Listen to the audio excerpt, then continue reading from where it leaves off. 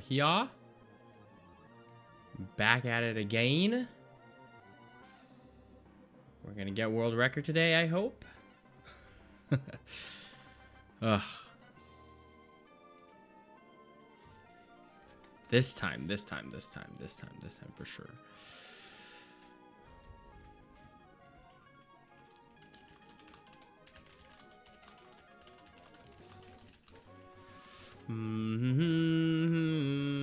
Hope y'all are living. Hope y'all are doing well. Wait, is my window closed? Yeah. Been making some upgrades to the room recently, if you haven't been able to tell. I got some nice fucking sconce lighting. We got the fucking soundproof panels a little bit so that it doesn't echo as much. Oh my god. Sorry, that was my timer going off. Let's see. What's up, Brick? Probably won't be here for too long. Expect to call you soon. Till then, all right. That's what's up. Cool. Let me notice the blue lighting last time. Yeah, I've been playing around. Just slightly, nothing crazy.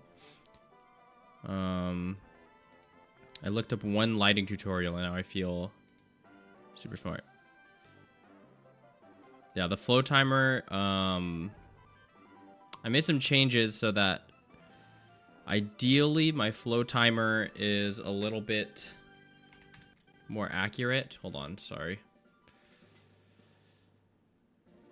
My fucking live split isn't working. Where's live split? Hello? Let me reload it. Be doing that sometimes. Cool. Yeah, so I changed the hotkeys of my flow timer so that it'll start as soon as I reset the game. So hopefully my timing is going to be a little bit more accurate. We'll see though. 24-hour stream, let's get it. That's not going to be a 24-hour stream.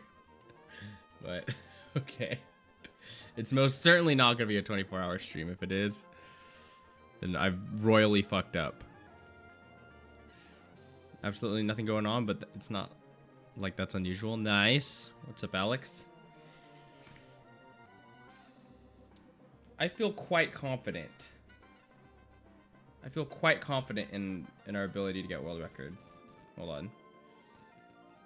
Give me a hot second. Okay. Let me get... How do I want to organize this? Probably put this here. This here. 20-hour stream? No. Hopefully, like, a 30-minute stream. If we could just get this right off the bat, that would be fucking pimp. Okay. Yeah, let's just run it. Actually, you know what? Let me... I'm feeling confident. I feel like this might be the run. I feel good. I feel like once we hit the 8-hour mark, I could start to lose it last time. Yeah, that's being generous. I feel like my hope was gone around the fucking... Oh, damn it. Come on. My hope was gone by like hour 5. That was when I peaked for that longer stream. But I feel more even keel now. God damn it. Slightly. I feel more level-headed. I feel ready. I think the timers are looking good. I think we got this in the bag. Let me put this like this. There we go. God, I have like 20 windows open. Okay.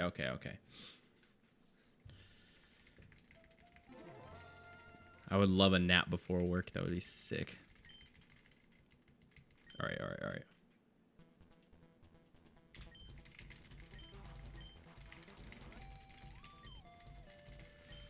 The only thing is I changed my hotkey so that it's not, I can't mash with A and L anymore.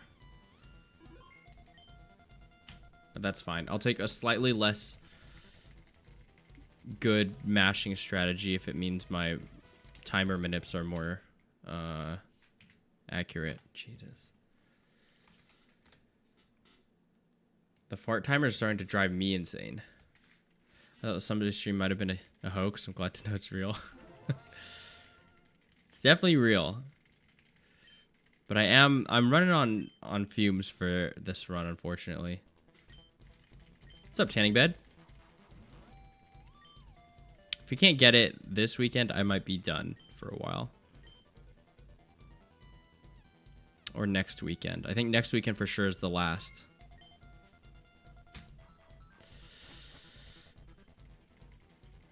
Thoughts on mayo and on hot dogs? That's fine.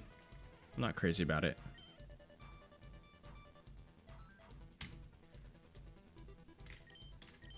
But mayo isn't it's not my favorite condiment. Yeah, that sounds pretty standard. Spicy mayo would be good. I'd be down for spicy mayo on my hot dog. Let's see, did we get the frame? Oh, look at that, right off the bat. And I fucked it up. God damn it. God damn it. It's fine. Is it just me or does the footage look a little stuttery? Let me know if it's just me, because I feel like the game looks a little stuttery on my end. That might just be my low-ass refresh rate on my monitor, though. Mustard is king, true. It's a war crime? I wouldn't go so far. It's definitely not my favorite. But a war crime? I feel like you'd have to save that for something really weird. But I can't think of a weird... Even, I feel like peanut butter on a hot dog would be a war crime. Mayo on hot dog is just kind of boring. That feels just like vanilla. I don't know. Not it's like too inoffensive to be that riled up about, me personally. Mayo on hot dog is jail time? Alright. That's how you feel. I feel like it wouldn't even be that bad.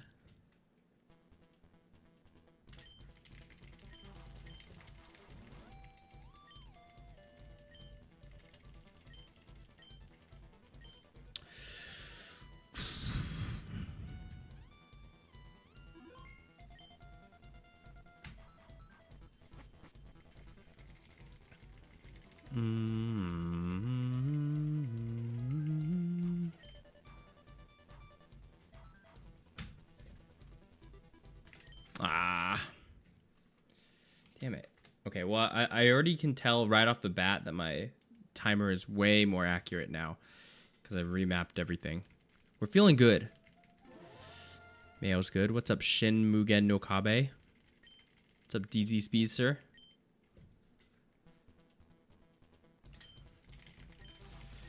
I'm with you on the spicy mayo maybe being good. Yeah. Flat mayo. I never heard it be referred to as flat mayo, but I kind of like that. Flat mayo versus the Chad spicy mayo.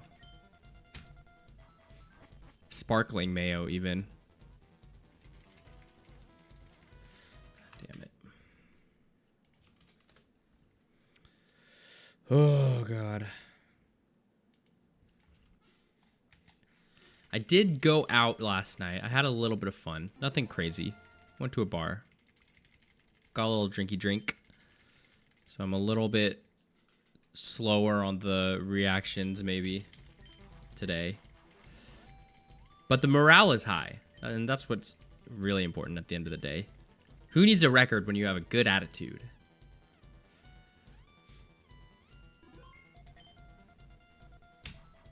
I got a black cherry soda. Ooh, black cherry soda, honestly underrated. I like a black cherry soda. A black cherry Coke. That's just good.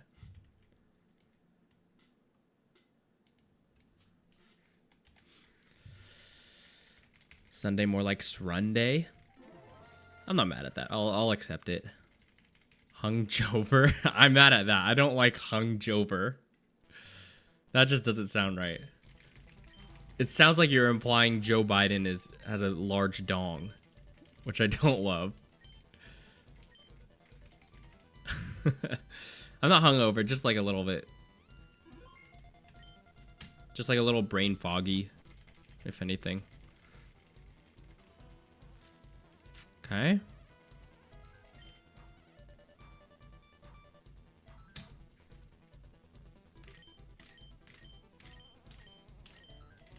What do you mean, huh? You said it. It sounds like Hung Joe. Hung Joe is over.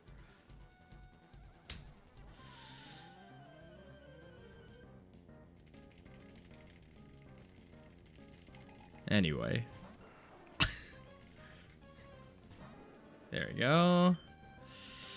Thank you for not missing the inputs. Oh my god, we're in here. Giant Glizzy Joe? Oh my goodness.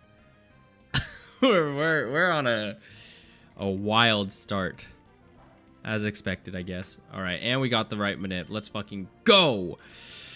Alright. Which means if this is the world record run, and we have Joe Biden's big juicer in the audio of this run, I'm gonna be a little bummed.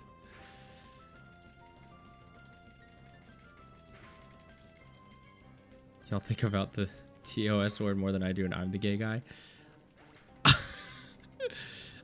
I'm not the one who said it. I feel like anyone who heard Hung Jover, it would at least somewhat enter the mind. I don't like that. Don't say that, Tanning Bed. All right, let's get this frame perfect. We're so Barack.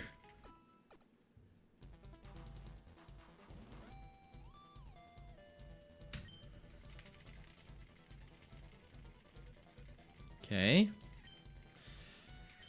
Potentially good sign. My mashing is gonna be so much worse now, though. Ugh. It's fine. Okay. Okay.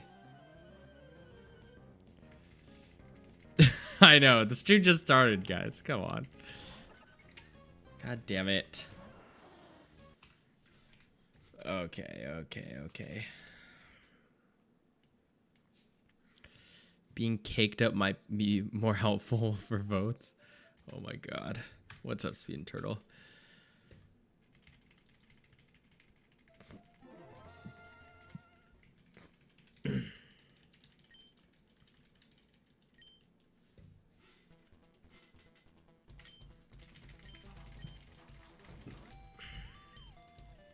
Sorry, I just ate lunch. I might be a little burpy.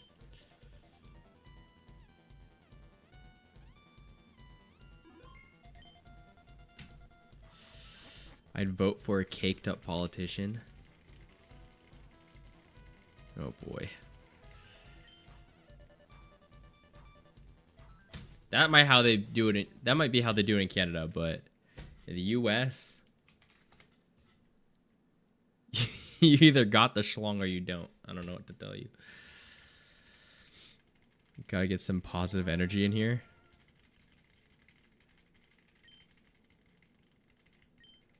Be my guest.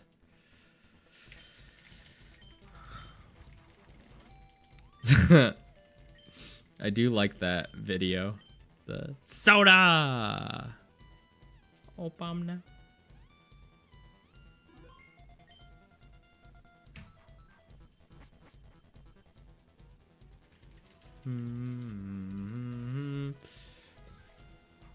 You got to be slanging it to get the U.S. president in the U.S. office, yeah. You got to be slanging that wang. I'm not going to play something in the background, bro. Come on. Look at the current OBS scene and tell me where in the background I could play. Unless you're talking about just raw audio, which I don't trust that. I don't trust a YouTube link just playing raw audio in the background.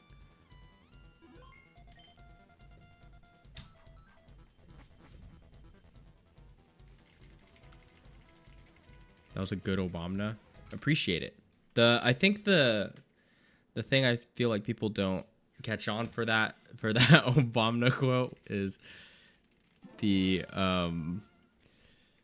shyness with which he says it in the video. Like Trump feels like he's very reserved when he says it. It's like Obama.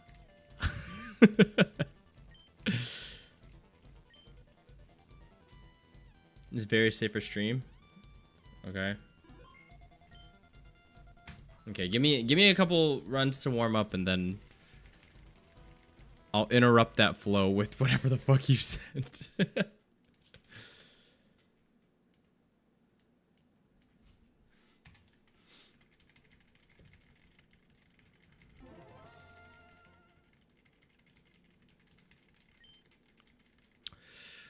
Oh man, okay.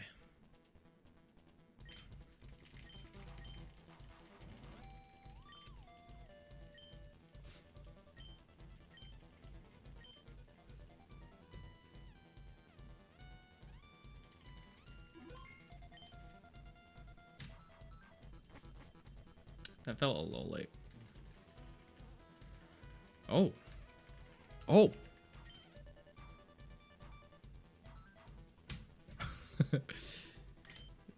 That's the exact energy you need when you say that.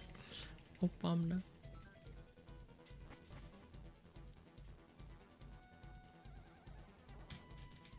Almost like you're embarrassed of something. Like you're embarrassed to say it, but you also kind of need to.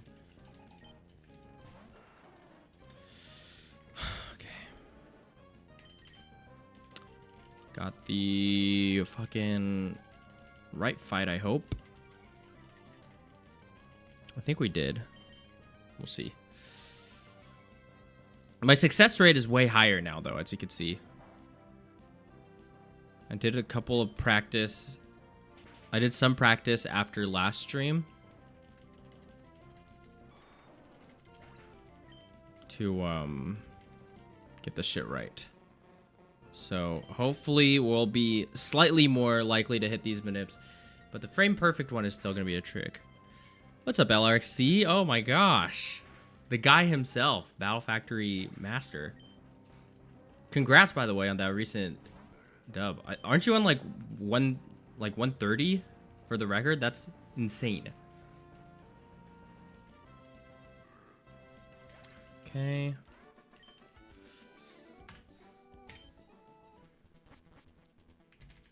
Okay, let me get this time, please.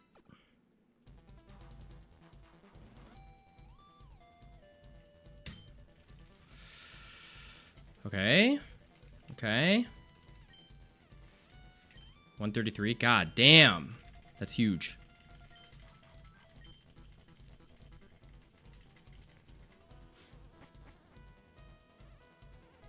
Nice, nice. Yeah, I feel like the length that at which you are streaming and like the amount of fights that you like the amount of thinking that has to go in. I feel like for me, I make the seconds or I make the decisions in split seconds, you know. I don't have enough time to like really consider the ramifications of a lot of my moves. But for you, where like you're going into every possible outcome, oh my god, that would mentally drain me. I don't know how you do it. You saw someone else getting to him? Nice. No, they're very fun.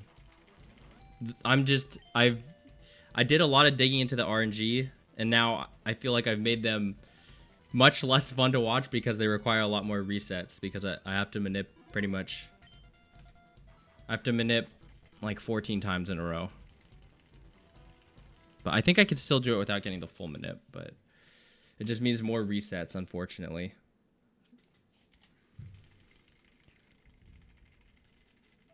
Yeah, you definitely don't when trying to go fast. Yeah. But it's cool because I feel like I didn't ever know how to best utilize the information that the scientist gives you, like the flavor text. But the way that you are taking in the information is really cool. And you have like the full thing of every possible set and like the... That's interesting. I feel like at the earlier rounds, there's not that much variation in sets, so I can kind of predict exactly what I'm going to be facing up against. In terms of the move sets of the opponent Pokemon. But yeah, when you start getting into the multiple sets for one Pokemon, that's where it's going to get hard. And I know, because I want to do gold, the gold symbol run eventually, and that's going to be, that'll be something else. Getting any new mons with Manivs? the new Manip strategy that I've been developing, every turn of the first round is accounted for. So I'll Manip everything from the opponent's Pokemon to like the damage rolls to the exact moves that they use. Like everything is accounted for. The only problem is that like in order to get it for all of round 1, I need to hit like 14 2-frame window Manips in a row. But the other side of that is that even if I get to the 5th round fully Manipped, I can probably just even if I get to the 5th round fully Manipped, I can usually just what am I trying to say? I can just luck my way if I miss the Manip and then hopefully get like a decent time. Because like if I fully Manip the entire first round, if I'm able to pull off the 14 like 2-frame Manips that I need, then I'll get I think like a 10-minute first round. But speedruns could be even better if you quickly read what the scientist says. Yeah, I know. I've been trying to think of like how to, like, how possible it would be to like, because I can read it and I can kind of get a gauge for it, but I don't know how necessarily helpful it would be.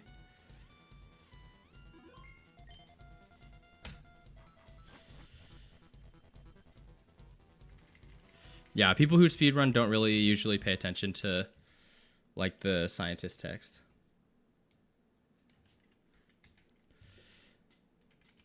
I totally wing. Sorry, no. So what I'm trying to say is the first round, every fight, every turn is fully manipped. But if I miss the manip halfway through or something, then I can luck my way through it. So ideally everything is manip, but if I miss the window, it's not like the run is dead. Because I could still get a good RNG on the first round potentially. Yeah, the variance is ridiculous. That's why I created this manip in the first place. Because we're 1,000 runs in and I haven't been able to get exactly what I need. But yeah, this new manip basically involves getting a bunch of good damage rolls and good matchups with Ivysaur and then spamming Petal Dance. That's kind of the idea there. I think the current... I have to brush up on gold symbol, but I think, yeah, Starmie is part of the manip at some point. I know Starmie, I think Kingdra potentially. Yeah, I think he's talking about the gold symbol. But when I do eventually do the gold symbol, I think Starmie is in that. I believe there is a Starmie that I manip at some point.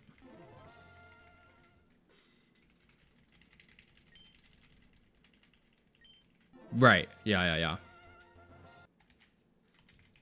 The one with all the good moves. I don't know exactly all the sets of the later round Pokemon, but I know that there's some crazy ones.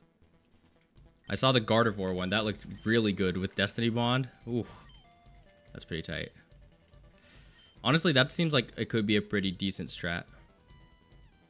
What do you manip round 3? Scyther. Round 3, I manip Scyther, Lead, Furret, or Absol because they have Choice Band, and then Lairon as a pivot. But Lairon feels like it doesn't really do much. Lairon doesn't seem to be as helpful. Endure Select Guard, yeah. Yeah, Scyther 2 with Sword Stance. Early round is a lot of Sword Stance spam. Banned Absol over Banned Furret. Yeah, it's kind of a toss-up, whatever frame you end up hitting. I think I've had more success with Banded Absol or Banded Furret.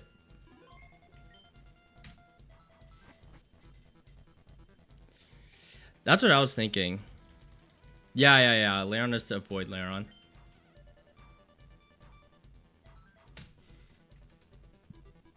Yeah, like some of the Pokemon are only part of the team to ensure that the opponent doesn't get it. Yeah, Iron Tail missing it is... Iron Tail's definitely failed me on multiple occasions.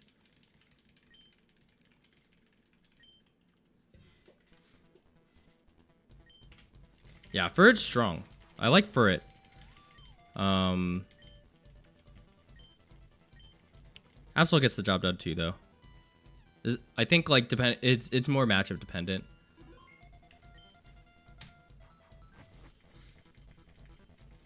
Oh, Relicanth has ended many runs. Relicanth's so rough in round 3. That's happened multiple times. And then anytime we run into Wobbuffet, it's pretty much a dead run. Because it just takes too much time to kill.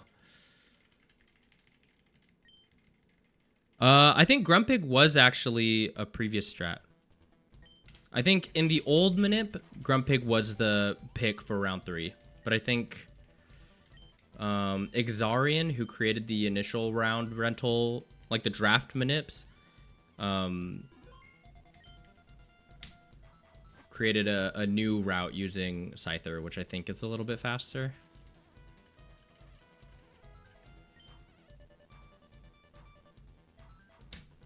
What's up, no overall? Who are you calling a speedrunner boy? Speedrunner man to you, actually.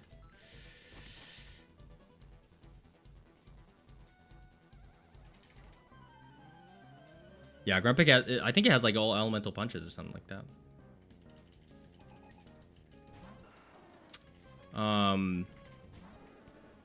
Are you considering doing LRXC? Are you considering doing Gen 4 Battle Factory? Because I've heard that Gen 4 is like even more of a pain.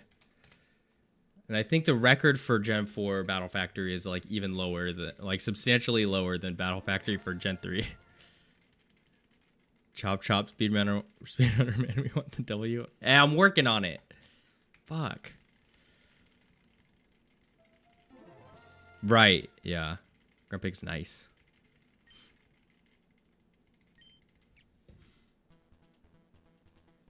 I think the difference is that Scyther has more like Oko potential with Sword Stance, and like you could sweep. Scyther's like more matchup agnostic because you can just set up and hit everything like a truck. No, not really. I'm so into Gen 3. Gotcha. I want to do Gen 4, but on an emulator just sucks. Because like touchscreen on an emulator feels ass. I want to go for the level 100 record for factory, and the speedrun stuff is low-key interesting. Ooh. Yeah, we should talk.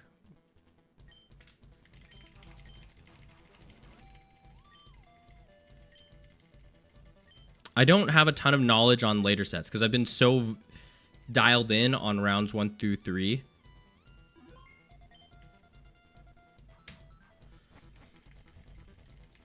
Beat the Battle Factory blindfolded. Now that is insane. That's the level of insanity that I like to hear. That's fucking crazy. I guess it could work because you could hear the Pokemon cries on the summary screen. That would be crazy. I can do some calcs later if you want to pursue Grumpig. Okay, Paladin. I feel like Scyther is probably still better against any matchup, but maybe Grumpig might be faster if we were to like RNG Manip more matchups, maybe. Because like we could get a couple quad weak ice Pokemon. That might have to. We might have to. That might be viable. If we're looking at manipping round 3, perhaps. Nice. Okay. I've also been thinking it would be really cool to do a ROM hack of the Battle Frontier, including Battle Factory. Just like an upgraded Battle Frontier ROM hack. So where it's not as ass. I don't know how you feel about that, but that would be kind of a big undertaking, but I feel like that could be really interesting. Because for all the ROM hacks that exist, none on the Battle Frontier. But I feel like that's like the most fun part. Wait, I'm so stupid. How do I undo a split? You get Scyther Grumpig? I'd have to look at the frames for that. To get ready for stream. Good luck on runs. Board later, tune into mine. Yeah, for sure, for sure. Yo, good luck, good luck yourself, man. Thanks for stopping by. Community already made the battle factory. Ooh, I gotta look into that then. That sounds fun.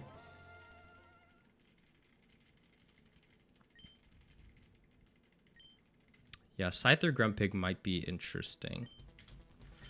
I just know that with the current Manip, that we always get a really good fight 1 with Scyther. So I'd have to find a fight 1 with Scyther Grumpig that isn't horrible.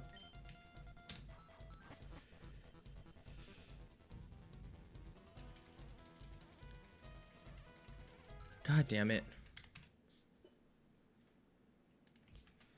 Round 1 is fully manipped. Round 2 and round 3 are partially manipped. What's up, Gamma Ray?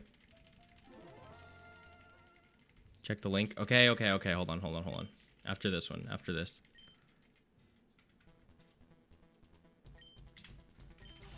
I don't even know if I have desktop audio connected, so I don't know if it'll play on stream.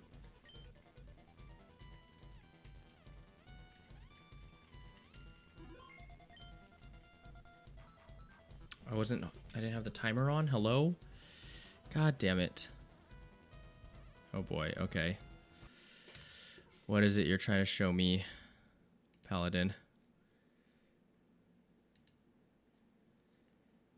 Speed up digestion process, heal your digestion, get relief from bloating, isochronic tones music? What is this? Why? Why would you send me this? It's just for you. I guess I was a little bloated. I had kind of a large lunch, but Jesus. Why?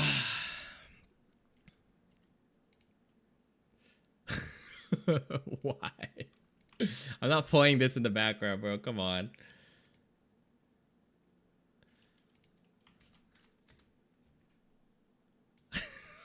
Why? I'll just take a fucking tum. I don't need like YouTube pseudoscience to get me through things. Yeah, I don't. I'll just fucking drink water. Take an antacid. God damn it.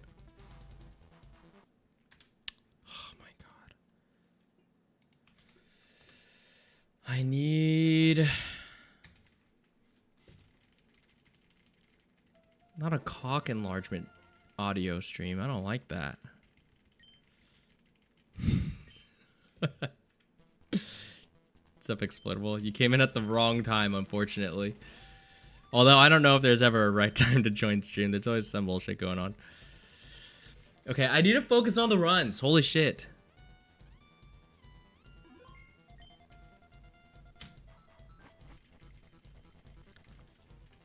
I did not. I just had a little bit of a big lunch.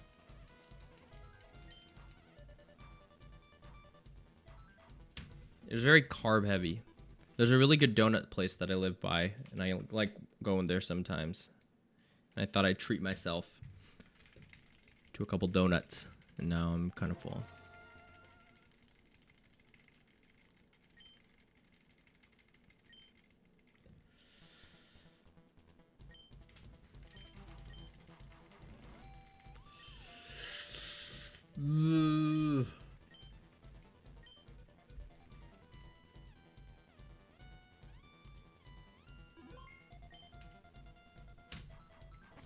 I felt late.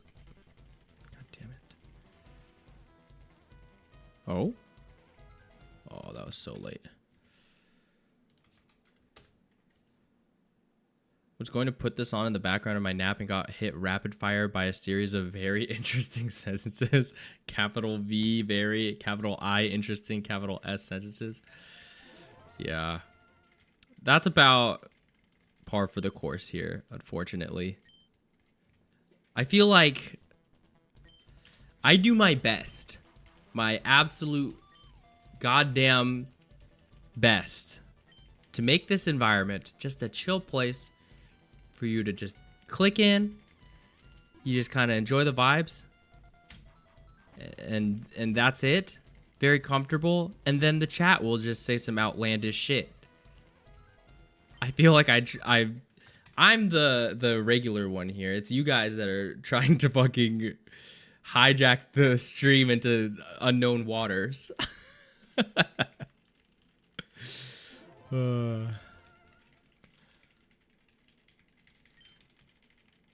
I think the stream was fucked from the jump when I said I was hungover and Paladin said hungjover. There's no recovering from that, unfortunately. That's the level of mind melt that we've become. The chat's unlocked. It happens too much. I turn on the stream. Frame 1 stun locked by chat. That's why I attribute these fucking 1,000 failed runs to. It's not me. It's you guys, you fuckers. Chat taking advantage of my lack of iframes. No, truly. I need to get my iframes up.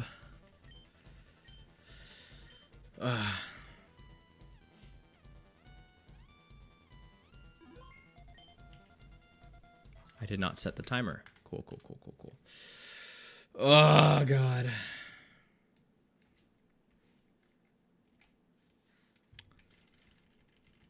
You know what I want to do is, in order to keep this a little fresh, we might have to run... Here's what I'm thinking. Every, like, 5 runs, we do a quick bracket fight between the Gen 3 Pokemon. Just for fun. Just to rank them, have something to talk about.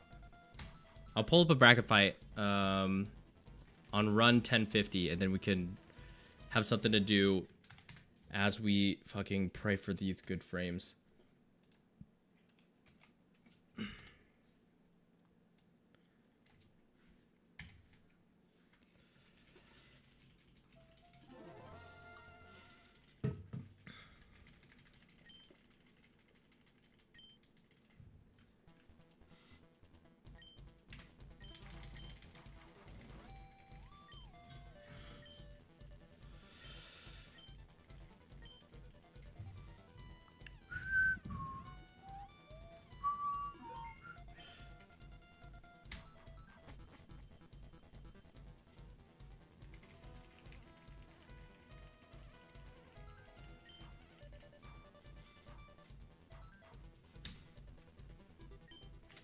No!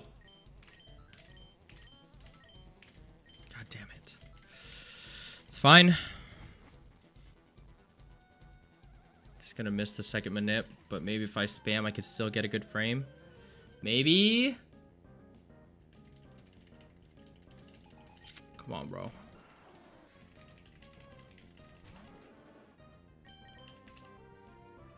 Female Ivysaur, male Charmeleon. This isn't look. This is a weird frame. Yeah. It's fine.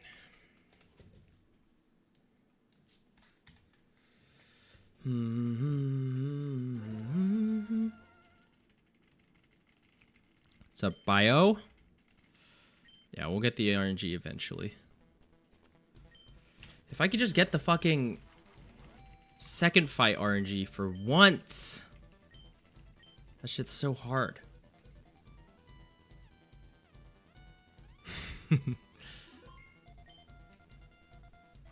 I feel like I'm a little bit more consistent now. I was just saying. I changed some of the timers so that it starts as soon as I hit the reset button.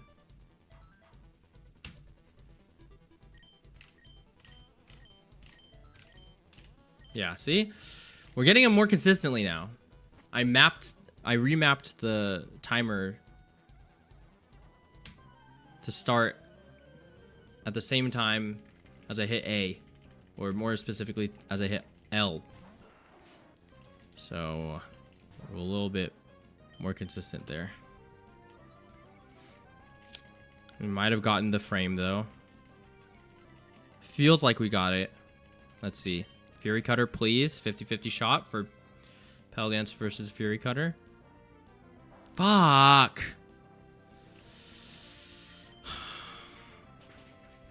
I don't even know if... I don't know where I put the sheet for Petal Dance.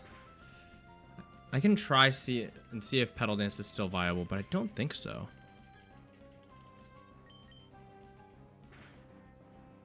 Do I still get... No, I don't think it is. I think I have to end it here. Why? Stupid fucking Petal Dance. Honestly, I feel like we just work past the Petal Dance. Just keep praying we get Fury Cutter. I just wish there was a more reliable way to get that. I looked for a bit, but I didn't see any path that got us to the frames we need if Ivysaur uses Petal Dance on that turn.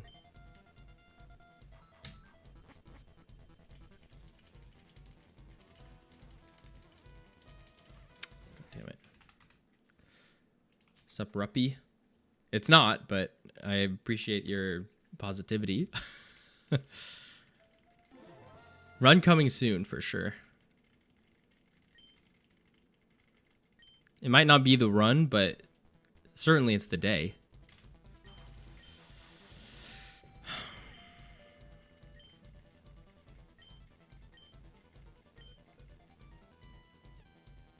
Okay,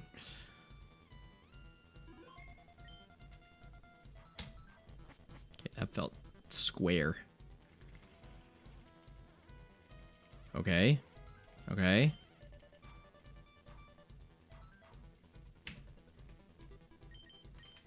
God damn it. You know what? I'm gonna take it.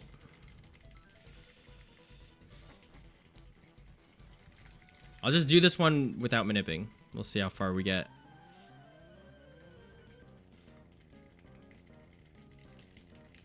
I'm raw dogging it.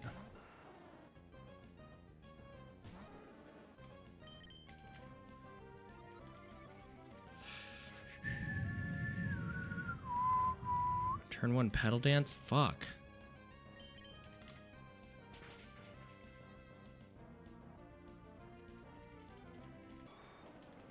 It's probably fine. I forget the decision tree for this fight. I think I can slash. Yeah. It's fine as long as we don't proc Focus Band. Nice. It's the run till it ain't. I don't speedrun, but I do love to see what goes into Pokemon games. What up, MacMuffin? Yeah, this one is pretty crazy. It's because Battle Frontier fights, for some reason, don't... They have set RNG. So you can actually know... If you know that the frame that you start the fight on, you'll know exactly what will happen in every fight. Or like the exact moves. Okay, I guess we're doing this without Ivysaur. Wait, is this? There's no way. Did I just accidentally manip the second fight? If Chokotay comes out, I'm gonna be... Okay. I think I got actually pretty close somehow. But this is actually fine.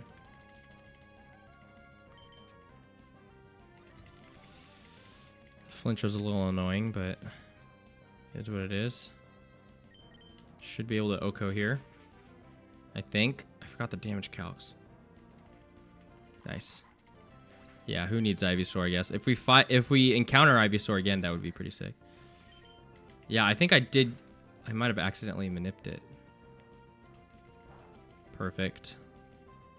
Dumbass AI. Yo, if we come in 330 for this fight, I would be quite happy. Give me something I could do a KO or Oko. I'll take it. If we can get a crit here, that would be huge. Damn.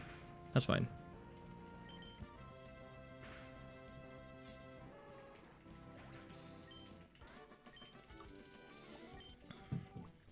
Honestly, not a bad fight.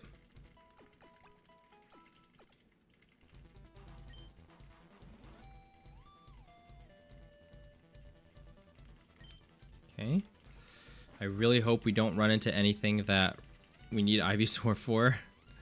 So no water types, please. No rock and ground types, please. Nice. Played that perfectly. Nice. Thank God. It's about time.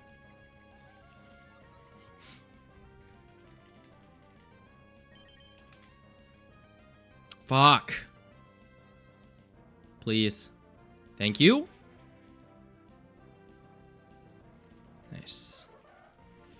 Alright, now we gotta pray for no confusion hacks. Perfect.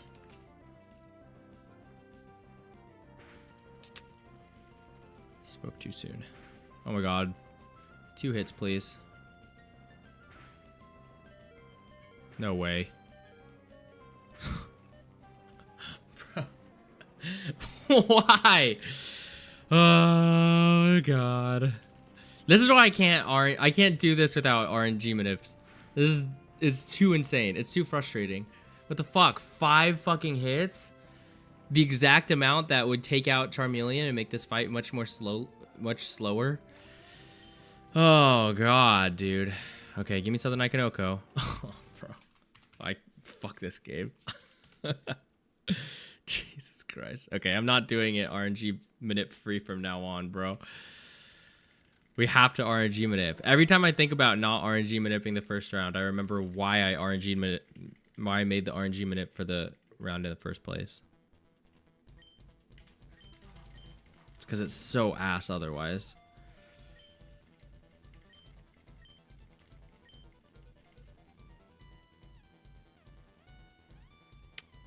So dumb.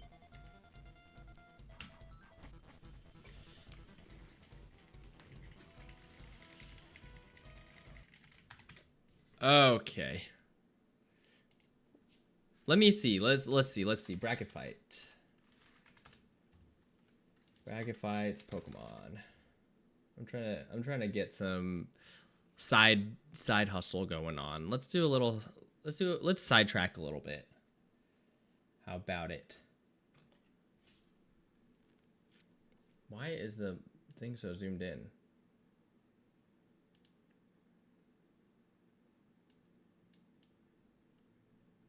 The timer is going off still. Cool. Okay, that's probably fine. Is there one for Gen 3? Pokemon Gen 3. Okay.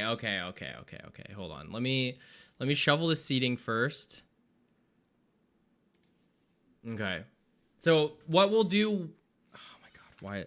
What we'll do while we're running this, in my opinion, I think we need to get some rankings in.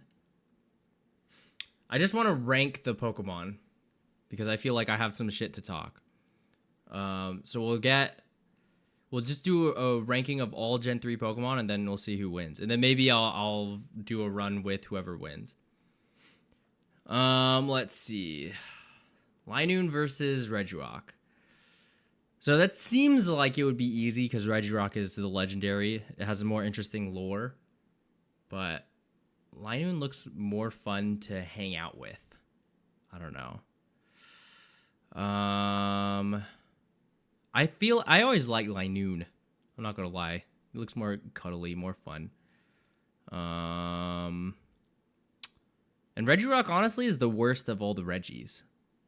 Like aesthetically, vibes wise. So I think I gotta give it to Linoone.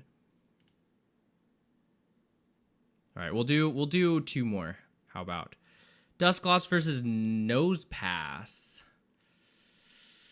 That's tough. I feel like Dusclops is the basic bitch pick here. For its solos. Oh my gosh, come on. It's just Gen 3 Pokemon. Is this who you like better or which you think is actually better? This is objectively what is the better Pokemon. All things considered. Move pool, lore, design, aesthetics, everything. It's the most objective ranking you could possibly get. Competitive viability, design aesthetic, lore, mass appeal. All of that. The most objective ranking. And clearly Nosepass is the cooler one here. For sure. Because how many, like, straight rock Pokemon, solo, monotype rock Pokemon do we have? Not many. And Nosepass is holding it down. Dusclops is boring. I'm not going to lie. What is it even based on? What is Dusclops even? What is the inspiration for Dusclops? Ugly ghost? I don't get it. I truly don't get it. I never questioned it, but I'm trying to think on like what Dusclops is even, and I couldn't tell you. Nosepass is clearly a compass. Dusclops can be seen as a parallel to Banette. Wild Dusclops are exclusive to Pokemon Ruby. Are based on Hitotsume Kozo, a humanoid Cyclops-like ghost. All right, let's see. Ew. This is what Dusclops is based on, bro? Come on. A yokai? Bro scrolls past all the info. What info was there? That was just in-game information. That was boring. I wanted trivia. I wanted the inspiration. If this is what Dusclops is based on, I'm sleep. Now, let's look at Nosepass, right? Nosepass, first of all, look at it. It's great. It floats rocks. It's like a magnet. Doesn't it always point north? That's a fun fact. I don't know what direction Dusclops is pointing. It's probably not north. Oh, yeah, it's based on the Moai statues of Easter Island. Easy pick. Easily Nosepass. Why do I keep setting off my timer? Medicham versus Banette. That's tough. That's pretty tough because both really suck.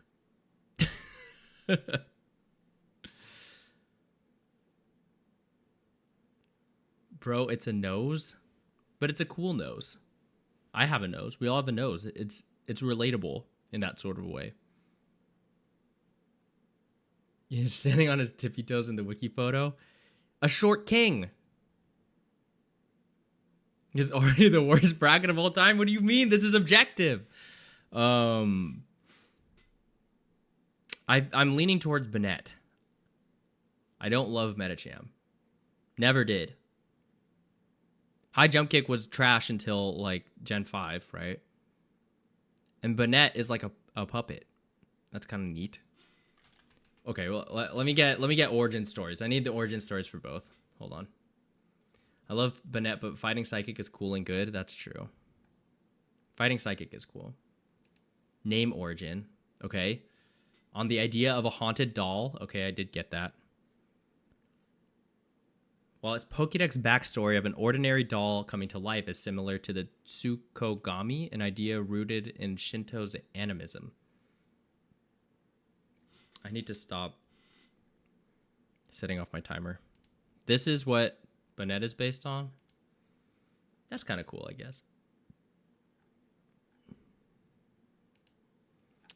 Okay, fine. I'll look at the actual in-game lore and see what was Banette's involvement in the anime. Like, did Banette have any cool anime episodes? Under the ownership of Harley? Who the fuck is Harley? Oh, I think I remember this guy. Is he wearing a Cacturn hat?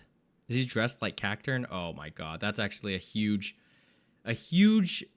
point against Banette. Is that the major owner of a Banette in the anime is this guy. Jesus. That's tough. Scroll to the top. Okay. What do we get at the top? Ghost type Pokemon evolves from a Shuppet. That doesn't tell us anything. Oh, biology. Okay. It's just telling me what it looks like. I know what this is looking like. A Zipporax has a mouth. What does this tell me? Being driven to life by a powerful grudge, it keeps its life force safely in its body by means of its zipped up mouth. That's kind of metal. I kind of like that actually. That's a point in the Banette direction. I'm leaning towards Banette.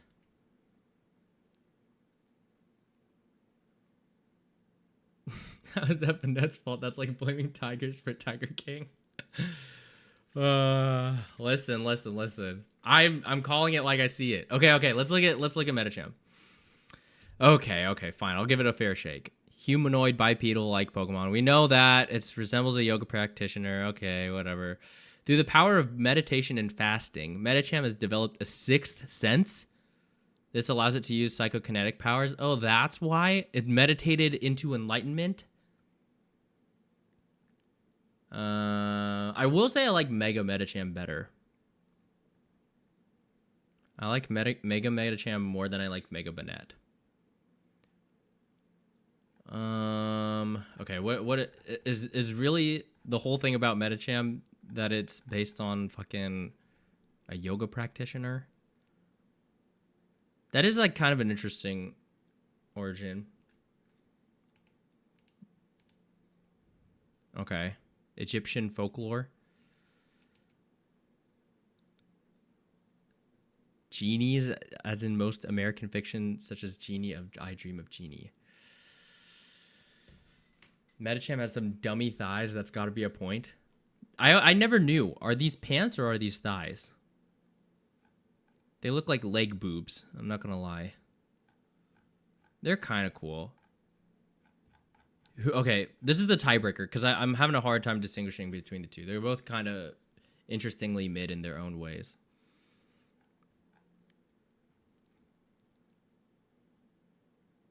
It doesn't even have a major point in the anime. Medicham's biggest showing in the Pokemon anime is in the Mystery Dungeon special. Jesus Christ. No, I gotta give it to Banat, unfortunately. Anyways, okay, let's get back to the good part. Now that we've gotten a good start on this, now we can really I feel revitalized. I feel ready to speedrun again. You should go Google yoga pants for additional research. Come on. You could argue slight Chun-Li reference for my Street Fighter people. Yeah, no, it's over for Medicham, bro. Who cares about the anime? Bro, the anime is like a third of the reason anyone still cares about Pokemon.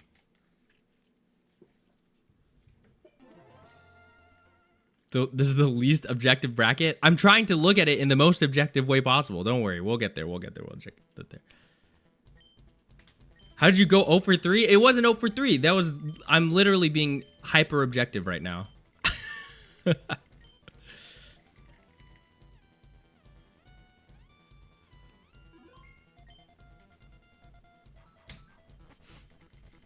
Linoon over Regirock is easy, obviously.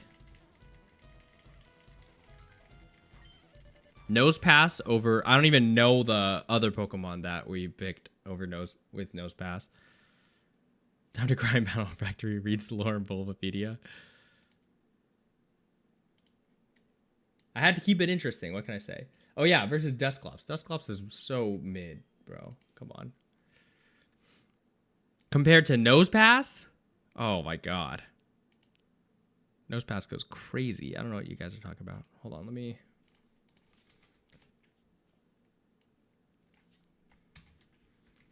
Nosepass has that schnoz. That's the best part about it. Pure rock type. Name me another pure rock type Pokemon. You can't. They don't exist. They're rare. By looking at relevancy in the bloated ass anime meant to sell products to children. What are you talking about? Everything in Pokemon is meant to sell products to children. Truly 0 for 3 or 1 for 3 if I'm being nice. Oh my God.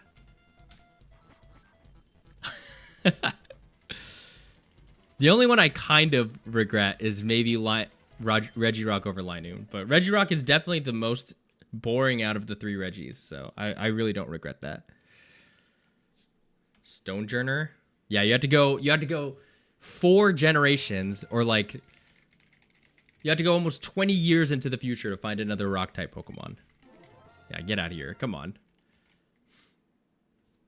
Nosepass standing on its little tiptoes did it for me. True. How do you make a rock Pokemon cute? Name me another cute rock Pokemon. Regirock. Oh, yeah. Oh, yeah. Well, Regirock doesn't count. Regirock doesn't count. Don't ask why, but it doesn't count.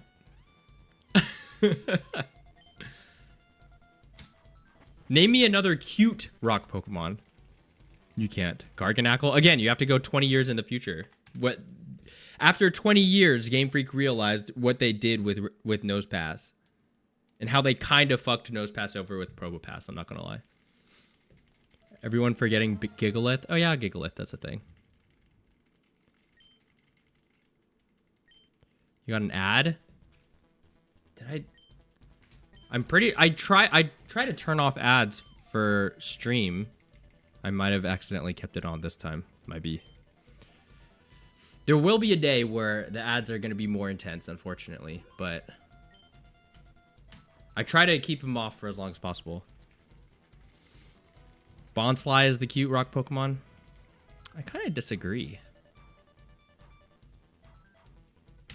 I kind of think Bonsly is kind of annoying. It's a baby Pokemon, first of all. Omanyte is the cutest rock type Mon. That's fair, but it's rock water. That barely counts. It's definitely more water than it is rock. Cranidos is cute. Cranidos is okay, yeah. Yeah, baby Pokemon don't count. Nosepass has some truly unique vibes. Yeah, Cranidos. Cranidos I'll give you.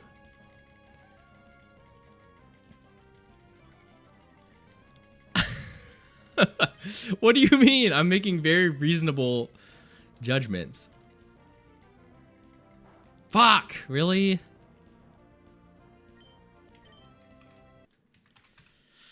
Oi, oi, oi. Okay, we'll do every 10 runs. We'll go a little bit deeper in the bracket. We'll really flesh out the bracket, because I could tell that you guys really agree with me, so I don't want to leave you hanging. Anorith is not cute. Anorith might be one of the only bug Pokemon that I think are like legitimately fucking gross. In general, I like most of the bug Pokemon in Pokemon, but not Anorith. Anorith is just kind of gross. Domino's pizza specials for $5.99. Word. That is a thing.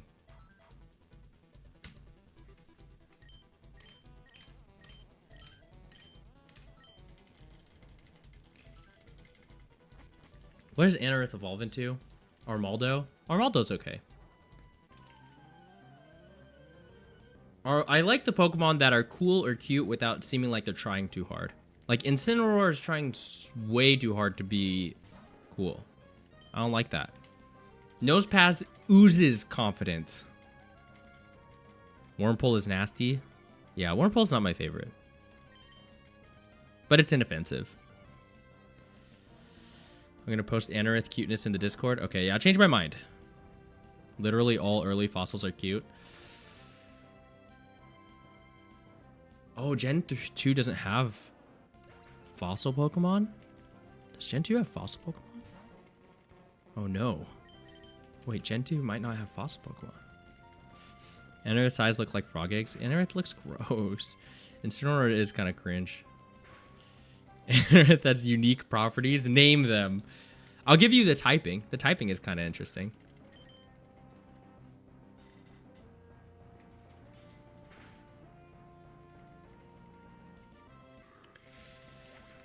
Gen 2 has nothing. Oh, God. Okay. I'll give you the rare point against Gen 2. Is that it doesn't have fossil Pokemon.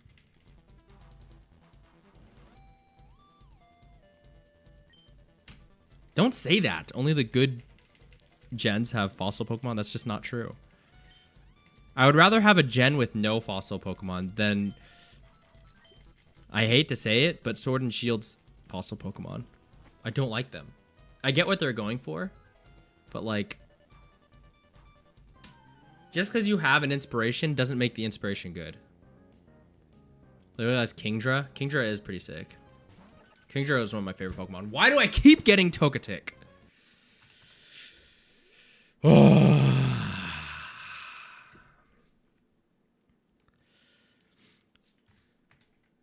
Old Gen 2 gave us his Skarmory and who? Since Kanto and Johto are connected, that's probably why they share fossils, yeah.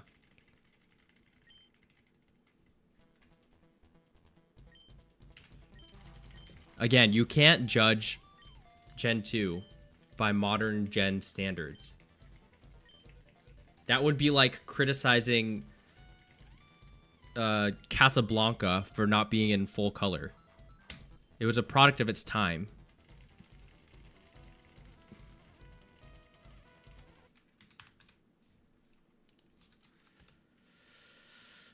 I thought King George was Gen 3. No. Yeah, the mixed up fossils were interesting, but why are they so saturated? Yeah, it was an interesting concept, but it just... The Pokemon just look mad goofy. They don't look good. No, it's because Gen 2 was rushed. I did look into this, and I do think there is proof that Gen 2 was definitely rushed. What do you mean it's the worst argument ever? It's absolutely valid. There was... You're arguing against Gen 2 for not including things that weren't started until Gen 3. That doesn't make sense. You're criticizing it for not incorporating modern mechanics. That just doesn't make sense. You forget Dusclops in the Jirachi movie, bro opens Jirachi's eye. That's kind of cool. Bro, stop asking me to look at things when I'm mid-run. You understand? I can't... I'm already multitasking when I'm in a run. I can't add a third thing to that plate. Come on. There are good movies and shitty movies in black and white. Yeah, exactly. And I'm saying that Gen 2 is a good black and white movie. But you can't argue. But what you're doing is saying Gen 2 is a bad movie because it's not in full color.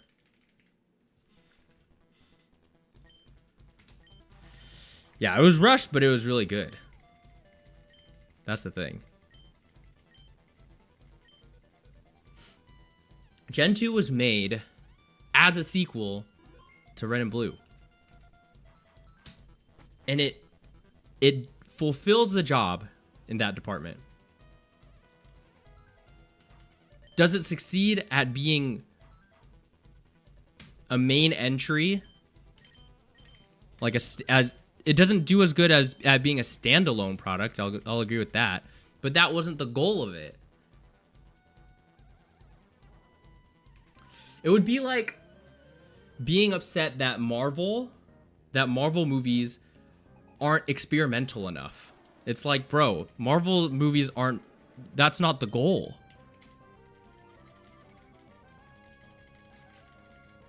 Like, you're judging it by... Your criteria's off. Simply speedrun checking Discord. Okay. I said nothing because it was... No, I'm saying Gen 2 is a bad movie because they slapped it together. You can clearly see the editing. The final cut was barely feature length and cut things from the original.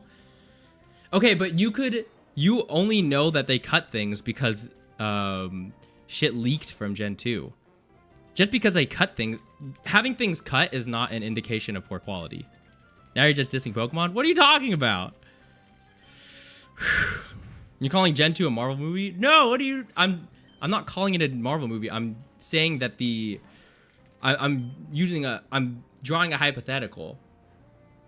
I'm using the Marvel movie to say that, like, the goals of a Marvel movie are not to be experimental. So by criticizing a Marvel movie for not being experimental enough isn't valid. Shit leaked out of the developers' brains? Okay, well that... Come on. God. Every time. Fuck! I'm tilted now. Oh, it's okay. I didn't hit the frame anyway.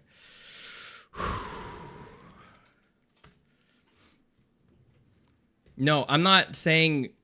I don't know what you could compare Gen 2 to movie-wise. I'm just saying that the goals of Gen 2 are not to be a standalone entry into the Pokemon franchise. It's to be a sequel to the original Pokemon games. In the same way that a Marvel movie's goal is not to be an experimental, genre-pushing, like, piece of media.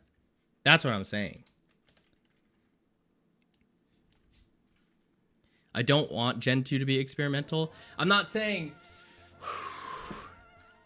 All I'm saying is that...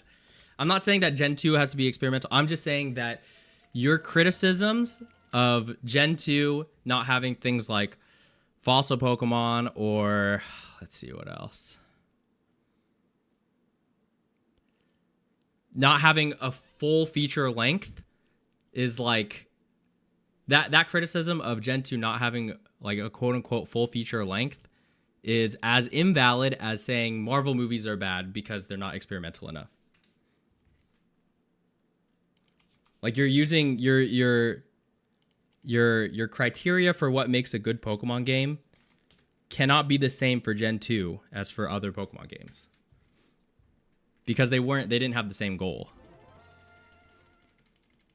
No, I'm not even saying Pokemon I don't even think Gen 2 is that experimental. I'm just saying it was made for a specific purpose, and that specific purpose was to be a Red and Blue sequel. Gen 3's specific purpose was to like create more of a formula by which future Pokemon gens could follow. I just realized all stage 3 evos are... Wait, fuck. No, I did not look at the Discord.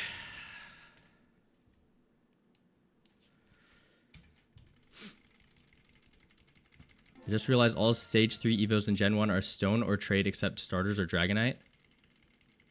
How many stage 3 evos are there? Wait, what do you mean? What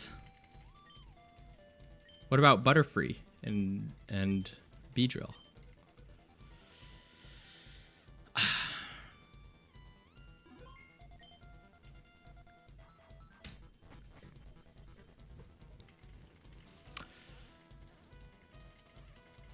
Yes, I love my sequel where they copy paste stats in the starter mons. Like I said, Gen 3 was where they really started making an effort to like future-proof the series rather than just doing a single sequel to the original games. Bugs don't count. Okay. Hold on, we have to get you untilted. We're screwing up your timing. No. I'm chilling. If anything, now I'm up. I feel like world record secured now for sure. Because now you guys got me talking about Gen 2 again. They did Typhlosion dirty. I really don't think that the stats being copied is as big of a deal as people think it is.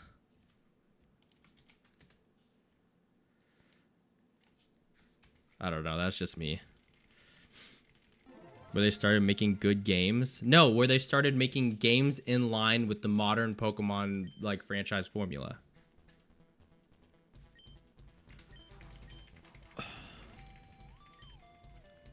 Because, like, essentially what you're doing is saying...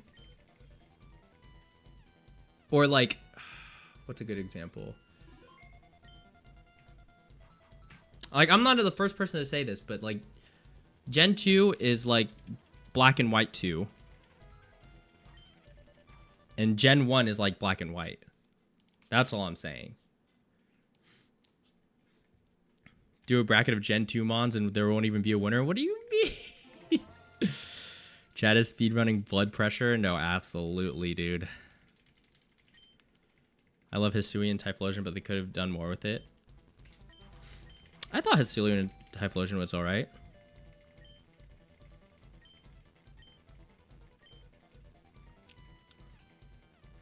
I picked the grass starter in that game.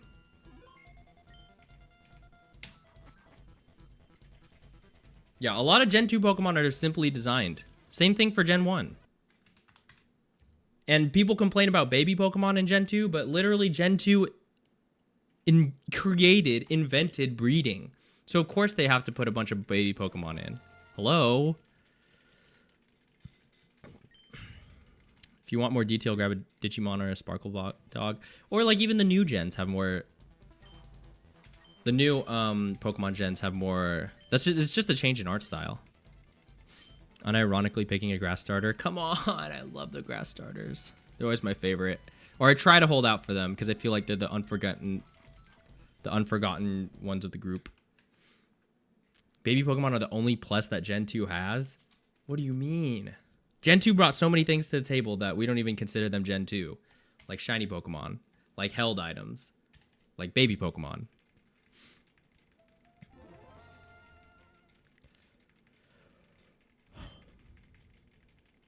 Gen 2 invented Pokemon boning in the daycare. Isn't the only thing you is? What are you talking about, bro?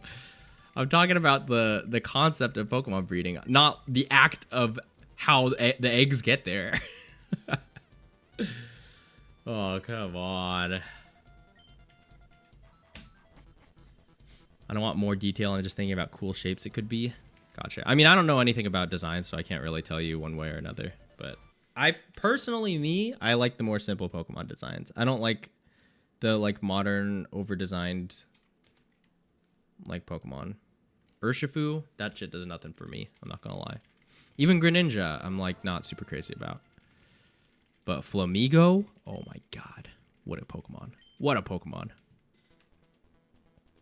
Yeah, Gen 2. Oh yeah. The ultimate own for Gen 2 is that it has the best music in the entire franchise, and that's like not even a question. Come on. Gen 2 has the best music and the best vibes.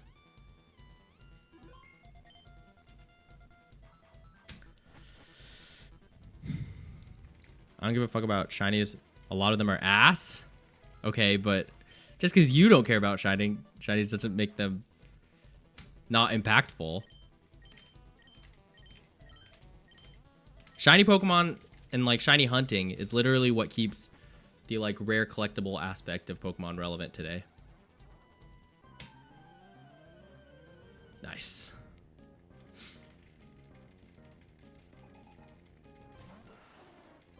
Held items. That's not a natural progression of used items as an RNG staple. Okay, but you can say that it's not a big evolution, like in the grand scheme of RPGs. But Pokemon has never been progressive in the grand scape of RPGs, except for like the fact that there's a lot of them.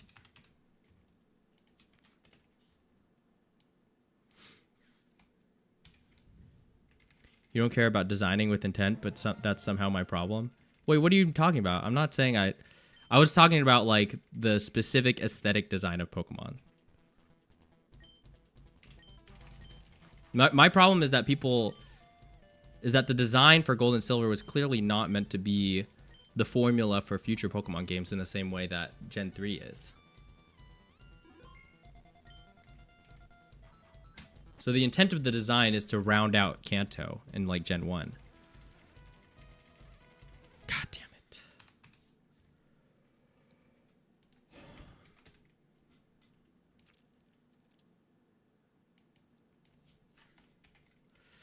You said me not caring about shinies is my problem. Oh, I see. I lost track of where where we're going with that.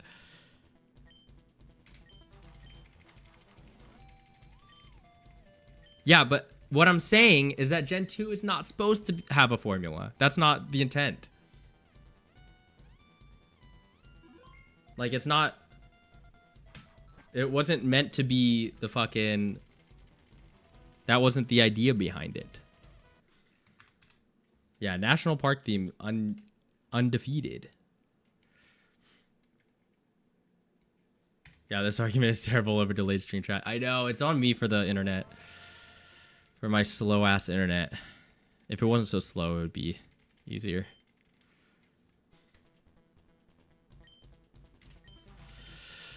I think the biggest things I consider legit for Gen 2 criticism is probably the Kanto level curve. That probably... And, like, Pokemon distribution. I think those are the two most... Like, again, I agree. I understand the thinking behind both those things, but I think those are the only two that I feel like were really... I understand the vision, but I disagree with the execution.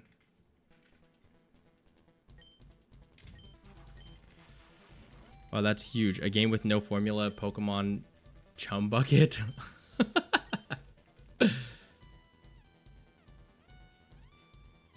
No, I'm saying the formula is different, though. Like, Pokemon Black 2 is not meant to be a standalone game. Is not meant to... Like, the whole of Pokemon Black 2 is not to be viewed as distinct from Pokemon Black 1. Like, you can't look... Like, if you're considering Pokemon Black 2 distinct from Pokemon Black 1, then you could make the same exact arguments you could make for Pokemon Gen 2, which is, like, the region is not different enough, or whatever. Like, I'm saying that the differences between Gens 1 and 2 are the same as the differences between Pokemon Black and Pokemon Black 2.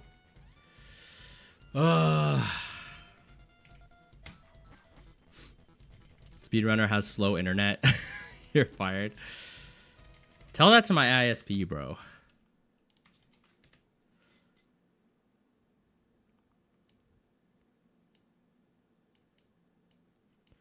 So true on the Gen 2 criticism front. That is definitely bad streamlined game design.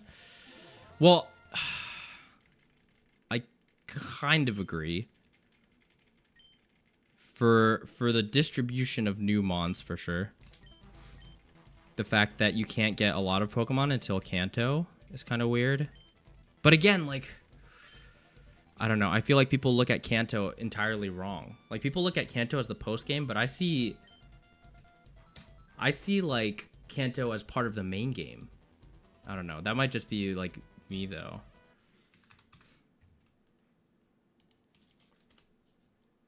Cause like the length of time it takes to beat Kanto is like pretty close to the length of time it takes to beat the champion, no?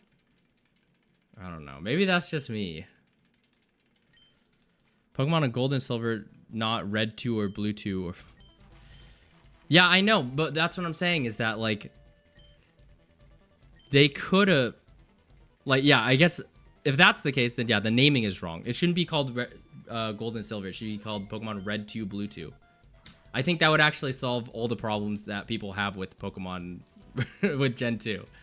Is if we just called it Pokemon Red 2, Blue 2.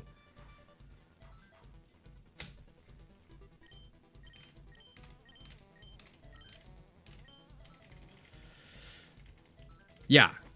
Sure, I'll give you that. It's a rush sequel, yeah. That's pretty much what it is. That's what I'm trying to say. But I think if you look at it as a rushed sequel, then, like, it makes more sense and a lot of the criticisms dissolve away when you look at it as a rushed sequel rather than, like, a standalone game. Too Red, Too Furious, exactly. I have to add a massive disclaimer. Half of my arguments in chat are joking to get a rise out of Mr. Streamer. I know, Paladin.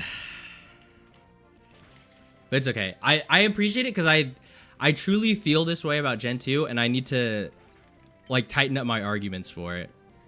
Because I think I do have a case. I just need to, like, sit down and think about it a little bit more. Why is Platinum named that when it was a metal, not a stone?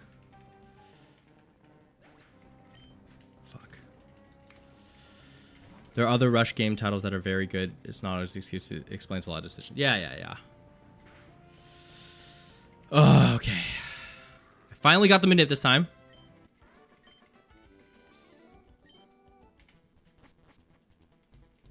It's okay. Gen 2 is a trigger word in this community.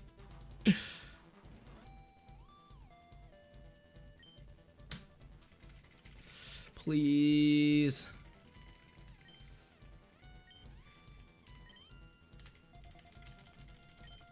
Pokemon coming tonight? Come on. What is that?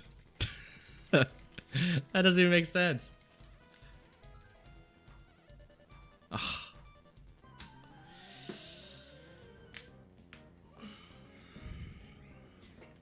Fallout New Vegas is one of the best modern RPGs of all time. It was less than 1 year dev cycle. I actually haven't played that game at all.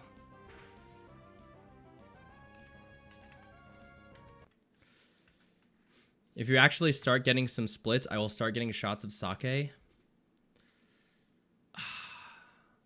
I will. I'm like debating on whether I should just raw dog it without any RNG manips, but we all know how annoying that is. Okay, let's return to the fun part. Let's return to the fun part. Okay.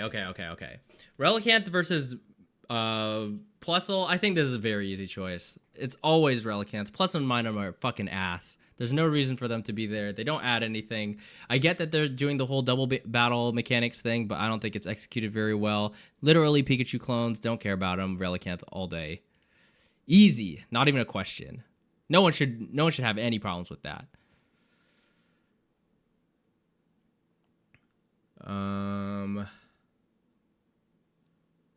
What's up, David? Why are the dialogues from the trainers you beat in Battle Factory so much nonsense? Did it forget to program them properly? Yeah. They're a little bit... There's like some RNG that goes into the background for that.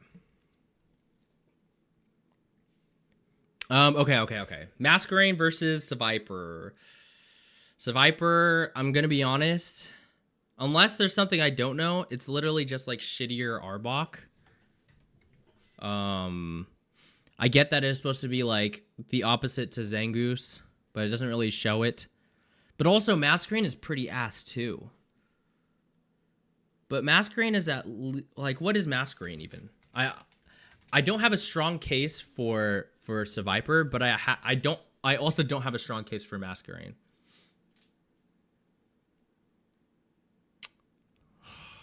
Its head is shaped like an elongated teardrop. We know that. Why is the fucking card the picture for the biology? That's weird.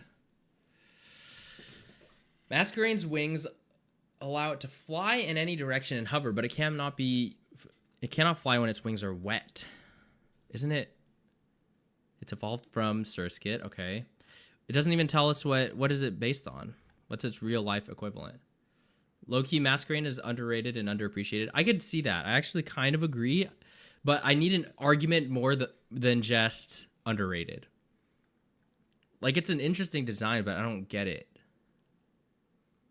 Masquerain can be seen as a counterpart to Araquanid. Both share the bug type and same base stat totals. Both can be found at the Melee Garden in Pokemon Sun and Moon, taking place of the other depending on time.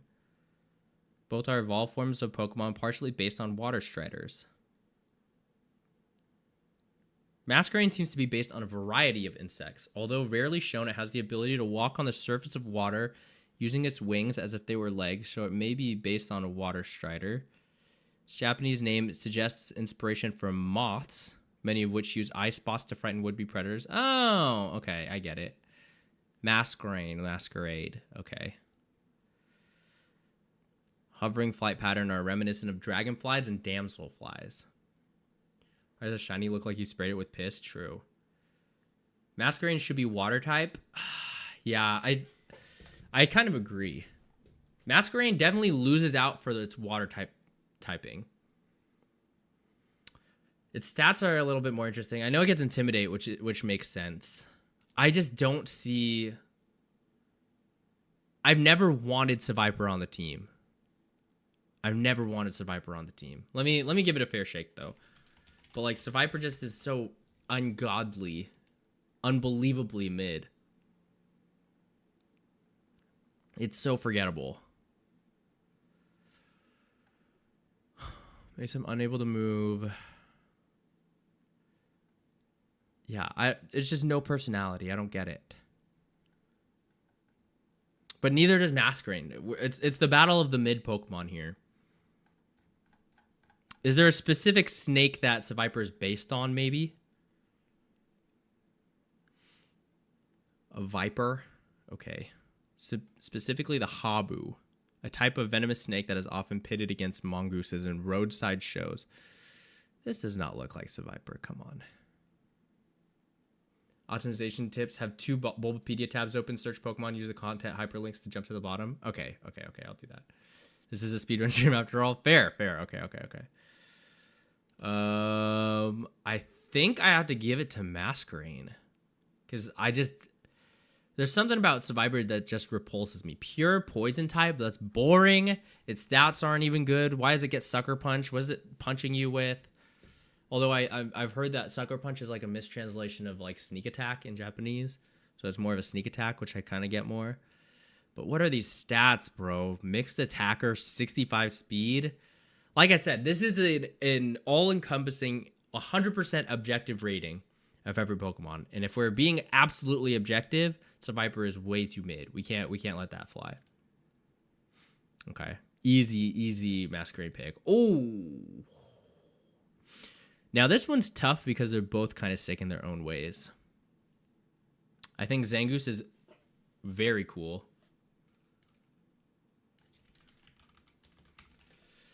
We got Zangoose, which was really cool. I always had Zangoose on the team. Interesting ability. Normal type is kind of a sleeper. Great stats.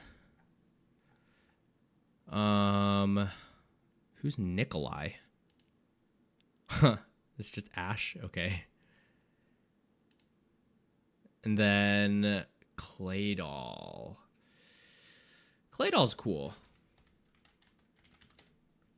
Claydol still gets competitive play. Zangoose is ZU. I do like Claydol. Because here's my thing. I don't like Pokemon that are trying too hard. Zangoose is for sure trying too hard. But it kind of pulls it off. Claydol isn't trying too hard. Claydol is radiating a sort of confidence. That's saying, I don't care if you think I'm cool or what. Because I'm just good. And that's the thing. And also, I do like that it has multiple eyes. That's pretty creepy, but it's really cool. Ground Psychic is a cool typing too. I don't know if there's that many other ground type Psychic Pokemon. Put him on his head and spin him around for a fun time. Okay, but I get what Baltoy is, but what is Claydol really? A mud statue with 2 stubby legs? Damn, you don't have to bury him like that. Claydol has a body that is prone to melting when wet. And uses psychic powers to protect itself from rain. Okay. I need sources for these. I feel like people are just making this up. What does this mean? Ground Psychic and Levitate makes it a beast. True. I'm leaning towards Claydol here. Let me see what it's based on though. Is similar to the Shakoki Dogu, a spaceman clay figurine. Now that is metal. Are you fucking kidding me?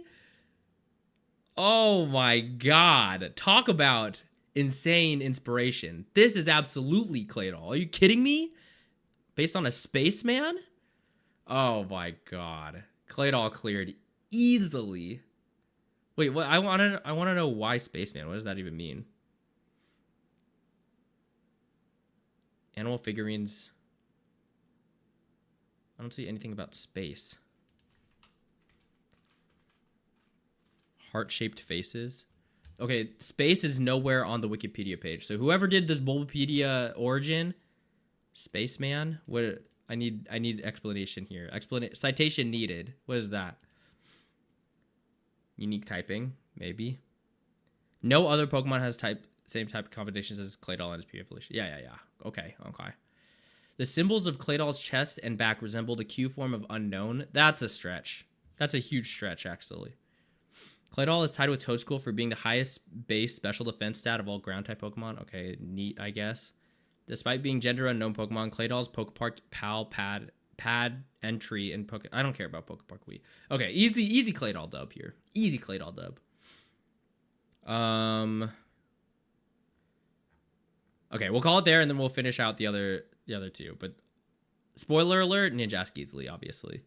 Ninjask is probably my favorite Gen 3 Pokemon. It might even be my favorite. It might be my favorite Pokemon of all time. It might be. It depends on the week.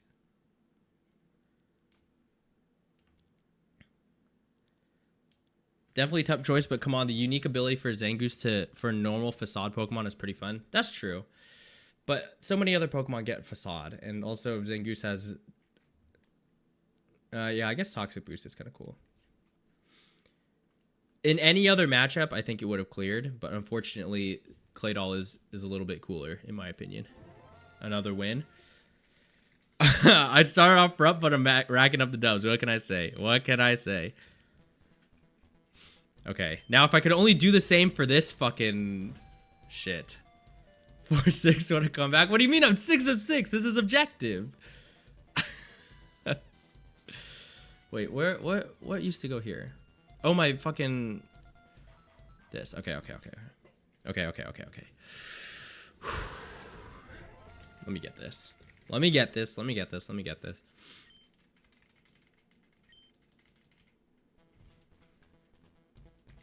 God damn it.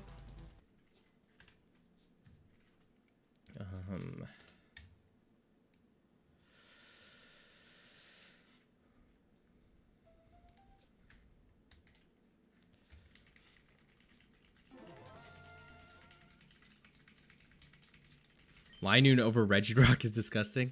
Regirock is so boring. I don't like the color scheme of Regirock. I think if Regirock was like gray, I'd be a little bit more into it. But then Registeel would kind of be weird.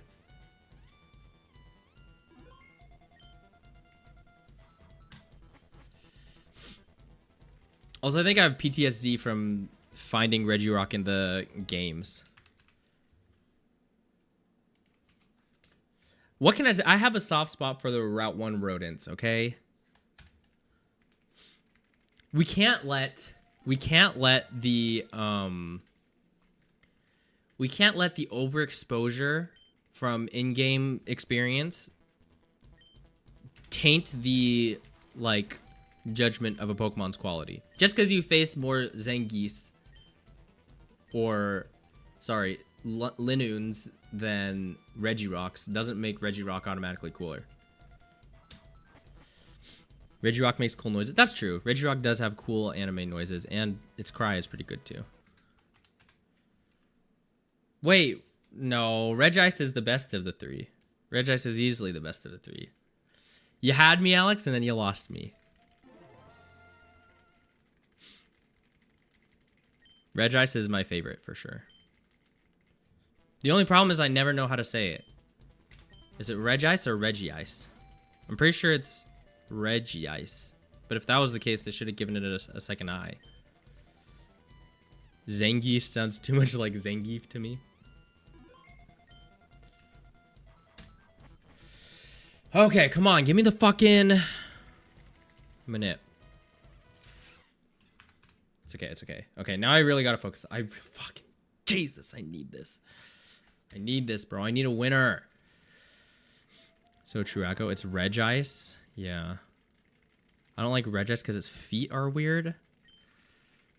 I was gonna say that's a pretty fucked up reason to dislike something, but honestly, I kind of agree. Or I can see the argument. I don't like things with fucked up feet. Regirock's my favorite. Speed Turtle. I'm so sorry. Oh, but the other Regis have not weird feet. Yeah, exactly. That's true. They are all weird. I just like Registeel because he looks funky and he'd break your hand if you punched it. Registeel is cool. I think I have a lot of personal bias for Regice because I played a lot of Gen 5 NU, and Regice was like my favorite Pokemon to use in Gen 5 NU. Also, it's Ice. Ice types are fucking sick. Even though like the typing itself isn't great. Ice types are ultimately let down by the fact that, like, in the meta, they're kind of ass. But, like, it's a cool typing. And Regice is just a big block of ice. That's cool. I guess Regirock is a big block of rocks. But, I don't know. There's something about its arms, maybe?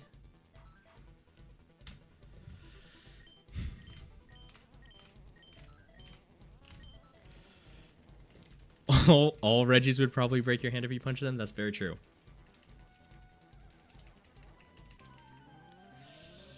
Please give me the Fury Cutter. Regis is the only edible Reggie, so maybe you're right. Maybe it does win. I guess. You're not eating metal? If you include the new ones, maybe not a Lucky, but you die, so who's to say? Oh, yeah. I don't love Reggie Chorego or Reggie Alecki, but maybe I just don't know the lore behind it. Maybe if I actually encountered them in the games, because I never got the DLC. Maybe if I got them in the DLC, I would change tune. But I don't really like that they insisted on expanding the Reggie trio / quad. I feel like they rounded it out with Regigigas. We completed the lore. What could fucking Reggie And also that doesn't. Again, I haven't seen them in the game, so maybe there's like crucial story lore that I'm missing out on. But Regieleki and Regidrago, what? The original Regi trio was based on like earth elements, right? Like that was the whole thing. And then there was Regigigas, which was like also based on like earth, things in the ground, caves, things of that nature. What the fuck is a Regieleki and a Regidrago? That's not anything. That's not ground related. That's not like element related. You can't find that in a cave. Talking about Nosepass being cool for being a rock, yet you're slandering Regirock. That's because Nosepass is a cool rock. Like, if Regirock and Nosepass were rocks on the ground and I was a kid, I would pick up the Nosepass and I would take home the Nosepass and be like, this is a cool rock. Whereas Regirock would be like, not really a cool rock. Because if you ever collected rocks as a kid, you know there's cool rocks and not cool rocks.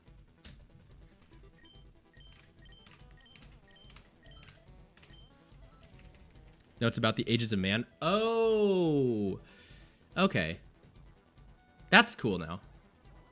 I get it. Okay, okay. That makes more sense. Okay, I was gonna say, I'm sure there's like some lore I'm missing out on. Because I was very confused on how that fit in. But that makes more sense now. So it's like Stone Age, Ice Age, Bronze Age. What is Regigigas? Nosepass is a cool rock. Exactly. Probopass is okay. I like that they made it goofy, but I feel like they made it too goofy to where it's not that lovable anymore. Oh, prehistoric is Gigas. Regidrago is medieval, I think. Regieleki modern. That's kind of cool. Okay, I can get into that. They better not fucking touch it anymore, though. No more Regis. Drago and Aleki are newer Regis, hence the dragon. Like Dark Ages? That's interesting.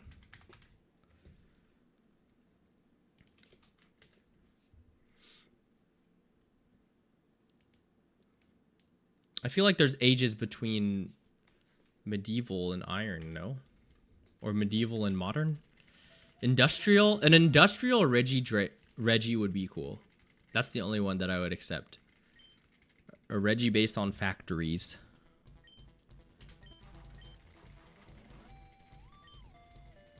Amora is a cool rock, literally. Amora's okay. I'm not crazy about it. I like the ice rock typing, even though it's really bad. It's unique, but it's not. Ooh, Space Age Regi would be cool. I agree. But I don't know what is considered an age of history.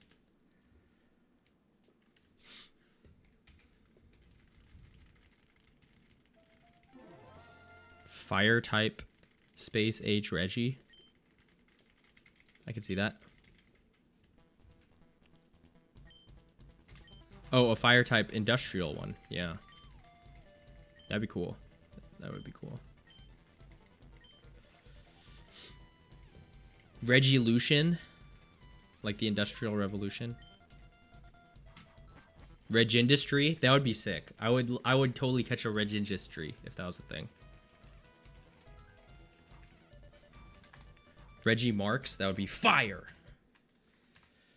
Also varies on region. Yeah, that's true. That's true.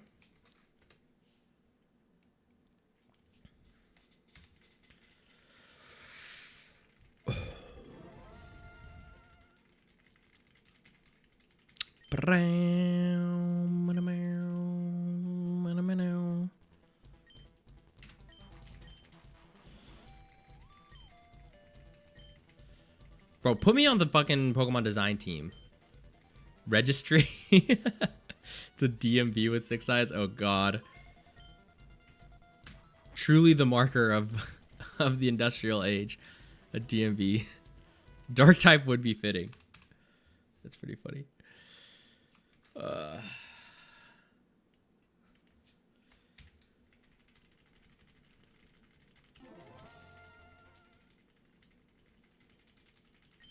Colossal. That would be the industrial Reggie. That's fair.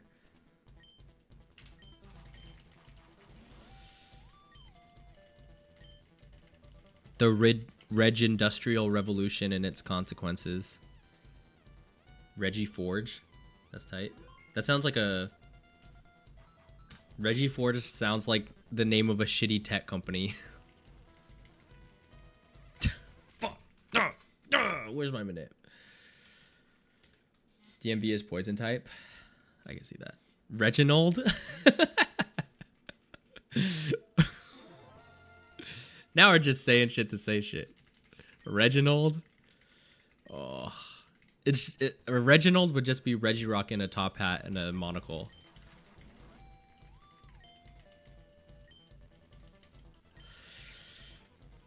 Ditto and a hat. Yeah, exactly.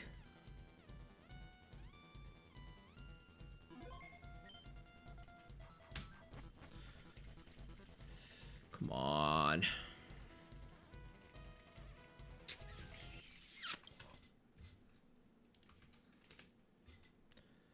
Where are my Manips? Fuck. Well.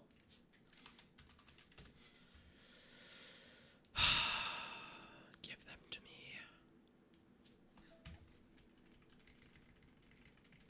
Regimald. Yeah, that's what I would be doing right now. The Reggies are really cool, though. I didn't know that about, like, the ages. That's really cool. I like the Regieleki and Regidrago a lot more now. Knowing that. I'm not crazy about the design, and I think they're definitely big overpowered, but I kind of get it. Because they all have, like, a 200 HP, or they all have a 200 base stat somewhere. And I guess for Regieleki, it's in its speed. I don't know what it is for Regidrago, though. Is it special defense, special attack, maybe? Bruh. Regimnasium for fighting type. It's only it's the only theory that explains it, and the dex entries kind of imply it. Yeah, I mean that makes sense. Like I believe that. Otherwise, yeah, there's nothing that like unites them together. Fighting type Reggie for Rome. What? My game froze again.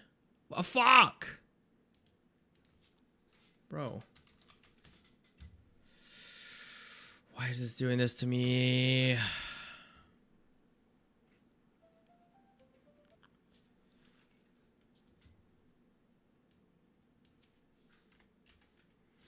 If you had a Reggie for all of China's many ages and dynasties, you'd probably need like 4. Damn, Reggies are the new Eevee. New form, every region.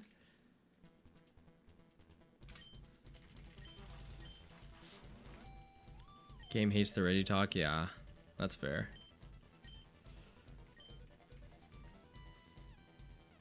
Regice is always going to be my favorite, though.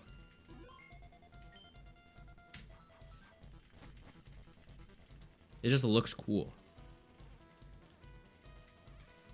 Sharp ice.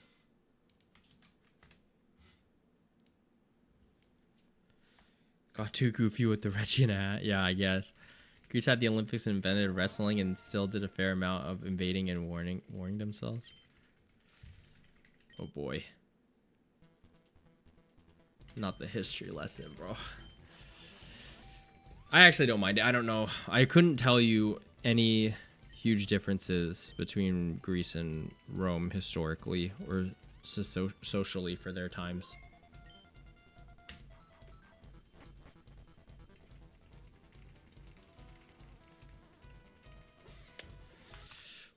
Okay. Come on.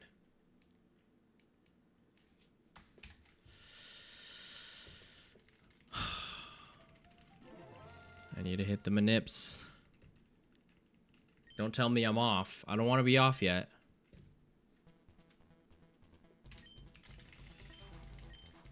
Come on.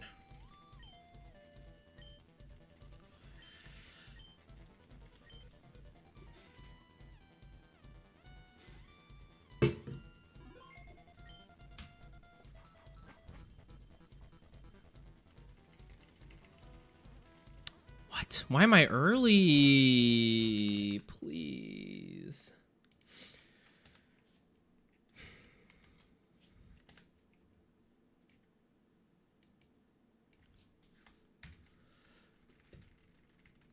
The Romans were famous for copying homework. That's funny.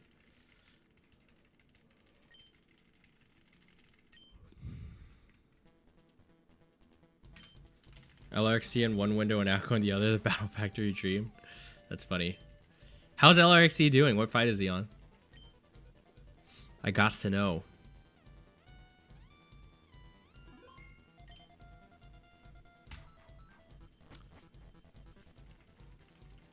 Please. Yes? No. Wait, how was I 6 frames off?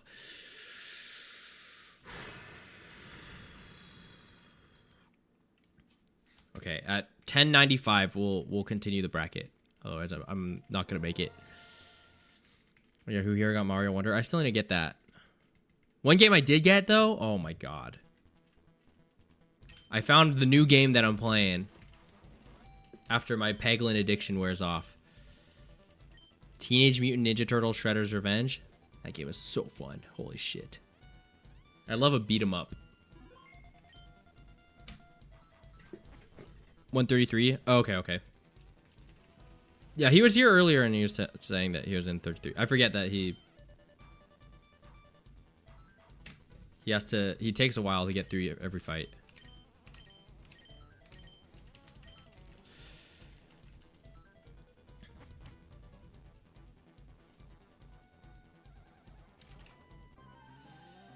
Okay. Show me Fury Cutter. Why the fuck is Fury Cutter so hard to get, man?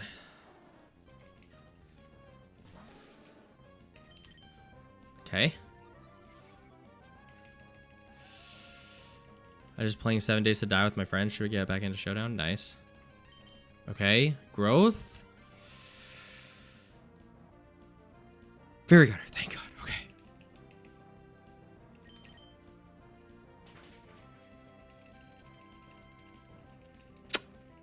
Nice. On Friday, spent 6 hours playing one factory round. Yeah, that's insane to me. I was saying earlier, I think my brain would fry if I had to consider that many things. I'm more of a shoot from the hip kind of guy, as is probably pretty obvious at this point. But careful consideration, that's not me. I can try, but I feel like my head gets too tired of thinking about things for too long.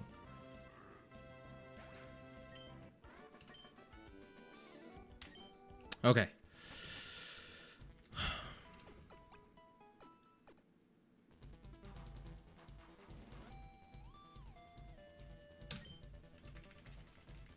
Fuck! Okay. We're raw dogging it. Fuck it. You don't say. What is that supposed to mean?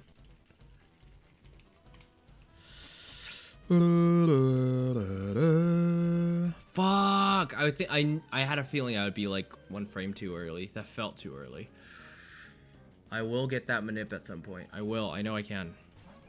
But this isn't a bad matchup for me. What's up, Lucas? Appreciate it. Don't whirlwind. Thank you. I don't want to test my luck, so I'm just gonna aerial ice you. Yeah. No protection. No protection. Just running this without RNG manips. Okay, please crit. That would be so great. Okay, crit now. Okay. Just don't miss now. Okay. Okay. It's not horrible. This also gets 2 at KO'd.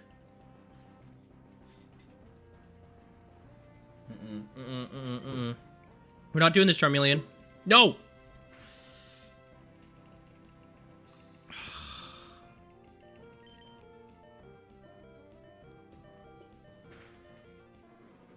I'm fucking dead, dude. I'm fucking dead, dude. I can't do this. Oh my god. I really hit myself what, 3 times in a row there? Oh, perfect. Jesus Christ. Okay, well, not horrible. We can still come out on top here.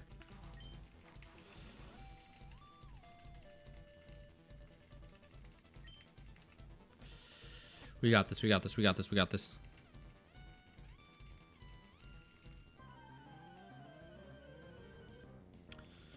It's gonna be good matchups. Let me luck my way in. Oh, God, okay. What? Why did I do that? Okay, that's fine.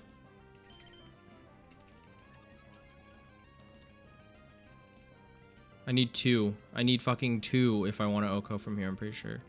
Actually, no, I think slash... no, it definitely doesn't. Unless I got a crit. I'm not counting on that. Don't kill. That's really annoying because now whatever comes out afterwards is definitely going to outspeed me. And I'm not going to be able to take a hit. I should have attacked while I had the chance.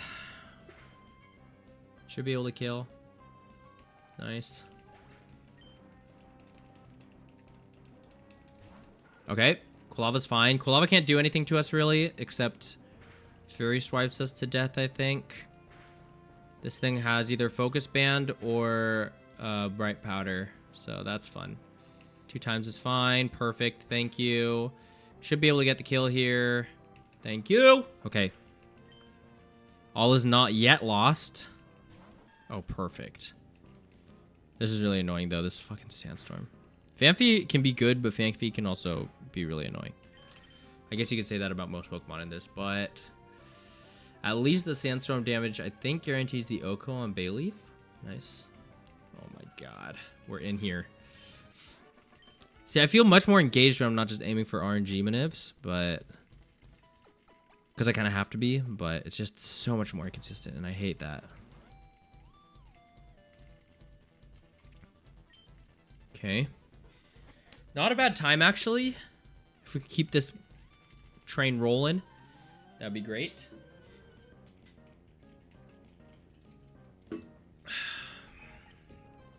Delcatty, that's okay. Oh, that's perfect, actually, because the track won't do anything to us. Can't really do anything back. It does have double team, but we have aerial ace, so that's fine.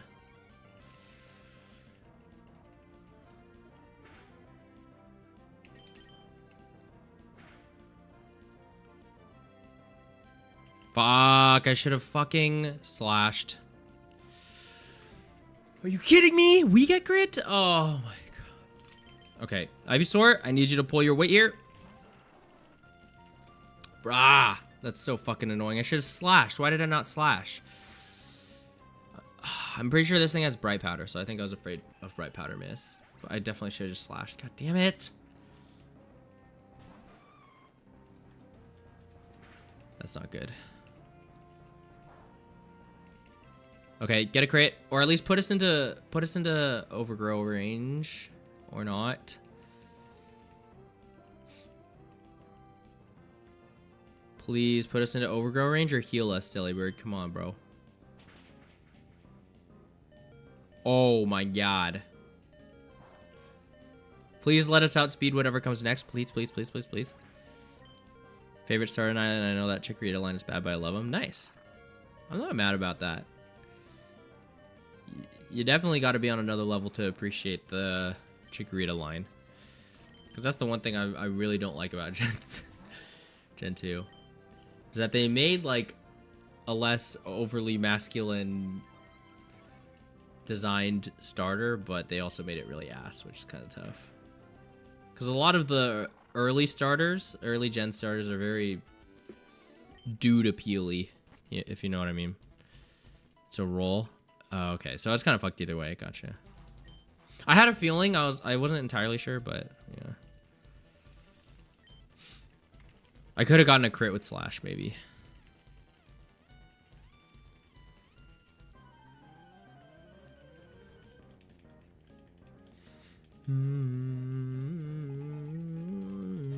Oh, perfect.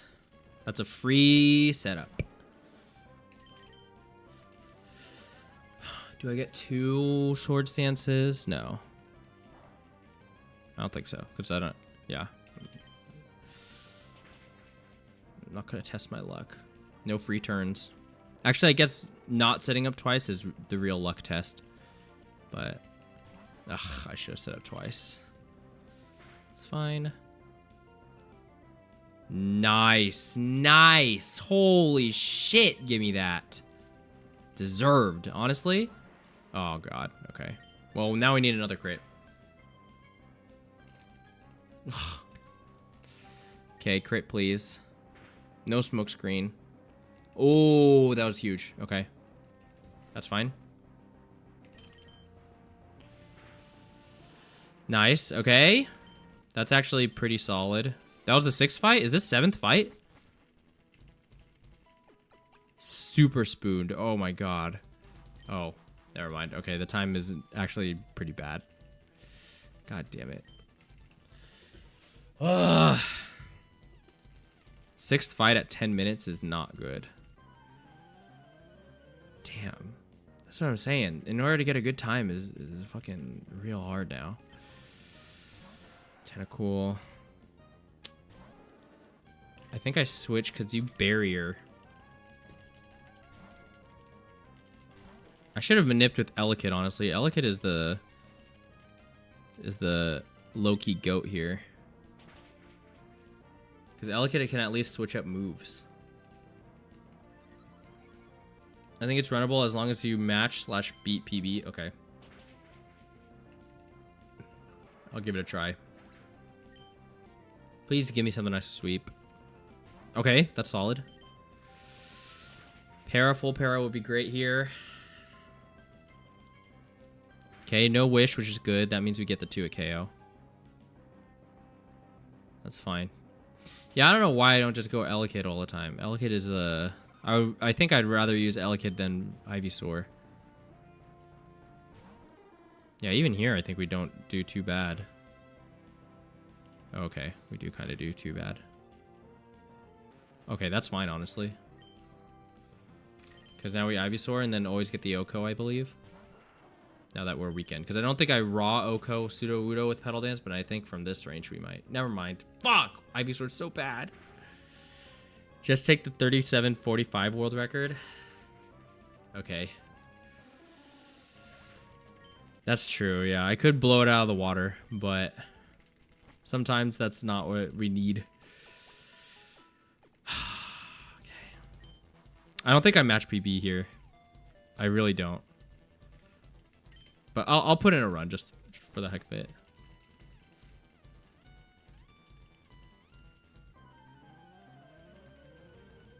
I don't even think I match world record here unless I get a really good fight. Okay, that's good. Free setup here because this will probably rest. I'm going to set up twice. Yep. Because I don't want it to rest heal. Perfect. Perfect. Okay, now I think I Oko. I can't remember. I don't remember the calcs anymore. Okay, that's fine.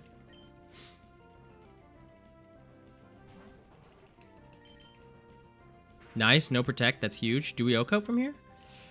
Nice. Why? God damn it. Maybe we still 2 at KO? Oh. Oh, and that's going to hurt. Because we're fake tears. If we get a crit, that would be great. Okay.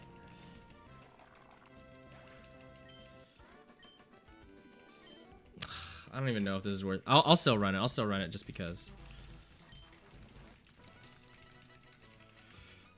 I'll still run this because just to get practice on the second minute. Maybe we get a godly round 2. Bit of a resetter. Am I? Okay. I'll just try to get the Manip and see.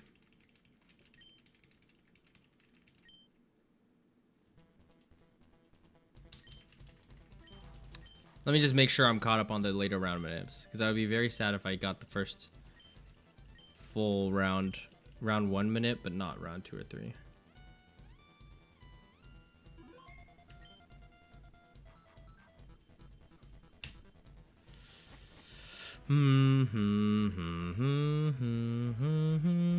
Okay.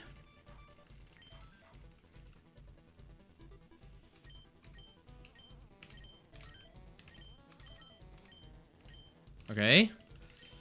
That's fine. The 12-minute round 2 would be crazy. Dude, if I just don't run into Wobbuffet, that would be crazy.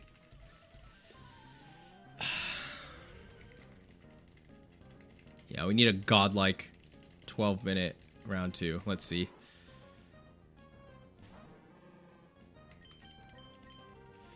Round 2 is round 2 or no. Round 1 is definitely the slowest one.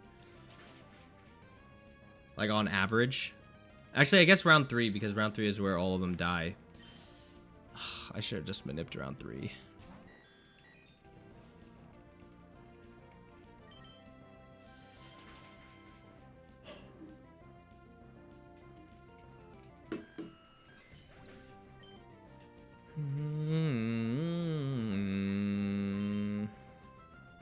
Nice. You've had 11-minute round 1, yeah. Yeah, round 1 it feels like it's definitely the one to manip.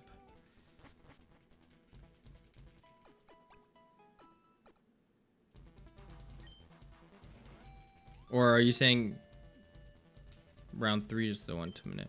Just force round 1, then manip round 3 to try and match Buddy's insane round 3 split. Yeah, that's true. Ugh. The amount of work that went into manipping round 1 was so horrible. And if I had to do it again, it would be tough.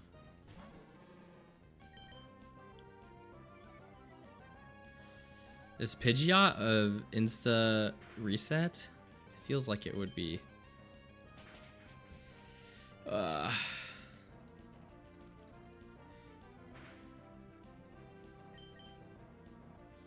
Yeah, maybe I'll manip round 3 as well. That would just take such a long time.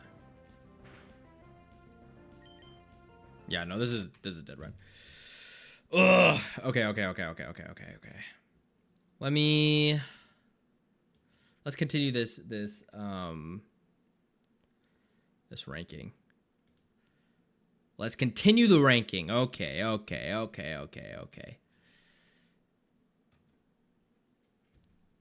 You just go Plusle. Yeah, that makes sense. I thought I could muscle through it. I didn't expect Feather Dance turn 1. Okay.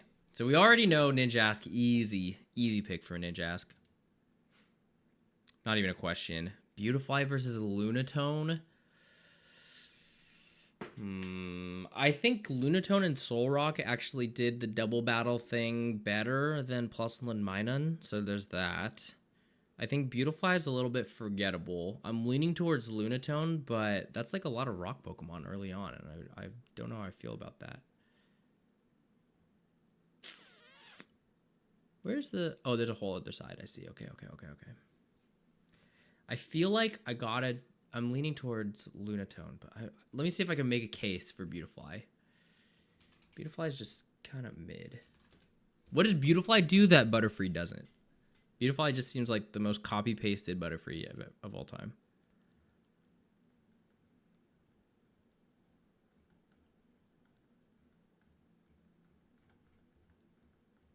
Defo Lunatone. Yeah, that's what I'm thinking.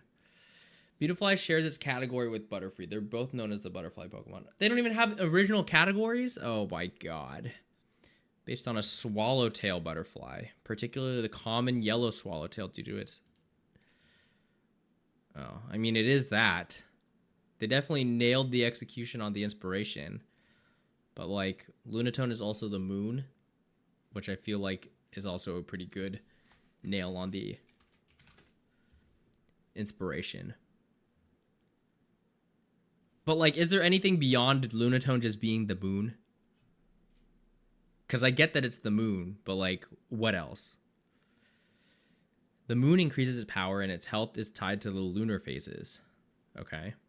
Using its psychic powers, Lunatone floats through the air. It was first discovered at the site of a meteor crash. There's a theory that Lunatone might have originated from outer space. That's neat. What does Lunatone do that Solrock doesn't? Be a moon. Oh, so copy pasting Butterfree is bad, but copy pasting Charizard isn't. Charizard and Typhlosion are very distinct, whereas Beautifly and Butterfree are so similar that they have the exact same category name. They're not the same. Oh. Why are you pitting them against each other? They're brothers? Wait, who? Beautifly and Butterfree? Well, because because Beautifly came after Butterfree, so I need to make a case for uniqueness, and I don't see the case for Beautifly being that unique. Why does it have a beak? That is true. Okay, if Lunatone gets Peck, instantly going to the next round. Because at least they're making good use out of the beak. I didn't even realize Lunatone's beak. I never thought too hard about that. But that's true. That is kind of odd. Does it get any pecking moves? Drill Peck or Pluck or anything? Acrobatics? Okay, it doesn't. It doesn't get anything. So its beak is going entirely unaddressed by Game Freak. That's what I'm seeing. 102 base special attack is a coincidence. Very distinct. Well, I'm not talking about stats. Obviously, the stats are the same, but I'm talking about the design and everything else. It's okay for Charizard design to be copy and paste because the design goes hard. No, it would be Typhlosion being the copy paste. But I agree, the design for Typhlosion does go hard. Yeah, I don't understand the meaning of the beak. The Solrock doesn't have a beak. I guess that answers your question, Alex. What does Lunatone do that Solrock doesn't? Have a beak. Solrock is kind of cool. They're both kind of ugly, though. And not ugly in an endearing way. Just kind of ugly. Period. Unfortunately.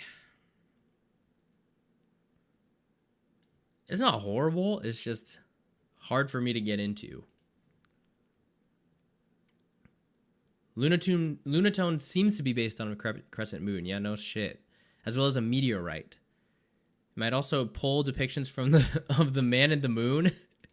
Right, like this? Maybe? I feel like that's a little bit of a stretch. This is like it feels like we're looking for things to talk about in the origin section here. The only similarity is that they're both faces and the moon. I guess maybe you could say that. I don't know. That feels kind of stretchy. I just realized the tone is from Stone, SMH Game Freak. Yeah, I didn't realize that either. Lunatone, Lunastone. Lunastones would have been fire. I think the beak is to give it a more anthropomorphic look, plus Man on the Moon. Yeah. No, but the Man in the Moon does not have a beak. But I guess it's to distinguish it from the Man on the Moon. Also, yeah, I always saw the Man on the Moon as being a bunny. I always saw the second one. I never saw this one. Every time I looked at the moon as a kid to try to distinguish shapes and stuff, I saw the bunny for sure. Never saw the face. What the fuck is this? What is this? Now we're just making shit up. This face is not anywhere present in the moon here, in this picture. I'm not seeing that anywhere. What are we talking about? Oh, I guess. Okay, I can actually kind of see it. That feels like a stretch. It's definitely a bunny. Look at it. Come on now. A woman? All right. I feel like the people seeing the woman is just medieval people or like people from the 1700s, 1800s being horny. There's no way. The fourth one. Wait, what was the fourth one? 1, 2, 3, 4. Yeah, exactly. That's what I'm saying. The fourth one. The rabbit is the goated one. That's the only correct one. Ugly rocks that sound so funky. I would pick them up off the floor. Beautifly doesn't even have any interesting like moves.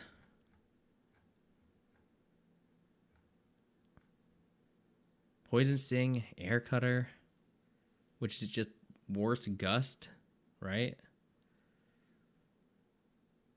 Or I guess does Gust have 40 base power? Anyway. Stun Spore, not even Sleep Powder. Beautifly doesn't even get Sleep Powder? Oh, I'm looking at the wrong gen. No, it doesn't. Wow. There's actually no reason to use Beautifly. It's pretty. I do like the antenna. I do like it's like antenna mouth tongue thing. That little squiggly. I'm into that. But I think I gotta give it to Lunatone. That's a pretty clear Lunatone win. Oh boy. Okay, now we're taking on the goats. Now we're doing the goats. Because Man on the Moon, now people think of Neil Armstrong. Yeah, true. Man on the Moon was more culturally relevant before our parents were born. Yeah. Okay. Like I said, we got the goats now. Linoon versus Nosepass. I'm leaning towards Nosepass still.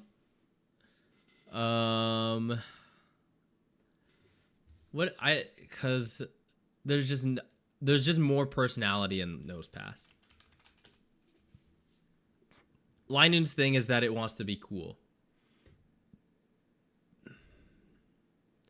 In Showdown at Linoon, Kimi Shoni owns a Linoon named Token. It had developed a bad habit of stealing anything in sight. Oh, okay. I'm not getting thief from Linoon, though. Maybe, like, when push comes to shove, during tough times, Linoon will resort to thievery. I could see that, but he doesn't give me, like, trickster energy, really. You definitely see it with Obstagoon. Definitely see it with the Galarian Linoons and Zigzagoons, but we're not taking those into account. We're just looking at base Gen 3 Linoon. No fucking way Linoon gets any further. It has the ability to pick up. Pickup is pretty good. Like for in-game. Extreme Speed is also pretty sick. Isn't it like one of the only Pokemon that gets... One of the only normal Pokemon that gets Extreme Speed for some reason? I'm trying to remember. What trivia? What has most interesting trivia? Linoon is the only Pokemon that can use Mix Elixir in Pokemon Mystery Dungeon Explorers of Sky. What? What is a Mix Elixir? A food item that fully restores PP of all Linoon's moves and restores 5 belly. There's an entire there's an entire item in the Mystery Dungeon series that just restores the PP of Linoon. That's pretty funny. Linoon has the same Hoenn Pokédex and Central Kalos Pokédex numbers. Okay, that is... So, we're really scrounging for trivia if this is the second thing on the list. Galarian, Linoon, and its shiny form were designed by James Turner. James Turner being who? The first Westerner to officially design Pokemon. Okay, that's kind of cool, I guess. That's such a bunk trivia. They have the same regional Pokédex numbers? Nah. Okay. Let me look again at Nosepass to see if there's any case to be made in the trivia. Or anything to go against it. Look at all this trivia for Nosepass. Don't fucking tell me Nosepass isn't goated. Nosepass is great. Are you kidding me? Nosepass is the only non-electric Pokemon that evolves via a Thunderstone? Oh my god. Tell me that's not hard as fuck. Pokemon Heart Gold and Soul Silver, Nosepass is programmed to be able to learn Head Smash through breeding, but no other Pokemon in the Mineral group can legitimately learn it to pass down as an egg move in those games. Okay. Due to the censor that prevents Pokemon with offensive nicknames being traded on the GTS, an English native Nosepass cannot be traded on the GTS without a nickname in Pokemon Black and White.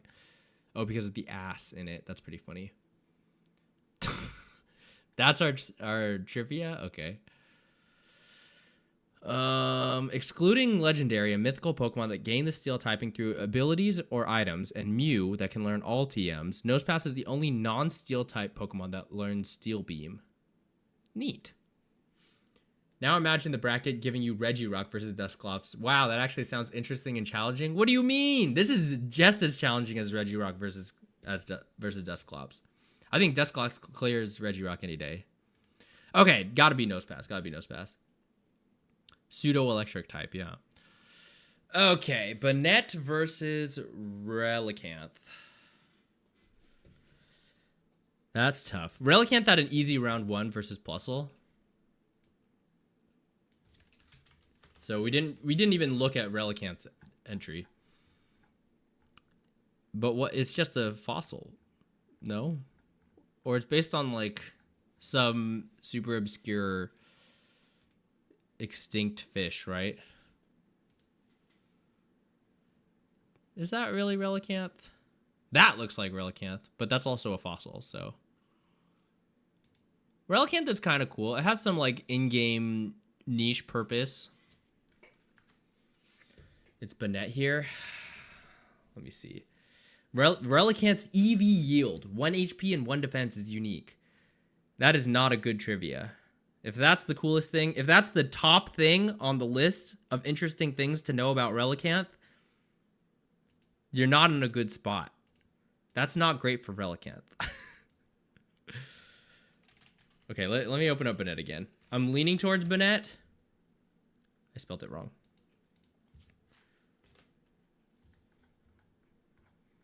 I'm leaning towards Banette.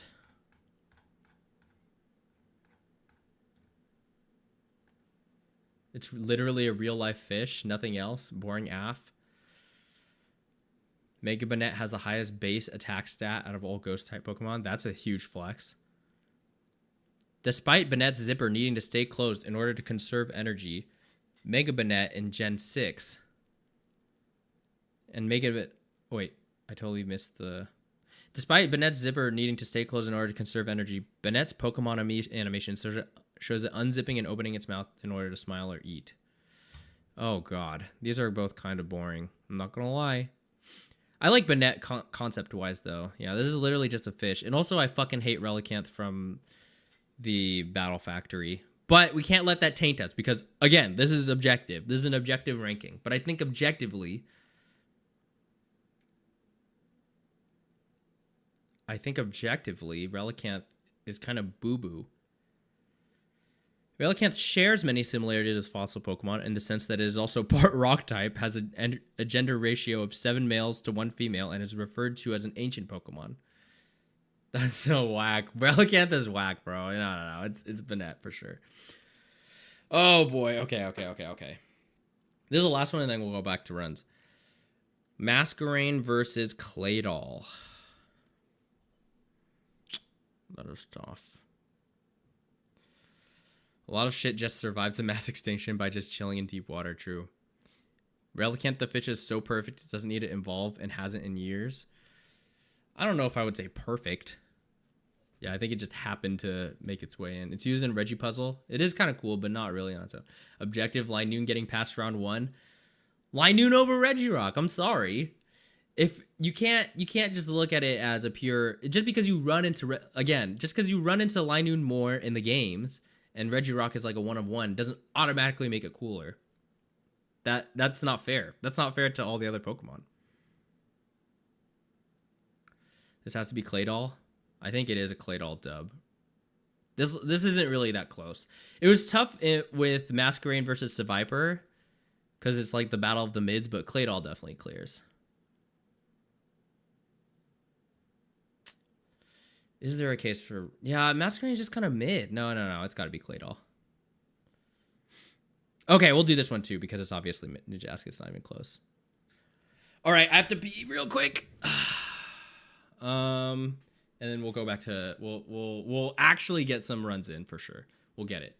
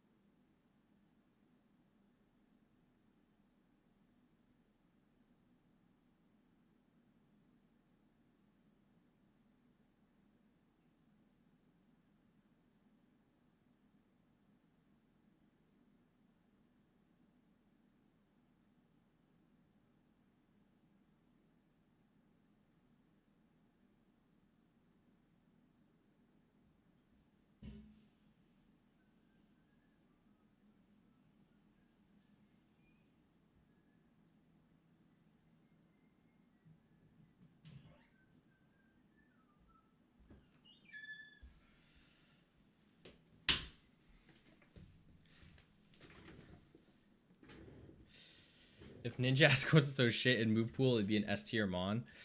I feel like Ninjask is okay. It has decent moves. It has Baton Pass. The only problem is that Baton Pass is banned in most metagames. It gets X Scissor. I don't know any flying type move. It probably could use a flying type physical stab move. It probably gets dual wing beat, no? Ninjask. Dual wing beat. Yeah, it does get dual wing beat.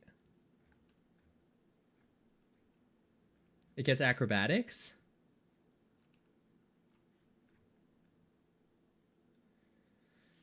Probably the worst part about it is that it's typing. Ninjask only niche was being on shitty boost path teams. Yeah. Okay.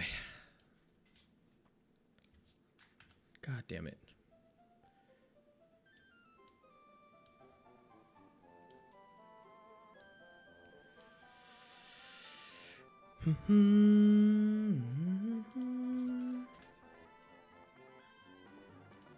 Shit. Okay.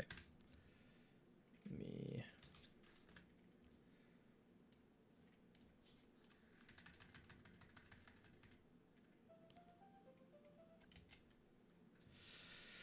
Okay, this time. Ugh.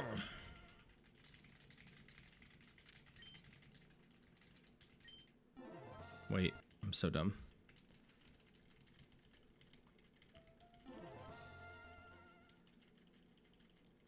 Ninjask is a great bug.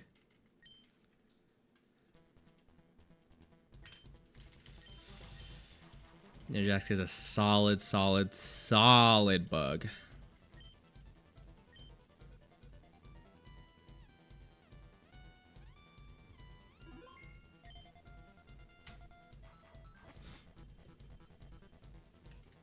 And the fact that it's so fast is really sick.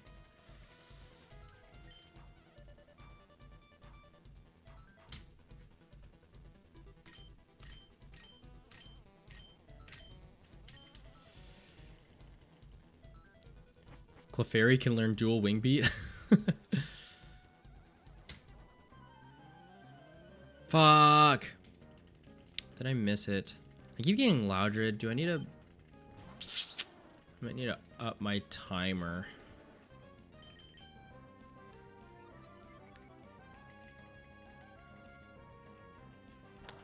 God damn. The amount of times I've done this one fight, bro.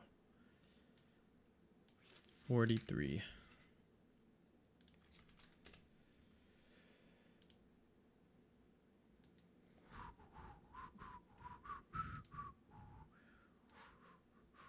What?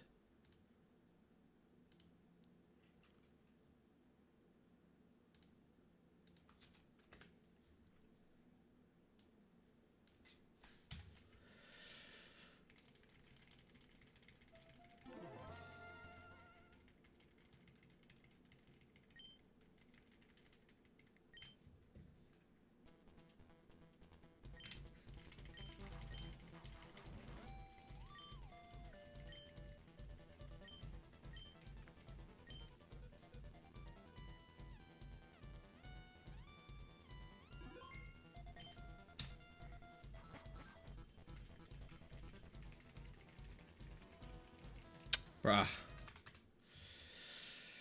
I'm still too early? How is that? How could that possibly be?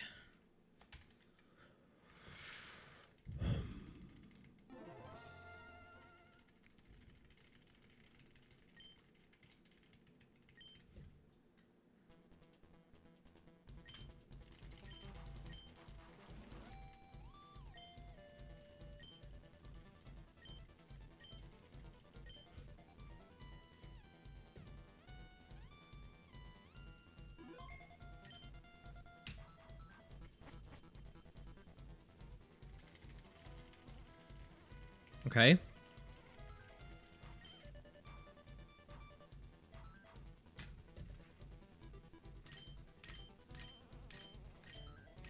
I keep getting Loudred. I think my odds are worse with Loudred than Marsh Stomp.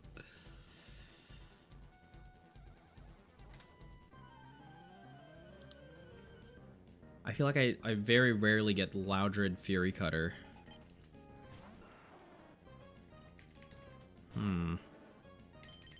Prove me wrong.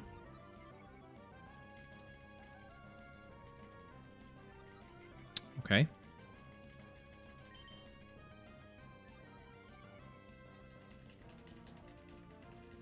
Okay, I stand corrected.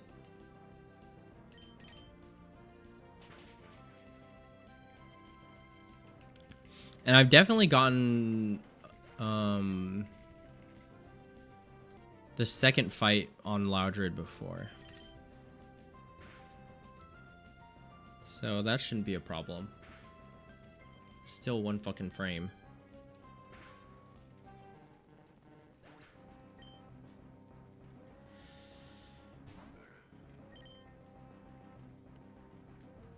Nice.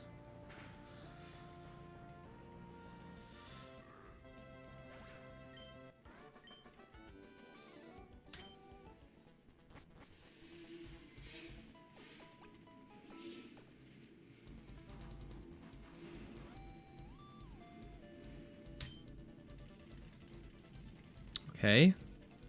No. Instead of ordering pizza, I'm making a frozen one. Yum. The frozen pizza hits sometimes. This is why I buy frozen pizza, to save my wallet from Domino's. Yep. Damn, how early was I? What the fuck? Alright, do I see Wobbuffet? No, I see Lilleep.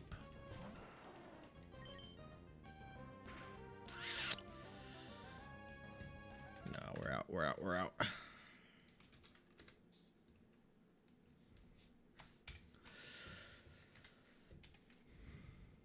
Did you swap Charmeleon for Ivysaur? That's what I'm supposed to do. I guess not if I missed it. I wasn't sure if I missed the Manip there.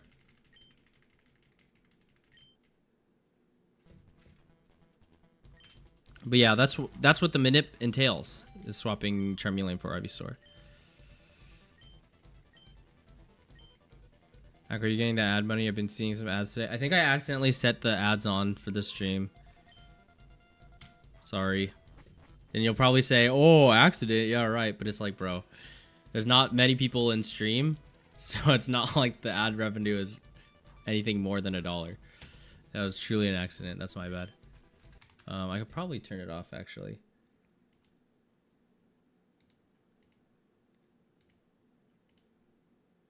Yeah, it is on. Fuck. Okay. Yeah, I try to keep it low. I try to keep the ads off for stream just because I'd rather have people in the chat than not, because like watching ads sucks. It's okay, King. Okay. I just miss that every time. Too busy fucking around in chat showing wash. That's funny. Yeah, sorry. Yeah, I my philosophy is, as long as stream is kind of like tighter knit community, I would rather just like preserve that. But if we do grow in viewership at some point, I probably will, just because it seems like then I would actually be making significant money. But as long as stream is like on the smaller side, it feels dumb to like punish the like 6 to 20 viewers in chat.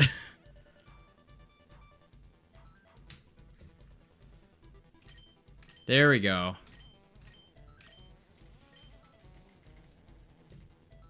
It's like 5 seconds each time. Okay. Only reason to notice is because uBlock Origin hasn't caught up to YouTube ad block today. Yeah, the ad block stuff is annoying for sure. I understand the necessity of it, and like obviously I got paid off of YouTube ads, but it's rough. It's just annoying because I dislike because I use ad block and on one account, and then I have premium on the other account, so I'm not used to seeing ads that often, and I forgot how in the gutter it is. You don't mind? Okay, we'll see. If it once we start getting more regular viewership, I'll introduce it at some point.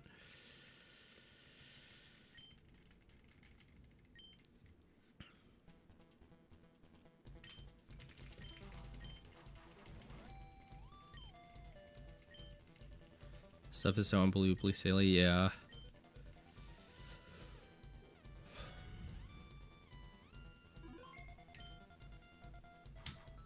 I get my like philosophy on it is that I get way more value out of a YouTube subscription, like a paid YouTube subscription, than like literally any other subscription I might or do have. So I don't mind paying YouTube Premium for it, especially since what I do is I get a YouTube Premium account and then I split it across like 5 different people and it ends up being like $3 a month. So it's like not too bad. And I'm definitely getting way more than $3 a month of value from YouTube. But I know that's not the case for everyone, so it's tough. I empathize with it for sure.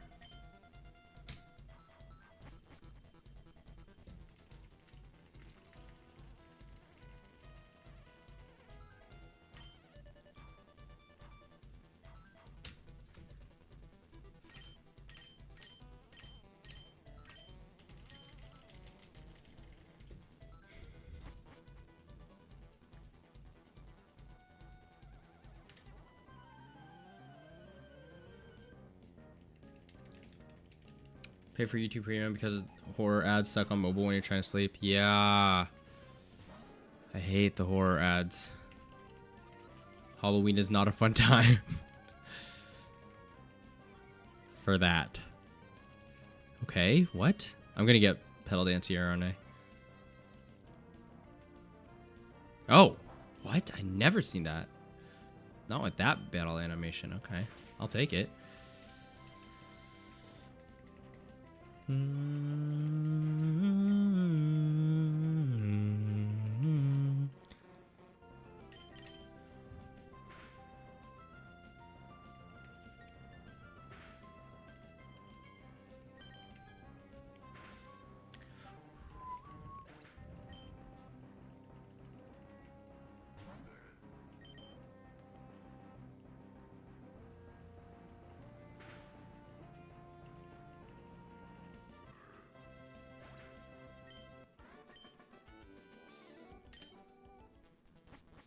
Nice. Okay. Come on.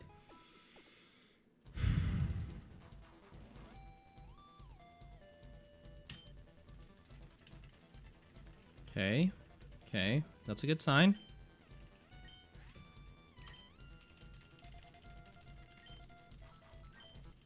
Fortunately, I'm a cringe iOS user, so I can't use Revance. That's funny.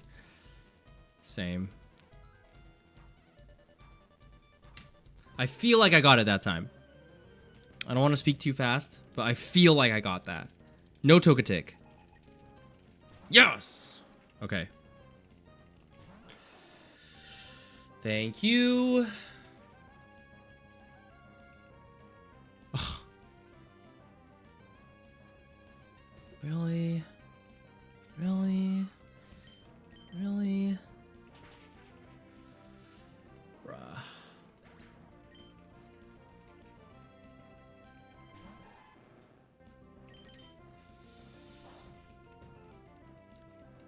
Do I 3-hit KO? No. Rah! Fucking focus band.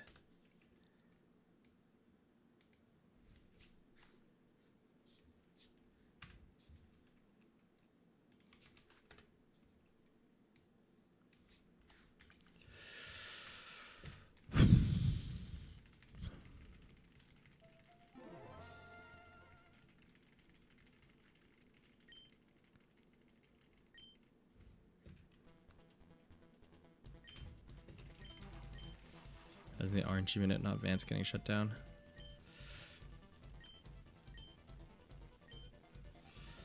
Yeah, I got the bad fucking Rhyhorn fight. I thought I figured out that second RNG minute. That felt too early. Oh, maybe not. Okay.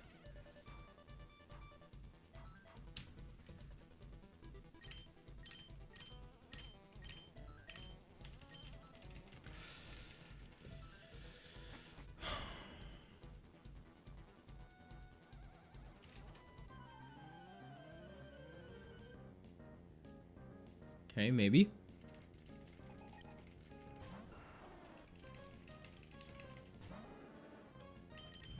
Female Charmeleon. Maybe? Okay. Please, please, no pedal dance. Don't pedal dance. Fuck. Okay. All right, I'm just gonna fucking raw dog the RNG at this point. Let me just get in some runs. Some reps.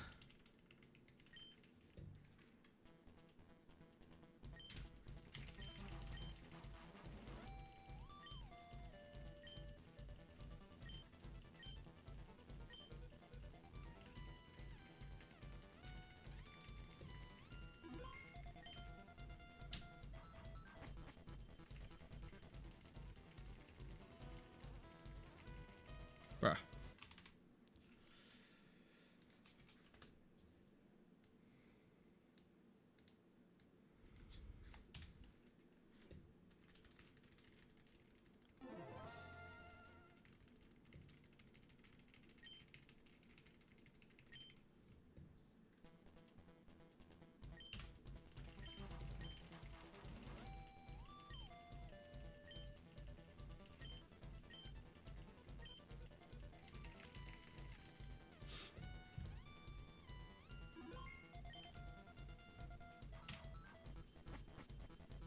Okay.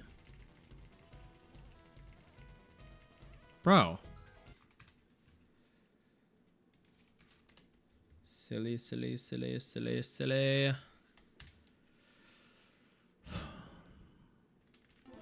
If I could just get the fucking...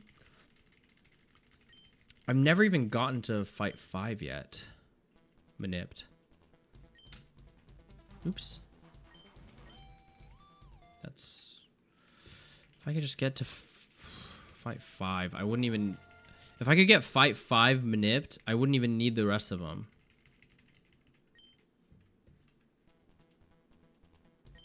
Because a time save would be too good.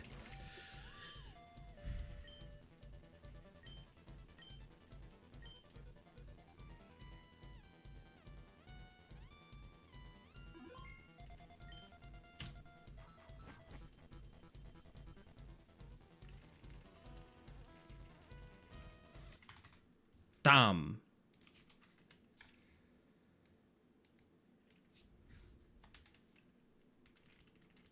Is it the timer? I need to fucking fix that. All right. After this attempt, we'll get back into the bracket.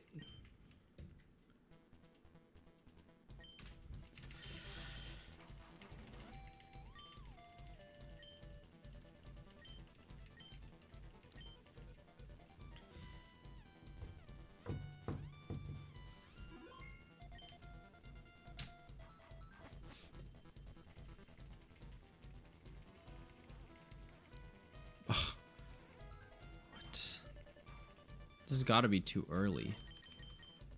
Okay, fine. Fuck. All right. Back to what really matters here. The fucking bracket bullshit. Okay. So here we have Nose Pass versus Banette. Bro, honestly, Nose Pass is still clearing for me. I don't know. Banette's kind of average. How did Banette get here? Banette had to clear Medicham, had to clear Relicanth. That's honestly not too hard. Nose Pass beat Dusclops and Linoon. That's a little bit trickier. Bracket stream.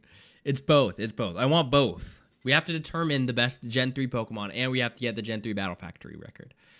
But for me, or not for me, sorry. Objectively, Nose Pass is the better pick here, for sure. All things considered. And we didn't even get into... Okay, we got Banette, but we didn't even get to Nose Pass's stats. Can we talk about Nose Pass's stats? Despite being in the first gym... This fucker has a base 135 defense, 190 special defense. It's a goddamn tank, all things considered. How early you get it in the game with this tankiness, that's not bad. That's actually pretty huge. It gets Rock Throw early on. Roxanne's Nose Pass gets Rock Tomb and Block. Block is a crazy move to put on a first gym fight. Block is a ridiculous move to put on a first gym fight. Banette is greater than Dusclops, therefore Banette is greater than Nose Pass. That's just not right. That's just incorrect. I would put Dusclops over Banette anyways. If it's a compass, why isn't it a steel type? It's like the raw. It's the raw minerals which make a compass possible. I don't know how compasses work. Oh, it's an electromagnet. It's an electromagnetic rock. That's fucking sick. No, it's definitely Nose Pass. It's definitely Nose Pass. Easy dub. Oof. Then Claydol versus Ninjask. Claydol is cool. Its design is really cool, as we've learned. Claydol has a great design with an interesting inspiration. But Ninjask is just fucking sick. I mean, let's talk about it. It's based on what, like a beetle? Oh, a cicada. Its body is mostly black with the accents of yellow and gray. Most of its head is yellow. See, I don't like cicadas in real life, but the fact that Ninjask makes me more accepting of cicadas in real life is a testament to its greatness. The band expands into a circular pattern on its forehead between two crests on the front. I don't need your description of it. Ninjask is a very fast Pokemon that is said to be able to evade any attack and was long believed to be invisible due to its high speed. That's fucking sick. If it's not trained properly, it will refuse to obey its trainer and cry loudly. Is that not every Pokemon? What is this? Who wrote this? Due to this, it is said to put the trainer's abilities to the test. Hearing its loud cries for too long induces a headache. It lives in tropical and temperate forests where it congregates around tree sap to feed. Ninjask has the highest base speed stat of all bug and flying type Pokemon, as well as all non-legendary and non-mythical Pokemon. Now that is the biggest flex of all time. Ninjask is the only Pokemon with a base stat total of 456. Okay, that's a lot less cool. Ninjask shares its category with Greninja. They're both known as Ninja Pokemon. Okay. Ninjask is the OG Ninja. It's not even close. Can we just skip to the end where Flygon wins Gen 3? I don't know if I agree with that. I'm not going to be honest. Together with Magikarp, Rattata, Pichu, Goldeen, and Seedot, Ninjask is the easiest Pokemon to catch in Pokemon Ranger. Dude, that is not trivia. Yeah, it's based on a bush cicada. What does a bush cicada look like? Ew. That is Ninjask, though. Holy shit. That's so good. That's absolutely Ninjask. Oh, it's tough. It's tough. Because Claydol's cool. Claydol has some, like, interesting lore history. It feels like there's a lot going on. But Ninjask is just a goddamn ninja bug. No, it's definitely Ninjask. It's definitely Ninjask. Who am I kidding? It's easily Ninjask. And objectively Ninjask. Ninjask versus Nose Pass. No, that's easily Ninjask too. All right, so we got Ninjask in the finals. Who was confused? Who didn't predict that? Who didn't see that coming? Okay, Kecleon versus Flygon. Now, I know you guys are really big Flygon stans. And I get where you're coming from with that. If Nose Pass wins over Ninjask, I'm closing the stream. No. Ninjask obviously clears.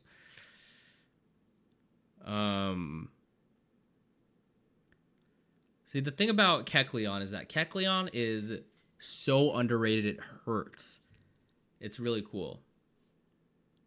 I think the fact that Kecleon is normal type kind of screws it over. I think Flygon is heavily overrated. It's like the worst dragon. Chameleons are sick. If Kecleon beats Flygon, I swear to God. Well, we have to be objective here. We simply must be objective. When's the last time you saw a Flygon in any Pokemon game? When was the last time it made cultural impact? Because Kecleon not only has a shiny, it has a purple form. Does Flygon have a purple form? Didn't think so. The fact that purple Kecleon is a thing gives it a huge edge. I'm not gonna lie. And it's not even the shiny form. It's purple. That's fucking sick. Look at how happy he looks here. I don't think Flygon is capable of expressing such emotion. Kecleon's such a good goddamn design. What is overrated about a ground type with Levitate? The fact that it's a ground type with Levitate means nothing. Claydol is a ground type with Levitate. I'm using Flygon in my Black 2 playthrough right now. Objectively pick the most boring Pokemon over the most unique. It is absolutely objective. We're looking at all dimensions to this. I just feel like Flygon's... If not for Flygon HG, who's really talking about Flygon? Okay, this is actually one of the hardest picks I've seen of Flygon. This goes objectively hard. I can't lie. Flygon deserves a purple form, though. That's fair. I see Kecleon having a different color and smiling is objective. It is! It's emotionally expressive. Game Freak gave it a little juice, a little something to distinguish it. What is the juice that distinguishes Flygon? I'm looking for it. What is Flygon's juice? That's the real measure of quality. The fact that it comes from Trapinch is so cool, though. Is it cool? And it kind of seems nonsense. We need to dig more into this evolution line because I don't get this at all. I don't get this evolution line at all. Trapinch into Vibrava into Flygon. Because Trapinch is supposed to be a sand ant, right? That's his thing. Which I don't know what a sand ant is. I don't get that. But again, this is just my lack of knowledge. We'll dig. It's an insectoid, okay? See, this is it's a bug, right? But it's ground type. Where is the bug? The bug is definitely in Vibrava. Where's the dragon though? Like there seems to be some inconsistency in the branding here. Because if you told me Flygon was bug and dragon, I can understand that. Or even bug and ground. What is it based on? We need to dig deeper. We need to look at the inspiration. It's a bug that gets wings. Yeah, but it's not bug type. It's dragon type. Where's the dragon part? There must be... For it to be a dragon Pokemon, for Flygon to really be a dragon Pokemon, there has to be some, like, mythical thing about it, you know? There has to be some otherworldly, fantastical property about it. Let's see. Flygon shares its categories with Xatu. They're known as a mystic Pokemon in English and a spirit Pokemon in Japanese. Flygon has the same base attack stat as its base form Trapinch. This is actually a huge point against Flygon. I'm not going to lie. This is probably the biggest thing going against Flygon right now. You need to find a picture of it smiling, Googling things isn't objective enough. We're digging deep. This is the full objectivity research right now, right here. Trapinch is literally smiling. Yeah, Trapinch is cute for sure, but this is about we're keeping this. This is Flygon.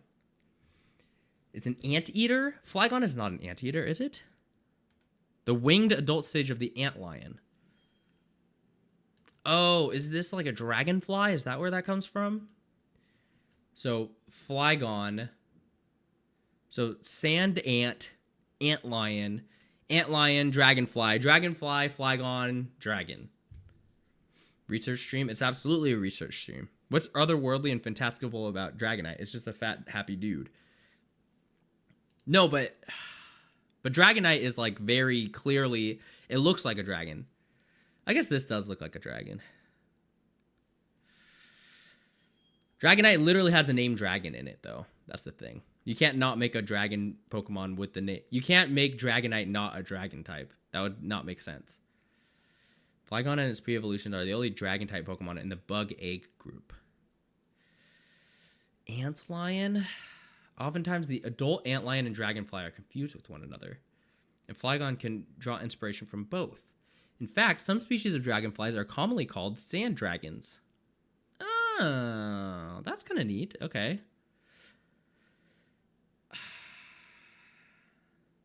Peak academic research with the boys. Exactly. What's up, Gappy? Read the origin. Yeah, this is cool. I like Sand Dragon. But is it enough to take it above Kecleon? That's the real question. It is great trivia. But is that enough to beat Kecleon's emotive purple form ass? Because that's a huge bar to set. I mean, look at it. I mean, look at this. We didn't even get into the fact that Kecleon's got a big-ass tongue. Where is Flygon's tongue? I don't see it. I don't know.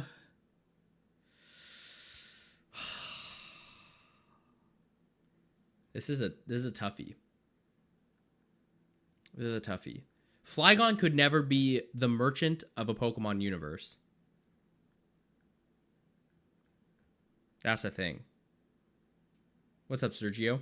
If you pick Kecleon, you're purely subjective, and this is anti-objective.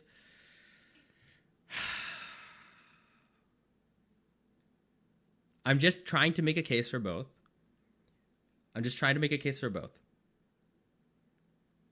Okay, Kecleon appears to be based on the Veiled Chameleon. Okay, let's see.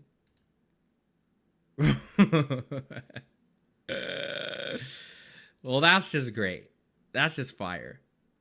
That is Kecleon. That's Kecleon IRL. That's for sure. That's great. That's you hit the nail on the head there. Yeah, Kecleon is insane in Mystery Dungeon. Yeah, they really let Kecleon shine. Flygon is cool, but for being like a dragon type, I feel like it doesn't get a lot of play. It was probably in the anime, right?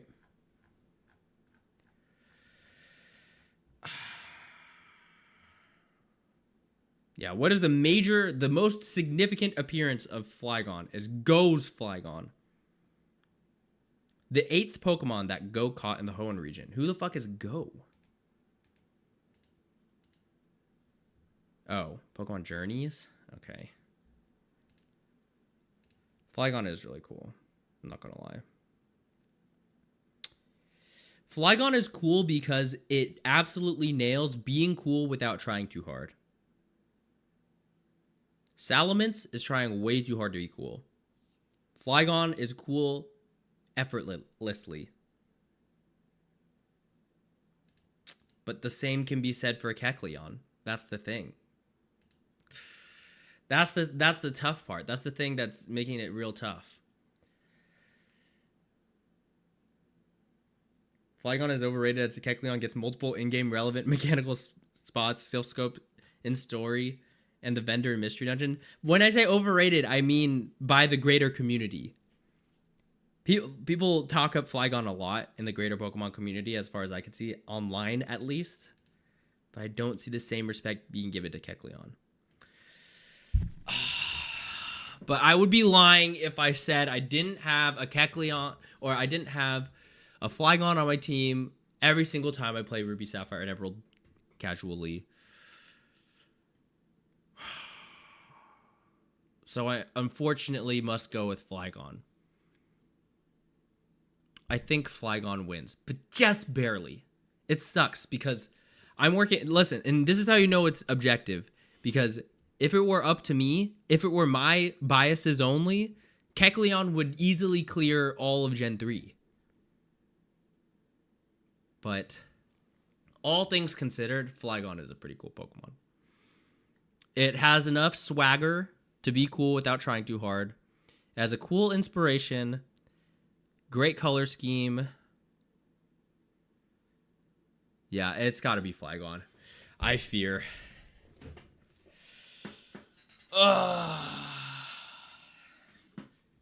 Spinda has more stands and shooters than fucking Kecleon. That's just not true. I can't believe that. Okay. Deoxys versus Glalie. Well, this is kind of easy, I feel like.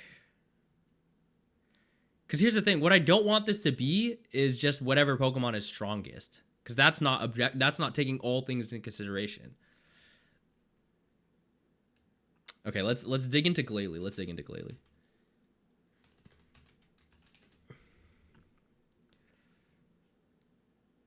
He's not even 1,000%.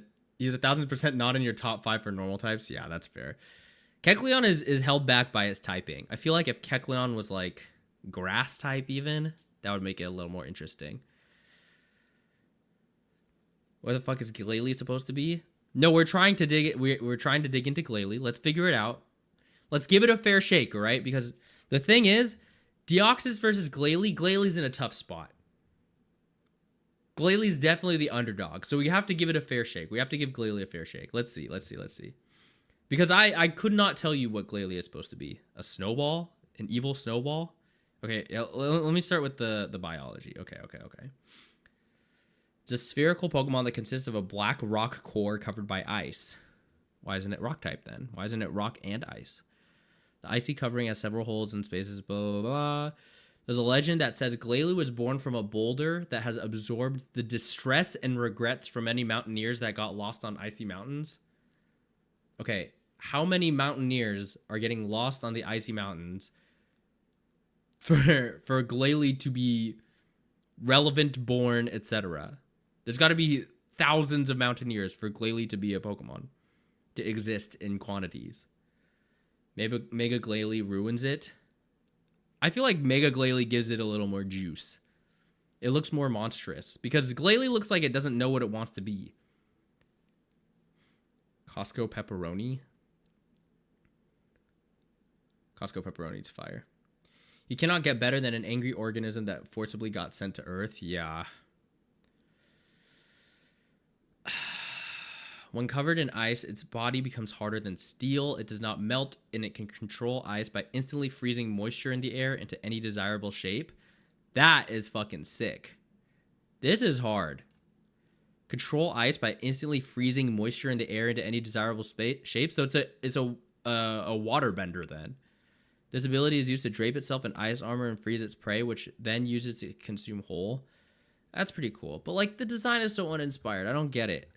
Let's dig into the origin. Maybe there's something we're missing. Possessed candy corn. I understand Snorunt to Frostlass, but how does something like Snorunt evolve into Glalie? That's what I'm saying. Glalie shares all of its base stats with Fion. That is a huge point not in its favor. For this to be your #1 trivia about Glalie, is that it shares its base stats with a kind of shitty Pokemon. That's not a flex. Super Smash Bros. Brawl's Snorunt trophy incorrectly claims that only male Snorunt evolved into Glalie. Cool. So even Nintendo doesn't know about its own about Glalie. Glalie and its evolutionary relatives are the only Ice-type Pokemon in the Fairy Egg group. Glalie appears to be based on human features like those of a cold, distant person or facial expression. It also looks somewhat similar to an ice hockey mask. I'm sorry. Really? That's where we're going? That's there's no way. That's definitely the Bulbapedia editors trying to like fill words on the page for sure, right? Like that really? I guess I don't know what else it could be. So maybe they're onto something here. I guess I can kind of see it. Glalie is an ice hockey mask. That doesn't make it better. It really doesn't make it better, but it kind of helps explain it. Due to its Japanese name, horns and teeth, it may be based on an Oni or a Surube Otoshi. I don't know what any of this is. Oni. Oh, a yokai. Okay. That's tough. That's tough. I'm really trying to find a case for Glalie, but there really isn't. Glalie may be a combination of Glacier and Goalie. Goalie? Really? Nothing about this says hockey to me. I don't know. I see it. Yeah, kind of. Looks more like a skull than an ice hockey mask. Maybe. Mega Glalie having a beard, honestly, steps it up a lot. Because I don't know what Glalie is supposed to be. It sucks. I don't like it. It's just mad. Yeah, I don't like it. I don't like it. Sorry, Glalie. We have no idea what the fuck it's supposed to be maybe based on a yokai. Yeah. Pelipper versus Gorbis. This is the last one we'll do, and then we'll switch back. Gorbis is pretty mid. I don't see a case for it. Pelipper is fucking goated. I can't lie. But also, we have to keep in mind, this is always something we have to keep in mind, is that Game Freak really likes Pelipper. In the same way that Game Freak really likes Deoxys more than Glalie, because Deoxys is a legendary, obviously. Game Freak loves Pelipper, because they gave Pelipper Drizzle. So, and they made Pelipper a big part of Mystery Dungeon. So we can't let what Game Freaks decides for its marketing determine the quality of the Pokemon entirely. It's not the full picture. Pelipper has points in every category. Pelipper is funky, yeah. Ew. What the fuck is that? I really don't. This is a huge point against Pelipper. I really did not ever want to see Pelipper like in this state. Whatever it is, whatever is inside Pelipper's beak right now, I don't like it. This is horrendous. This is a crime against nature. Whoever animated this, whoever drew this, needs to be jailed. This is not right. Why is it wrinkly?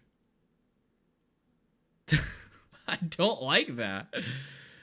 Oh, God. Not the night mode. Night mode? Why is it? Why are there multiple forms of it? Oh, I don't like this at all. I really don't like that. He's eating Feebas? Gotcha. Anthony used a Pelipper to challenge other trainers to battle in an unofficial gym. Anthony was exposed as a cheater because he stuffed several Pokeballs containing smaller Pokemon into Pelipper's bill. That's pretty funny. Come on. How could I not pick Pelipper? Oh, that's tough. Okay. Let's get Gorbis in here. It's so gross. I don't like that. All right. See, I get Gorbis. It's pretty. And that's it.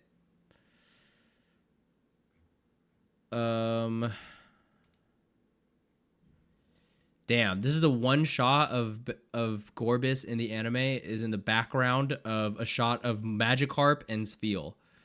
That's what I'm saying. It's you can tell that Game Freak just hates certain Pokemon or just doesn't want certain Pokemon in the spotlight.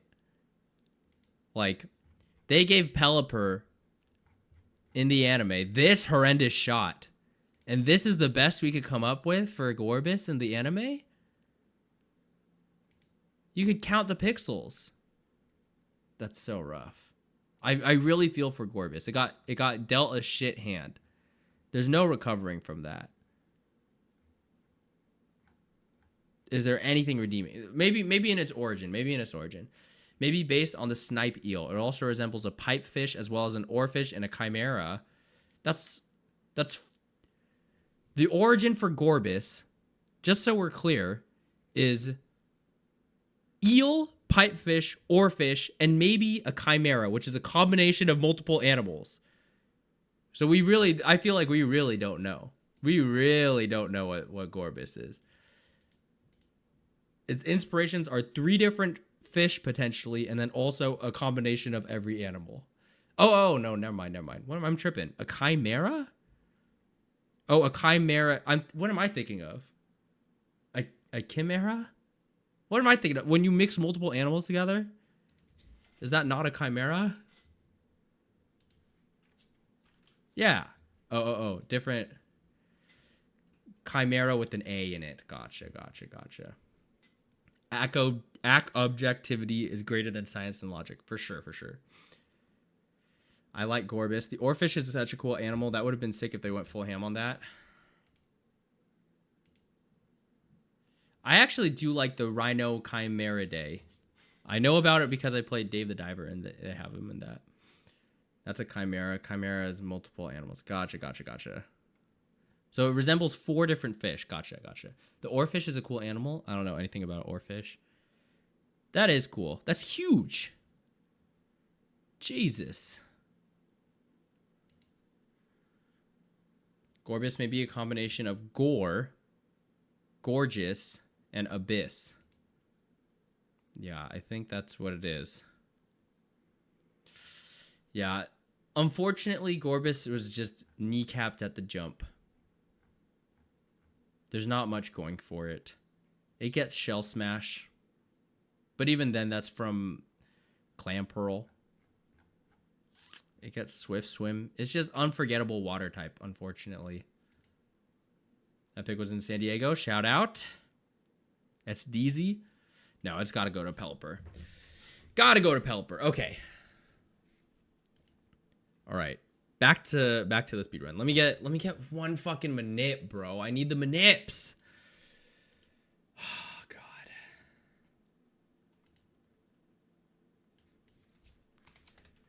I'm so excited for this final Gen 3 bracket. The final objective Gen 3 bracket. The oarfish has cultural significance that if you see one, it's usually a sign of oncoming natural disaster. Yeah, they could have made Gorbis like a water Absol. That'd been cool. Milotic versus Cast form is very close. Well, we'll talk about it. I certainly have opinions.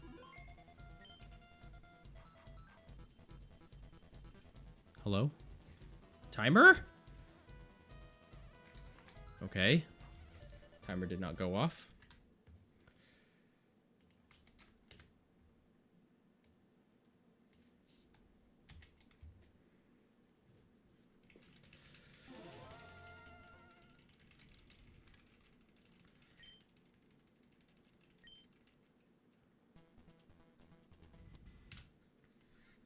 What? Why? Why is it crashing? Hello? Bro, what's going on? Please.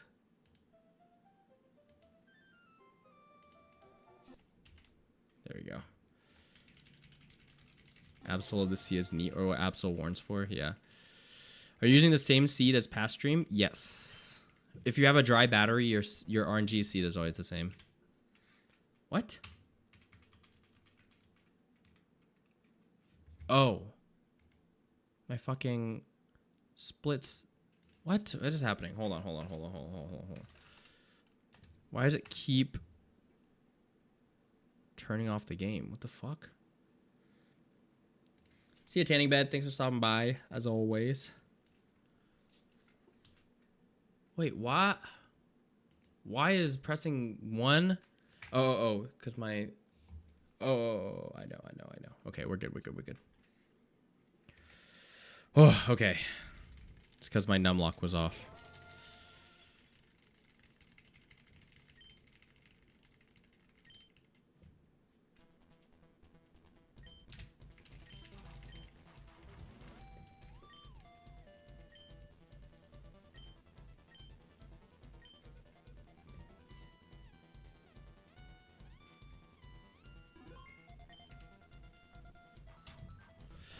Okay.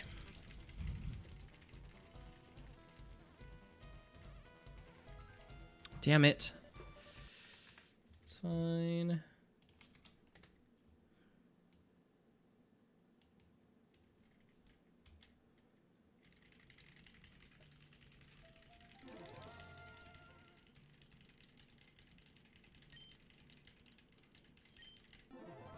Wait, what? God.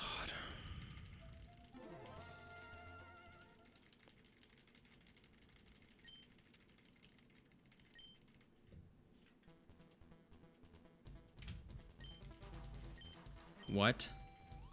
Bro, what was that lag? What the fuck?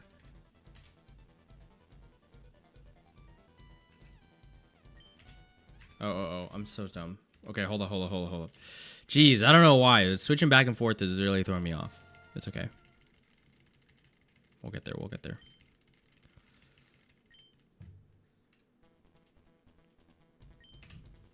There we go.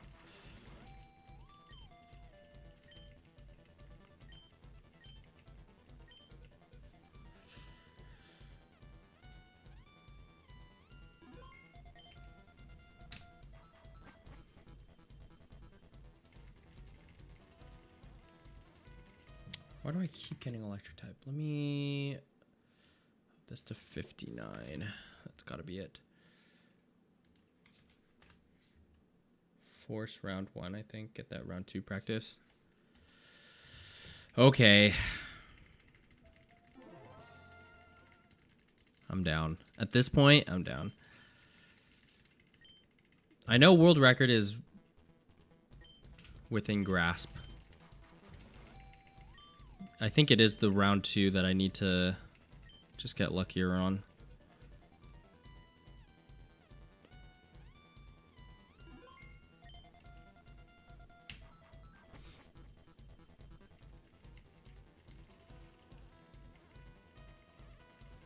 Okay.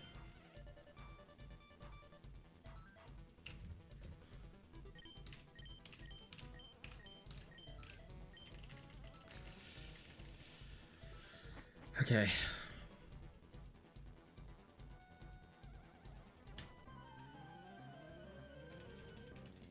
I don't know if this is the right RNG. We'll see.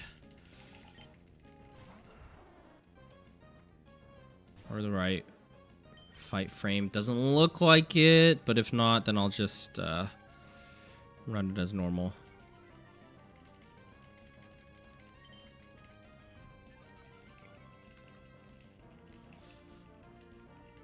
Oh! Okay. We're in. Oh, we're in a huge way.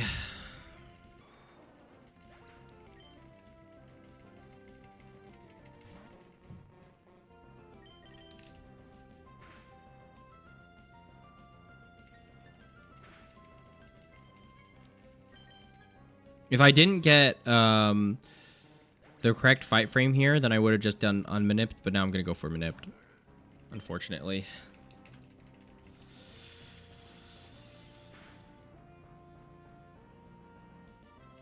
Yep.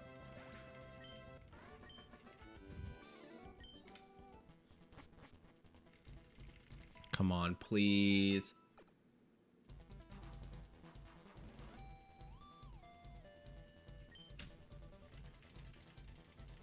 Okay. Come on.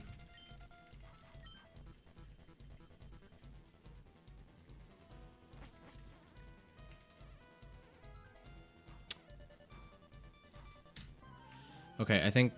What does this mean? I think I'm a frame... I might be 2 frames early. If we see Nuzleaf, then... Okay, I was... a frame late? God. Do I 2-hit KO, please? Thank you. It's fine. It's not fine, but whatever. Oh. Bro. Don't even get the Oko. What comes after Sableye? Is this Togetic? Yeah. Okay, then I was 2 frames early. Okay.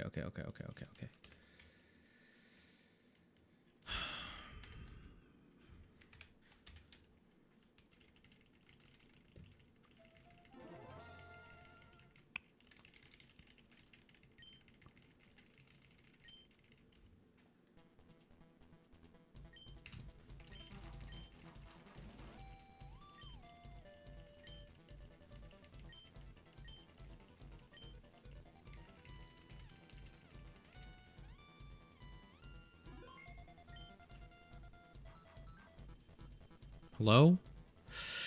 Why the fuck doesn't it... Why did my timer not go off? What the fuck? Okay. Jesus Christ.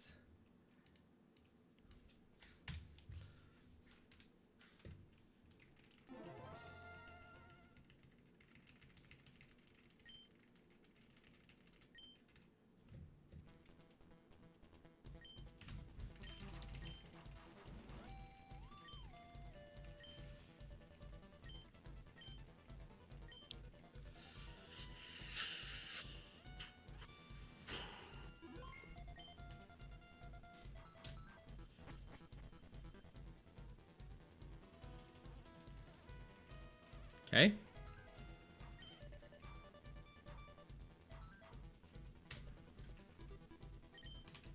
Okay. We got the good marsh stomp. Got the right frame. Patet. I was really slow on the menuing though. Let's see. If we get paddle dance, I'm still running it.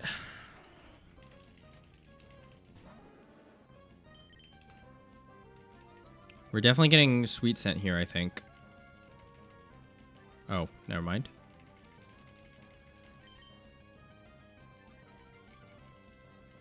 Please, Fairy Cutter. Yes.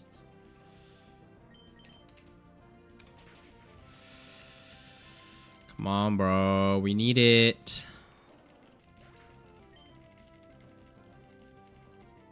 I'm at least getting Marsh Stomp more, which is good. On fight 1.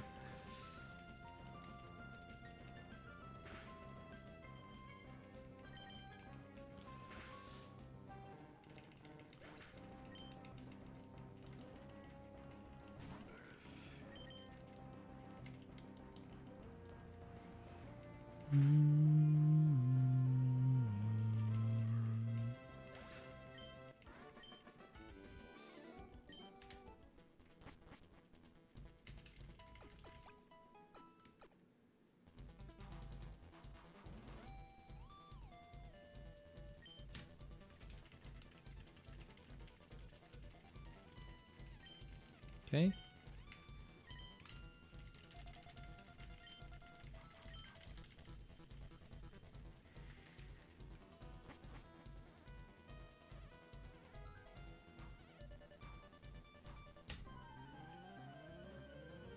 Please. Oh, this feels like Togetic. Fucking knew it, dude. Fucking knew it, dude. God, why is this second fight frame so hard to hit? That's so stupid.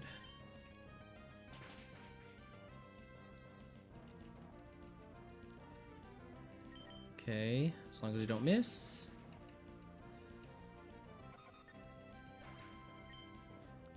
Crocodile? No, of course not. Ugh, that's such an annoying combo. God damn it.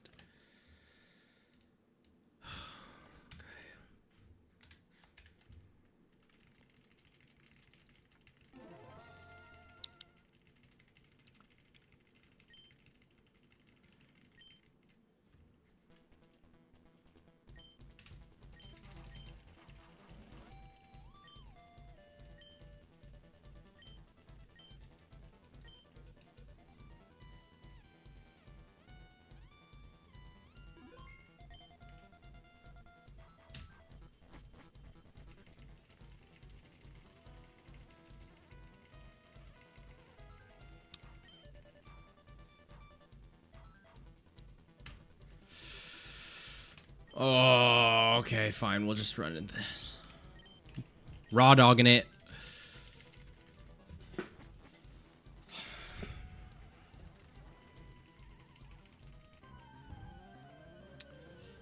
All right, let's get that round 2 practice. If I could just get a fucking 12-minute round 1, I would be happy. But that's so fucking hard, dude.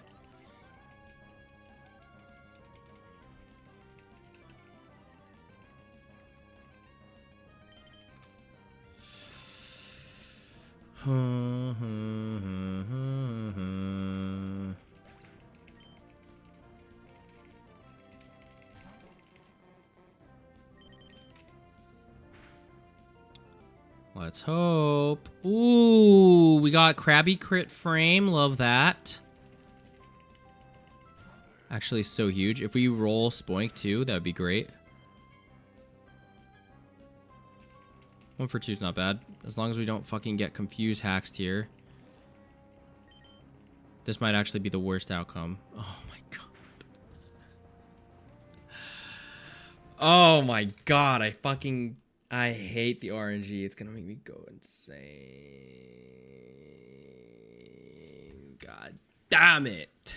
It's fine, it happens.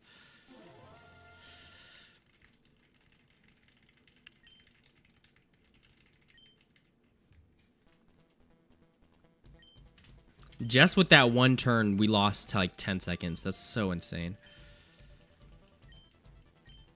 Maybe 5 seconds. Actually, no, maybe 10 seconds. It's nuts.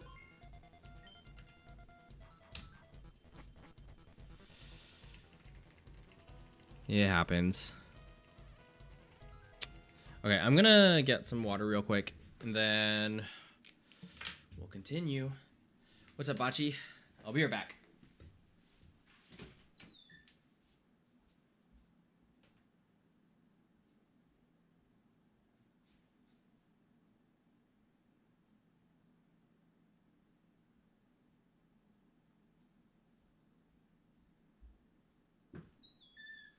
I need water. I need a bottle to put water in.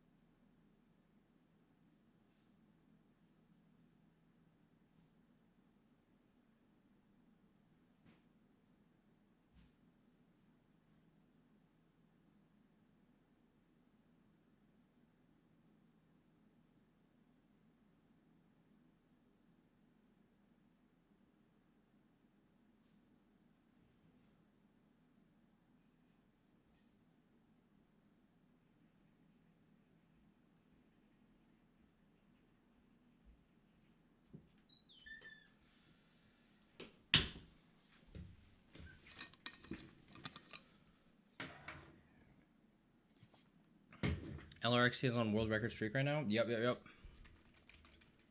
Is he still on, what, 130? 135? I'm curious. Okay. Let's run it.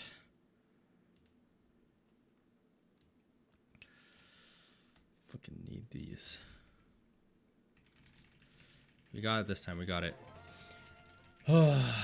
If I end up not getting the Manip, that's probably fine. I just want... Oh, oops.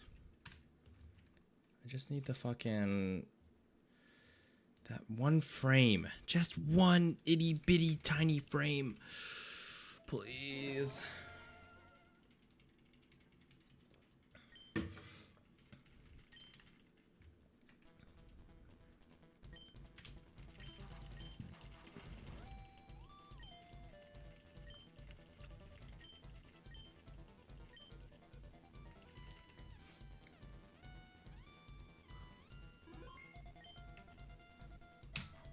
There we go.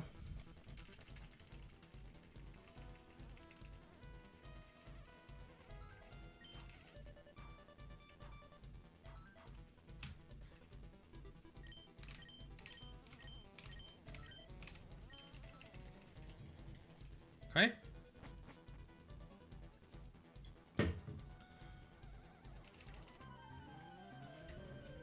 Was I too early? Are you fucking kidding me? Oh, this is so ass. It's fine. I'm just gonna... If I don't get it, I'm just gonna RNG my way in. I'm tired of this. I just want runs in, bro. I just want runs in. Yeah, that's fine.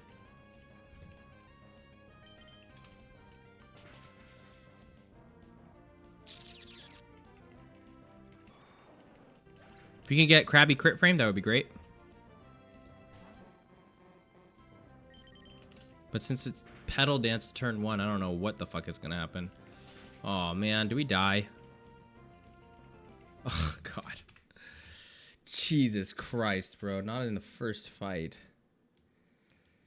It's like if I don't get the Manip, then I'm fucked from the jump. It's ridiculous, dude.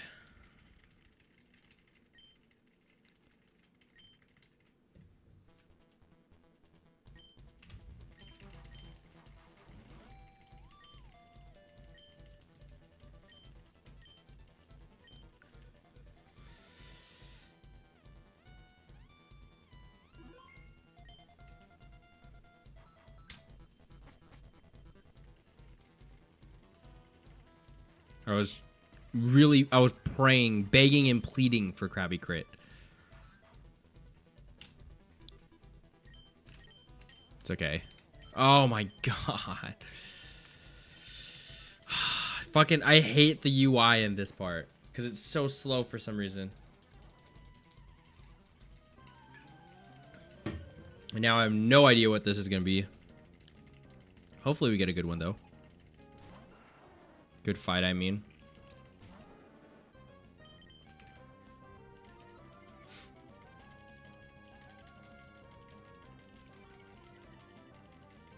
Okay. Hold.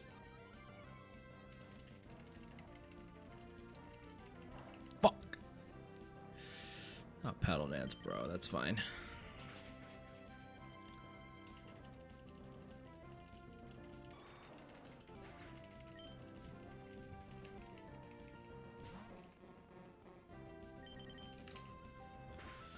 Just don't proc focus pan, please. Oh, doesn't matter. That's fine. Don't proc it here either. Okay. Real long fight. Not that long, I guess. Like 5 seconds behind. Yeah, that's fine. Okay. Just give me a good fucking rest of the thing. Dark type, okay. Fuck! Why is the menuing the hardest part? Oh my god, I'm gonna fucking lose it, bro. Just so much time lost for nothing. Okay, it's fine, it's fine, it's fine, it's fine. At least we got the right team.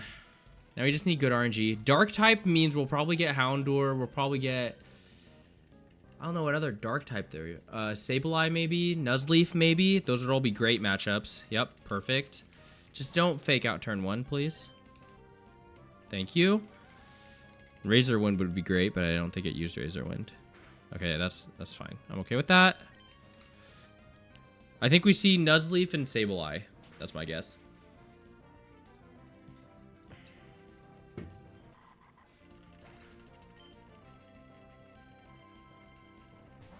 Clamperl? Oh, God. Wish I had Sword Stance twice, but that's fine. Oh, that's beautiful.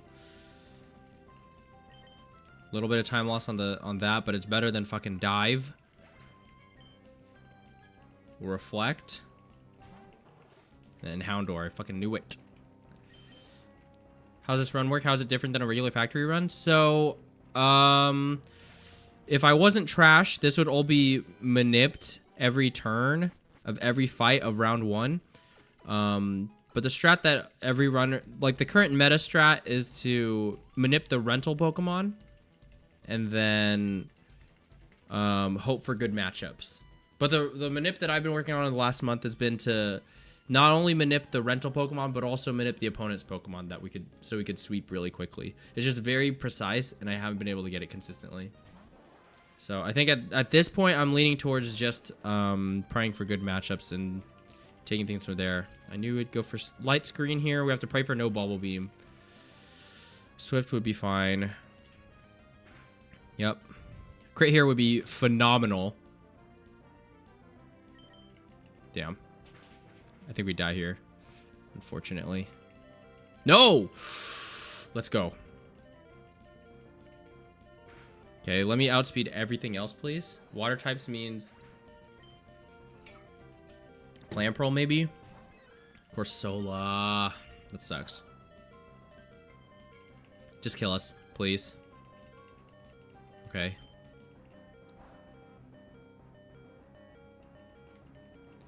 Mirror Coat again? Okay, now you kill us. I hope I didn't eat Charmeleon.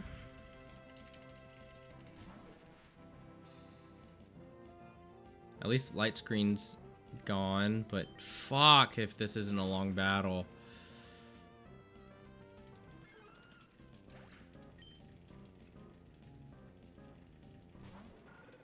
Lava. Jesus.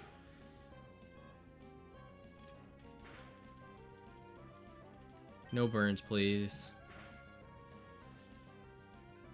Ugh. Jeez, this is so bad. Do I keep? I'll keep it. I'll keep it. I'll keep it. But that was the third fight.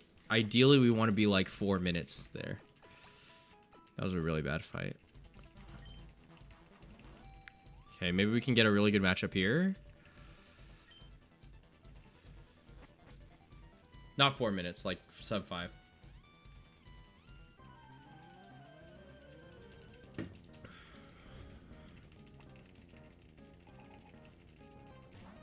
Oh, bro, that's so stupid.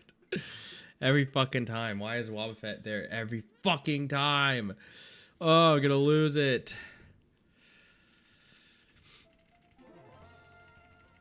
Okay, at 120, at run 1120, we'll go back to figuring out what the best Gen 3 Pokemon is.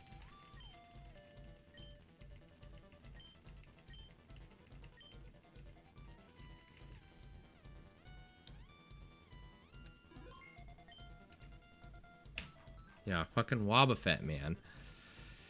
It's like, should I should find a Manip that keeps Wobbuffet in the party if I'm not using anything except the lead Pokemon anyway, just to make the Manip easier. But then if I did that, that would mean I'd either have to rent out Wobbuffet before round 1, or I'd need to encounter Wobbuffet at some point throughout the run, which also sucks.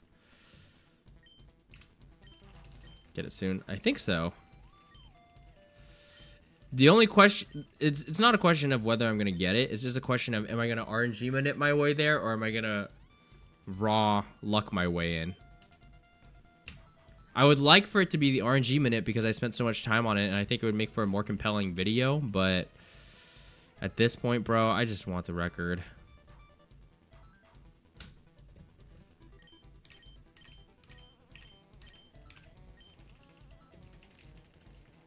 Not bad.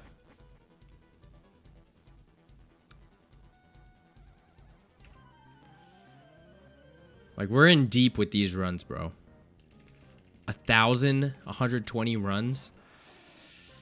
That's just weighing on my soul. Okay, maybe. I think both male starter is a good indicator. Sweet Scent's a good indicator. And Fury Cutter, please. Okay.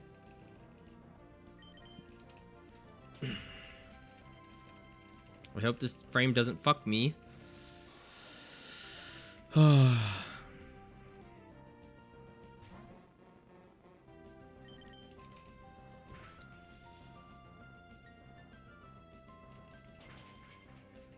Okay.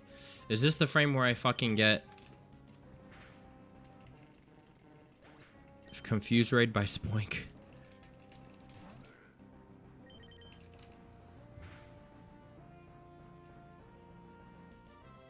Thank you. I'll take that. That's not bad.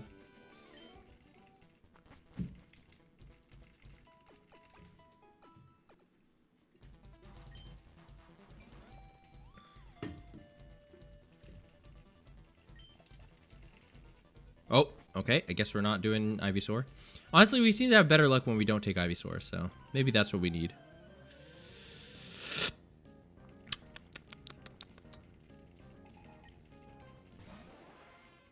Oh, we got Staryu again. Does that mean Corsola? Don't light screen. It's probably gonna light screen. I don't know why I didn't just set up. Oh, minimize. Perfect. Okay, just don't miss. And Oko. Oh, God, bro. Please, Elekid, I'm begging you. Thank you. Please, Oko. Thank you. Okay. Whew. Crisis avoided. Corsola next? Question mark? Lileep. Fucking Christ, dude.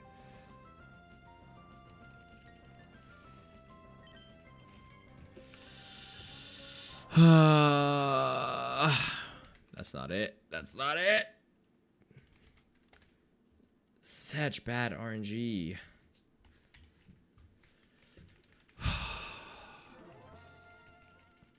Oh, here. We'll do, okay. I need a vibe switch, actually, for sure. All right. Let's deduce. Let's logic. Let's be reasonable. Let's be objective. Let's figure this out. Okay. Milotic versus cast form. What is the GOAT here? Now, Milotic is definitely the crowd favorite, I feel like. Milotic is the obvious pick. Because cast form is pretty ass.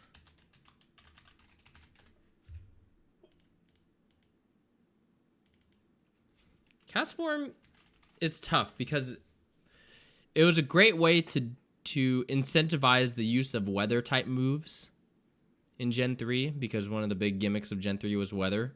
So I get it. Unfortunately, it just kind of looks weird. It's not that interesting in my opinion. Me and my GF have been binging Gen 5? Gen V? Oh, spinoff from the boys. Oh, I didn't know there was a spinoff from the boys. I like the boys. Cast form. Emphasis on the ass. Fair. Cast form does have big nuts. I just don't get it. Is it supposed to be like a weather spirit? Okay, let's look into it. Let's dive in. Okay. Cast form is an artificial Pokemon that changes appearances based on attitude. That changes appearance and attitude based on the weather. Its body is made from cells exactly like those of water molecules, calling it chemically altered by temperature and humidity. Okay. Cast form debuted in Unfair Weather Friends under the ownership of Bart. And Bart is the manager of the Weather Institute in Hoenn region. Okay. It's very gimmicky. It's a real gimmicky Pokemon. It's cool, but it's just gimmicky. I've never had it on the team. I've never been super thrilled about it. God. I want to make a case for it because I think every Pokemon needs a fair shake. You're supposed to look like a cloud. I see it more for the other forms. Not as much for... This doesn't really look like a cloud. Cast form resembles a living cloud and acts like weather in general, but also may be based on a weather balloon, okay? Okay. So it's literally just a balloon. I guess if I took cast form and put it upside down, I could kind of see it. Rotom's grandpa. It walked so Rotom could run. That's fair. It is similar in both concept and design to a Teru Teru Bozu, a Japanese charm doll used to wish for good weather. See, now we're talking. Look at this. That is absolutely cast form right here. If cast form's normal type was also ghost type, to like go with this kind of like vibe, it would be 10 times better. Its forms and types may have originated from the English saying rain, hail, or shine. As cast form is said to be composed of molecules similar to water, its shape of a large sphere with two smaller orbs resembles an H2O molecule. Okay, now we're talking. Cast form equals H2O. Okay, hold on. Let me see H2O molecule. Aha! If that isn't cast form's ugly ass, then I don't know what is. Wow. Okay. Now we're cooking. I see it. I get it. I understand. Weather ball is a cool move, I guess. Yeah. You know that in the US, if you find the instruments they use for weather balloon sounding, they give you $50 as thanks? I did not know that. Well, Teru Teru Bozu aren't supposed to be like spiritual. Oh, okay. It's just a charm doll. Gotcha. Conceptually, may also draw inspiration from or be intended to contrast with the weather rock concept. The weather rock or weather stone is a humor display that pokes fun at the intricate technology used in modern weather forecasts, as well as the fact that their accuracy is less than perfect. A rock is typically hung from a tripod and accompanied by a sign indicating how to read it. Stone is wet. Forecast rainy. Stone is dry. Forecast not rainy. Shadow on ground. Forecast sunny. White on top. Snowing. Can't see stone. Foggy. I get it. That's very funny. That's very boomer humor. These are stones jokingly hung up as a low-tech way to tell the weather. They're intended to parody the less than perfect forecasting. We know that. Given Castform's artificial origins and the design to predict weather, but does not transform until after the weather is already present, it would certainly fit as the opposite extreme of a weather rock. I feel like that's kind of a stretch. The Bulbapedia editors are really pushing the limits on the origin section. This feels like a big stretch. Like, yes, but I don't know if they were thinking about if they had weather rocks in mind while designing the Pokemon. Stone gone, tornado. That is funny. Castform is legit underrated, underappreciated. So much effort to be completely forgotten. That's fair. The sunny form looks like the sun on a cloud. The rainy form is similar to a droplet of rain on a dark cloud. The snowy form appears to be a gust of wind in an ice cream cone. I guess, yeah. No. My thing is, I don't like Milotic either, though. I think I said this on stream before. I don't know if it's pronounced like this in the anime or whatever, but it feels like it should be read as Milotique. A little Frenchness to it, you know? I feel like that would really sell the elegance part of it.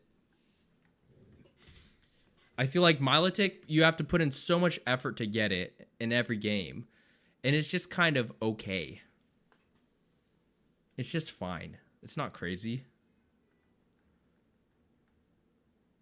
And it's not even dragon type. I don't know, the hail one resembles a mesocyclone more. Yeah, I don't know about ice cream cone. I don't know if they had ice cream cone in mind when they made that. Yeah, it definitely, I see the mesocyclone way more than I see ice cream cone. I think that makes more sense too. I like it more than Castform. Castform is cool in concept but poor in execution. Yeah. Gotta agree with you there. Milotic is like mid. I feel like Milotic is the same though. Interesting concept.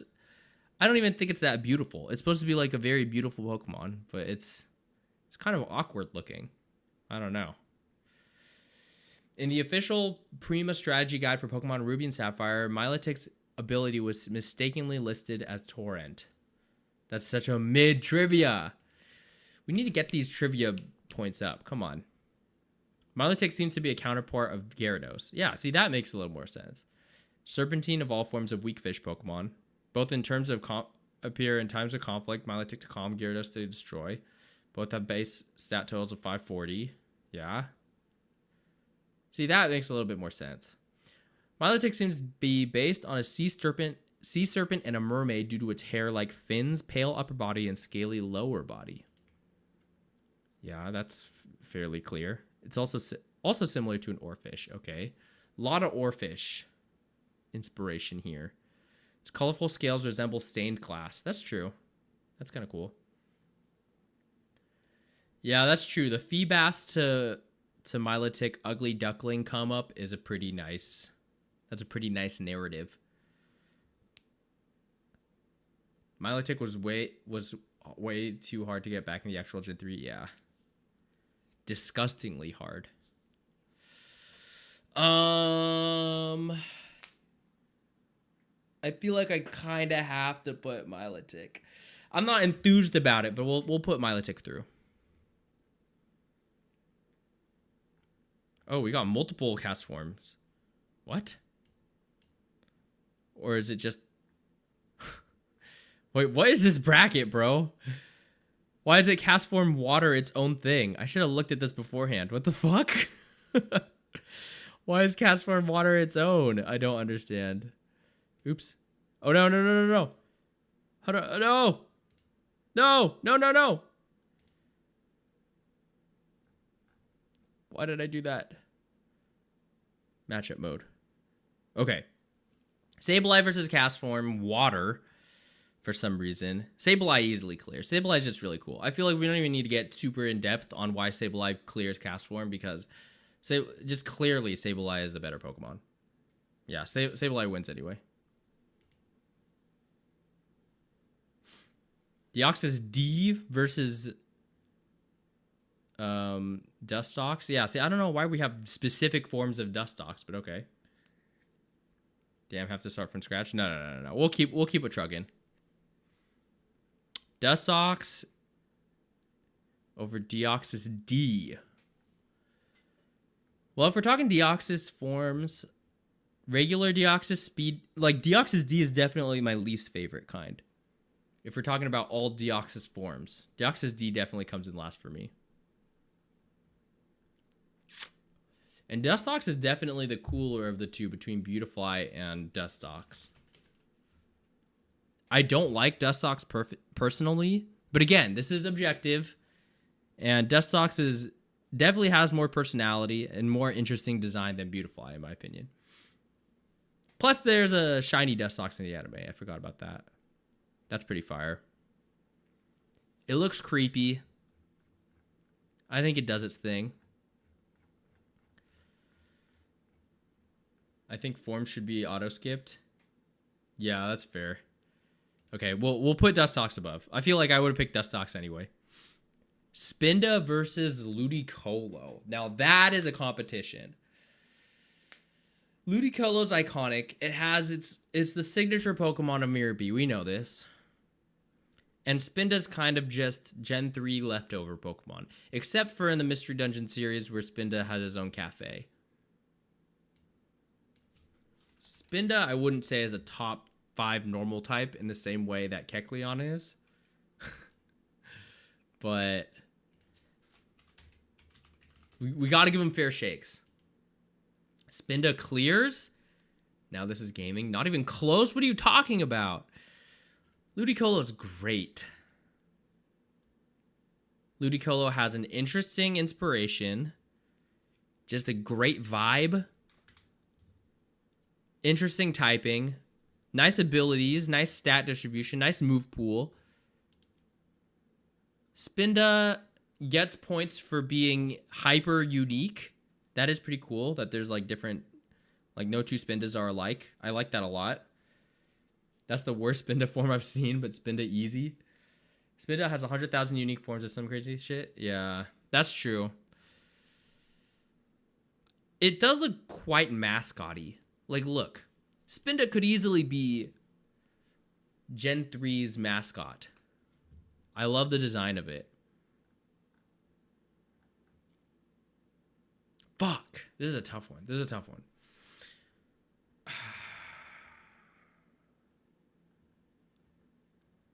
is tough. The only problem is that Spinda is big ass.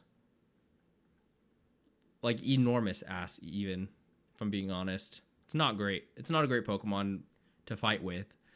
But if that was all we were ranking things on, then that would be an entirely different ranking system.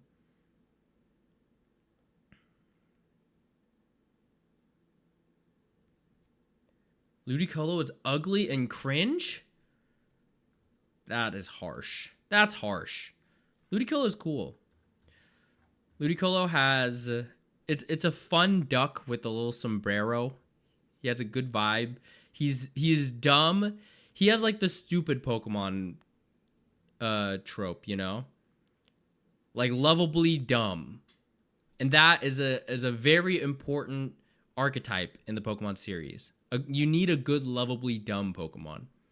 And I think Ludicolo absolutely nails that. I don't know any Pokemon that nails it better than Ludicolo. Fuecoco was up there for sure too, but Ludicolo was the originator. Spinda has gimmick sets. Okay, we'll look at the trivia. Okay. This is a pretty stacked trivia, I will say, for Spinda. But what is the quality? Like, this is the first thing they have for trivia. In Pokemon Battle Revolution, Toxic is depicted as 2 purple orbs spinning around each other towards the target. However, when Spinda uses Toxic, the orbs travel erratically. The same animation is used for Carnivine. I don't know if that's trivia so as much as a game, like a programming quirk. That seems like just a bad programming quirk. That's me. That doesn't seem very interesting. This isn't so. I couldn't pull up in a Pokemon fan meetup, drop this piece of trivia, and have anyone have any kind of positive reaction to it. If I drop this in a casual Pokemon conversation, I would get some strange looks. This is just, it's doing nothing for me. But okay, fine. Some of Spinda's Pokedex entries mention the odds of two Spinda having the same spot pattern as less than 1 in 4 billion. Since Spinda's spots are based on its personality value, a simplistic model would put the odds at 1 in 4.2 billion, which is indeed smaller than 1 in 4 billion. There's a billion, right? Yeah. However, it's actually possible for two personality values to produce spot patterns that are visually identical, so the real odds are somewhat higher. Oh my god. Okay, so this is just the math for how Spinda's spot patterns are.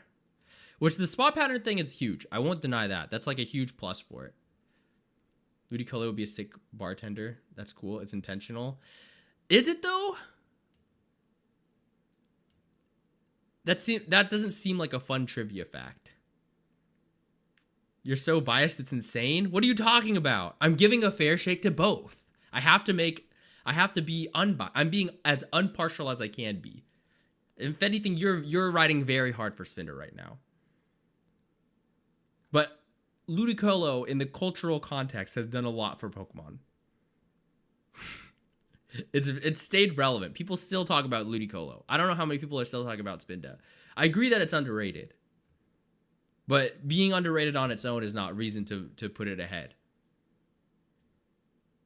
Unlike other Pokemon with no gender differences, the Rotom Pokédex does not display a single model for both male and female Spinda, but rather a separate one for each.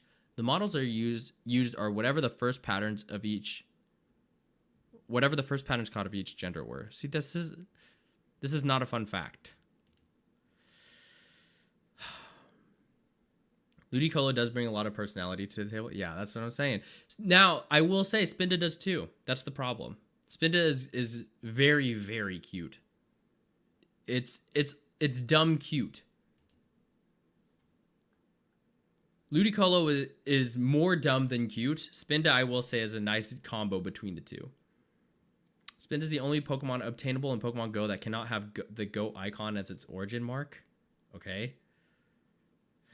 Spinda appears to be based on a Chingling Pando with traits of rabbits. It also resembles a teddy bear or other stuffed toy. The swirls in its eyes are based on a cartoonish representation of someone being dazed. Yeah, we know that. Wow. That is IRL Spinda if I've ever seen it. That's crazy. That's really good. That's insane. There's 100 Chingling Pandas living in the wild as of 2001. That's tough. These look sick. Spinda Squad, all of our shooters unique. Okay. Okay, fine. I'll finish the trivia. Okay. It's a lot. Like Whirlipede, its base stat total might be based on the fact that it and Whirlipede usually spin in circles, which are 360 degrees. That's a cool touch. I'll give it that. Spinda's Pokemon Sun Pokédex entries states that Spinda will believe they will walk in straight lines, oblivious to their teetering gait. However, in Pokemon Mystery Dungeon Red Rescue Team and Blue Rescue Team, an NPC Spinda will tell the player, "When I walk, I always totter," clearly being aware of this trait. Okay, this seems like this is just an actually comment, but fair. Okay. Pokemon Home cannot transfer Spinda into or out of Pokemon Go or Pokemon Brilliant Diamond and Shining Pearl because of inconsistencies in how its spot pattern works. That's just sad. That's just tough on Spinda. Spinda fans are in the gutter for sure because of its like pattern quirk thing. I will say, after looking more into Spinda, I'm becoming Spinda pilled a little bit. Because I thought it was a pretty easy pick for Ludicolo.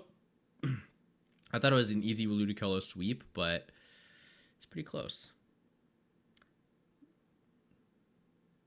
The 360 thing is some insane cope. My shit base stats are cool, actually.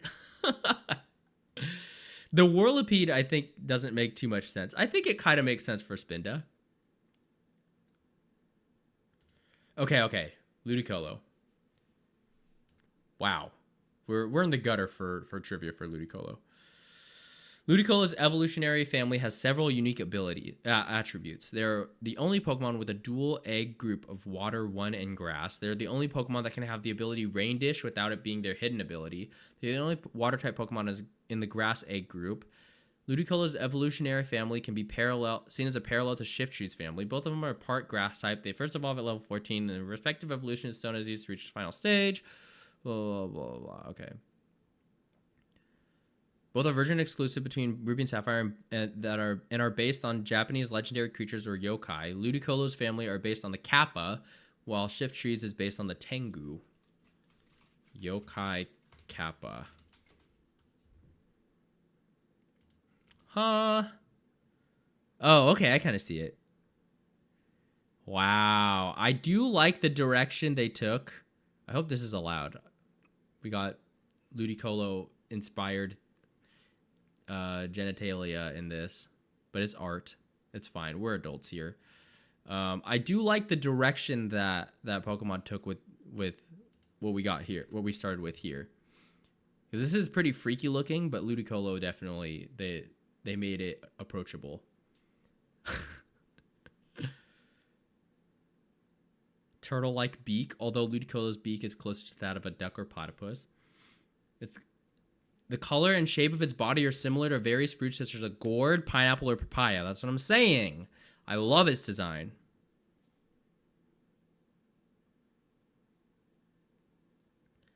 The Ludicolo design is really missing that schlong. I want to say I disagree with that. Frog Demon PP.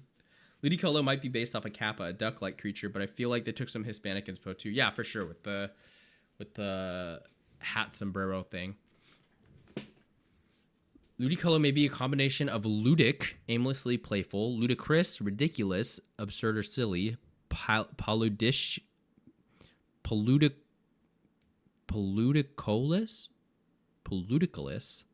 inhabiting a marsh, and colocynth, a plant that bears a round green fruit. That would be a crazy... That's bars. That seems like a stretch. It also may involve an anagram of loco. See, that seems more likely. Run Papa may be a combination of Happy Bouncy, Roomba, a Cuban dance, and a Kappa or papaya. Gotta say, Ludicolo definitely feels more complete as a design. I feel like Spinda, it's close. It's so close. But I feel like Spinda, unfortunately, it needs an evolution. It needs a regional form or something. Spinda on its own isn't compelling enough to beat Ludicolo. It's definitely a good Pokemon, but not enough to beat Ludicolo. I have to give it to Ludicolo. And that's that. Ooh, this might be the hardest one. This might be the hardest one because we got two of the most iconic Gen 3 Pokemon right here. Marshtomp and Rayquaza. Now, the facts of the matter are that Rayquaza is overrated. It has to be. It's like one of the most liked Pokemon of all time. And does it really live up to the hype, though? I feel it's got to... The love for Rayquaza is disproportional to its ability, I think. A little bit. A little bit. Like, come on. It's Rayquaza. This could have been the finals. Maybe. That's true. It does have a really good shiny. Swampert. I feel like the Swampert line is actually pretty Mudkip. It's skewed towards Mudkip. When people talk about the Swampert line, they are 90% of the time talking about Mudkip. Not much love for Swampert. Swampert comes from Mudkip, also an insanely overloved Pokemon. True. Swampy's my least favorite Gen 3 starter. Wow. One of Swampert's sprites made it unrecognizable to me, but it looked like it was melting. But also, this one is about to hit a dab, so I'm choosing Swampert. I will say the Mega goes insanely hard for Mega Swampert. Probably one of my favorite Megas. Mega Swampert is really cool. What is this? I've never seen Swampert standing up like that. That's crazy.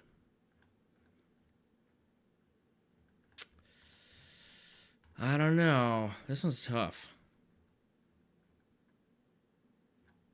Okay, let's check trivia and origins. Let's check trivia and origins for both. Rayquaza's got to be hard to beat. Rayquaza's just the undisputed GOAT.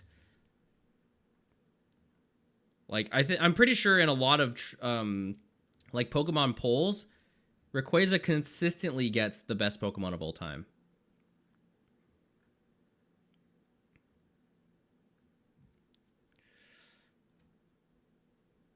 Like its pre-evolved form, Swampert appears to be based on the Mud Puppy, Axolotl, or Mud Skipper, or Gilled African Lungfish.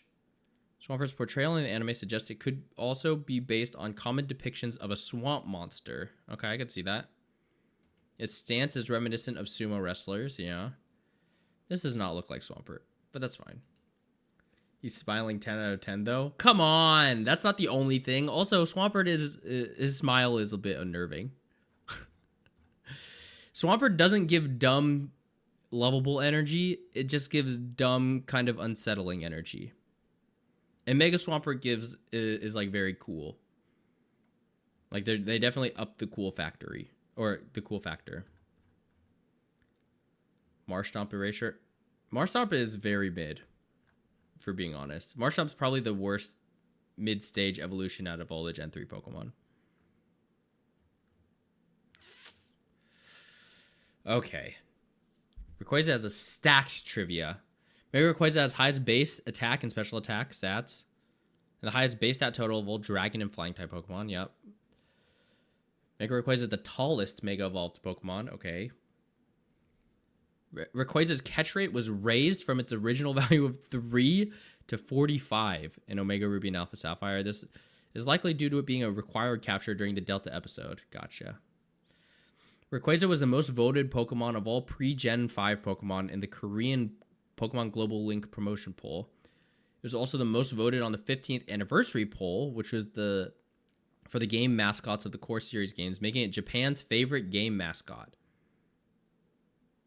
Rayquaza is misspelled as Rayquaza as the player select screen of Pokemon Team Turbo. What is that even? Swampert may be based on a swamp monster. Thanks, Bulbapedia. Yeah, very nice. Rayquaza is probably based on the Chinese dragon and the Lindworm. What is the Lindworm? I see. Mythical creature in Northern and Central European folklore. Gotcha. It matches the description of the Aztec god Quetzalcoatl. I have heard of Quetzalcoatl. As an Oras hater, the Delta episode as part of the main game is incredible. Yeah, I did like that part of the game. I was not huge on the rest of Oras, though, gotta say. He created a new tier for himself. Yeah. It's pretty hard to top. I gotta say, it's gotta be Rayquaza. And it's gonna be hard to top that. I will say. Okay. I'm down to, yeah, let's run this to its course. Okay. Deoxys versus Flygon. That's really tough. Because if you ask my personal opinion, it's Deoxys and it's not even close. Deoxys is really cool. It's like the OG space Martian Pokemon. I don't know any Pokemon that comes close to topping Deoxys. And I don't think Flygon is it. But Flygon is pretty cool. This is a real tough matchup. A lot of the other ones have been pretty easy. This is one of the few ones where I'm having a hard time reconciling both. Deoxys is just sick. It has multiple forms. I think the worst thing about Deoxys is that its typing is just kind of boring. Like Psychic, really? Pure Psychic? You couldn't have done a little bit of Dark?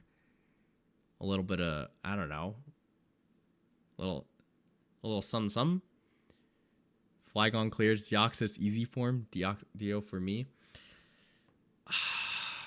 I'm looking for a reason to pick Flygon because right now my heart, my objective analysis, my heart, which is based on objective analysis, is telling me Deoxys.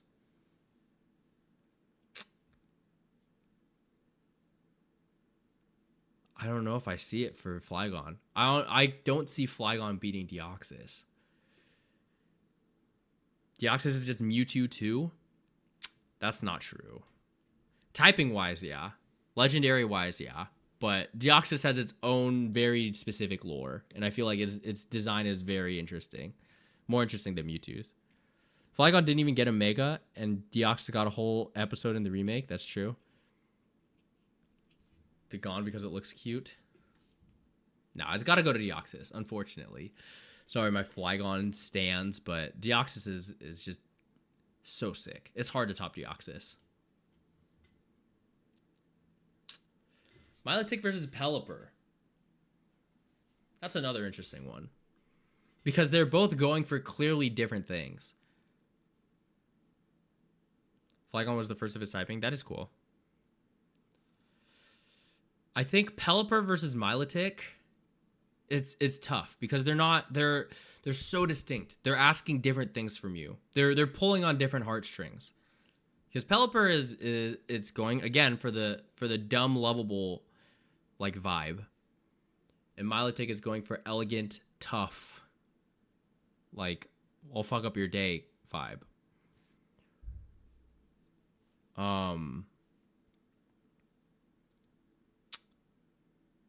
But I think Pelipper just has more staying power. Like 10 years from now, I think we'll still be talking about Pelipper in a way that we won't be talking about Milotic. It's just cemented itself too powerfully. And again, it's tough because Game Freak loves Pelipper. Game Freak loves to highlight Pelipper in many ways. Pelipper and Wingull, they love to highlight them. And it's because they know what they've got. I feel like in a lot of game trailers for any of the post-Gen 3 Pokemon games, Pelipper and Wingull are often seen flying through the air. And it's because Game Freak knew what they were cooking with Pelipper. And I don't know if Game Freak knows what they cooked with Milotic yet. I don't know if they ever will. Do we look at Milotic's trivia? What do we got for Milotic?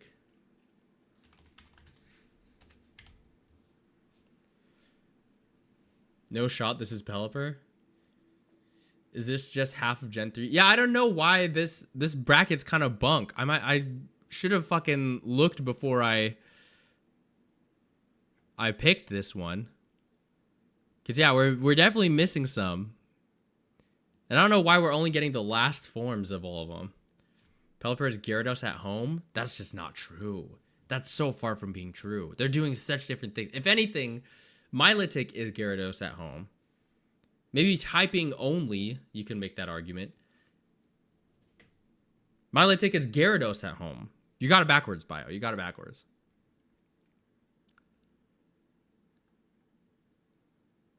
No, it's got to be Pelipper. Pelipper's the one. Pelipper's simply the one. Pelipper's simply the one. Yeah. What are we talking about, bro? Sableye versus Dustox is a little tricky. Actually, no, it's not. It's obviously Sableye. Sableye clears. Dustox is cool, but Sableye has that factor of just being interesting without trying too hard. And you can tell there's so much personality. It's got that like trickster goblin dudeness to it. Yeah, I don't know why the fuck Blaziken isn't here. Pelipper was much more important to the metagame too. Yeah, exactly. Yeah, it's got to be Sableye. Unfortunately. I did like Dustox in the anime. I think either Jesse or James had Dustox, and I remember liking that. But no, it's got to be Sableye. Ludicolo Rayquaza.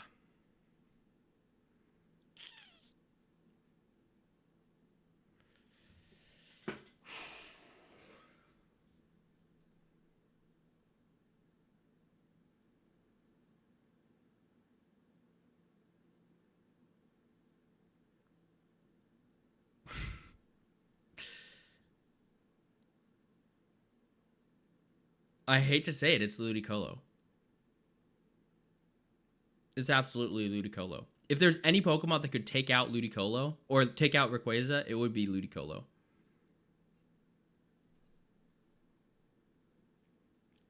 They're just on such different vibes, it's hard to compare.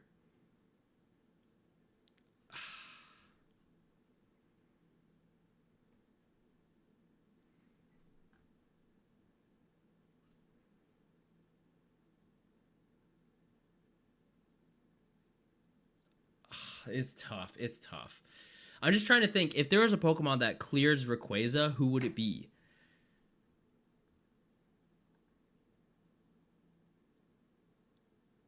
I feel it's gotta be Ludicolo. No, it's gotta be Ludicolo. I'm sorry. Dustox's Pelipper is tough too.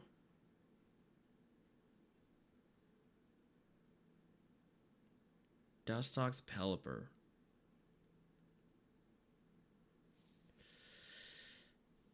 It's tough. It is too tough. I can't decide now. I can't decide now. Okay, let me run some more runs before we get too deep into it. Cause that one's too hard. I don't want to get too into it until we have to.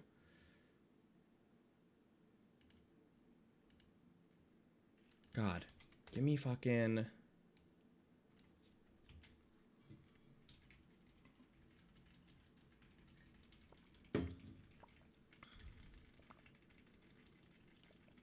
Lady Cullen winning twice is unreal. What do you mean?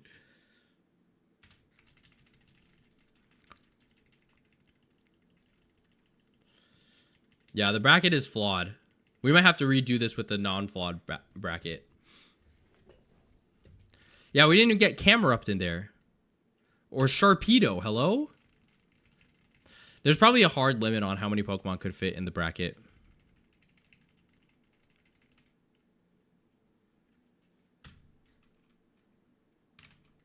What? What was that?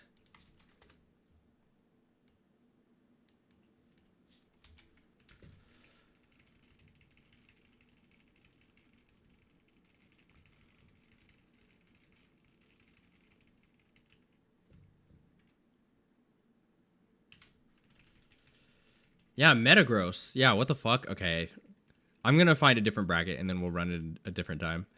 Because that is not a fair shake.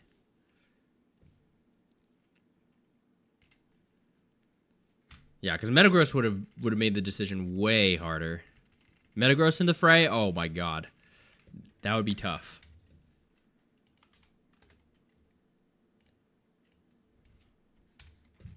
Salamence honestly is kind of boring. In terms of all the cool, interesting dragon Pokemon, Salamence is kind of meh to me. I'd rather have Flygon on the team than Salamence for sure.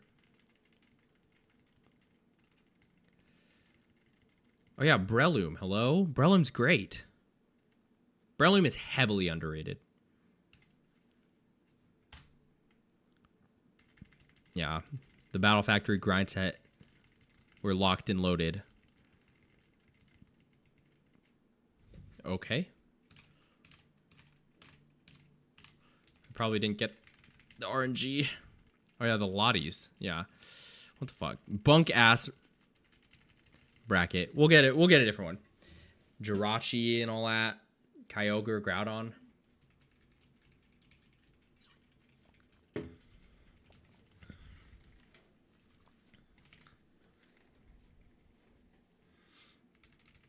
Miss any good runs today? Not really, unfortunately.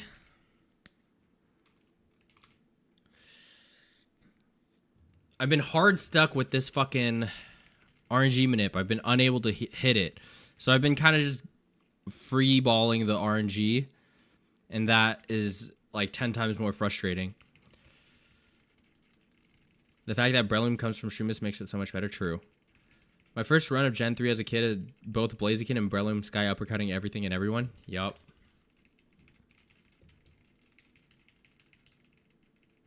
Yeah, Breloom's great. I don't even remember who I had on my team on. I'm pretty sure I had Wailord in my original playthrough of Ruby, Sapphire, and Emerald. I remember really liking Wailord. I remember thinking it was a cool Pokemon. Because I definitely chose Trico as my starter.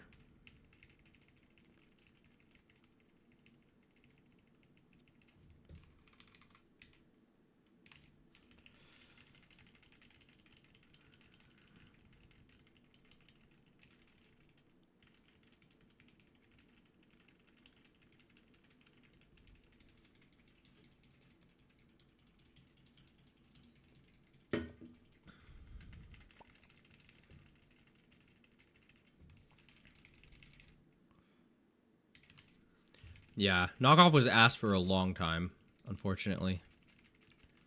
The changes they made to knockoff were really good. Please don't miss. Thank you.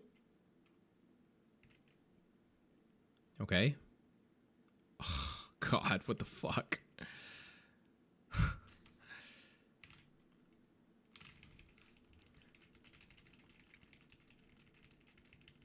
And Blaziken, Breloom, Masquerain, Flygon, Salamence, and Absol. Ooh. That's a very respectable team. I think I had Sceptile, Wailord. I definitely had Altaria. I remember thinking Altaria was really cool. And I was right. I think at one point I had to choose between Flygon and Altaria because 2 dragon types on one team is a little bit too much. And I went with Altaria. I have a Rayquaza tattoo, so I'm biased. Nice. That's sick. Rayquaza tattoo goes hard. Squinting at my Game Boy Advance at night because the screen didn't have brightness settings, so you had to work with glare all the time. Ooh. Dude, this is such a bad run.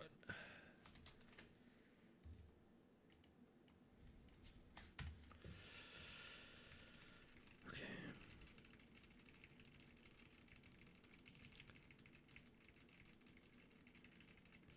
I've been thinking of getting another tattoo, and I'd be down to get a Pokemon tattoo. I just don't know which one I would get. I don't have like a single Pokemon that is especially significant to me over the other ones. If I had to pick one, it'd probably be Dragonite, but Dragonite's been a day one.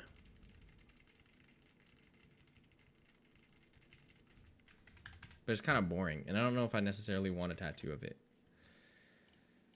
Like, as I'm very aware that Dragonite is kind of a, as far as all the dragons in Pokemon go, it's okay. It's not crazy.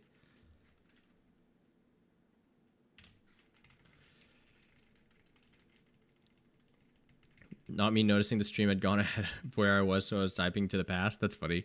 I was gonna say, are you talking about Spinda versus Ludicolo?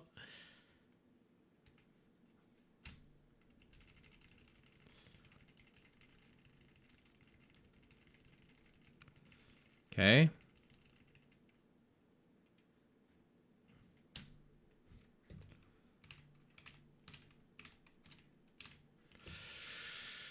Get a Kecleon tattoo? That would be fucking sick.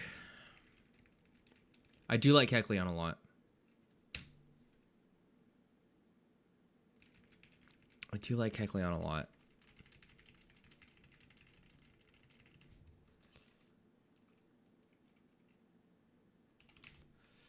Flygon, Sceptile, Altaria, Torkoal, Gyarados, Rayquaza. Interesting.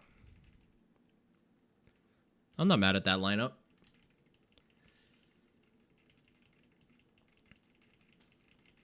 Not mad at that at all.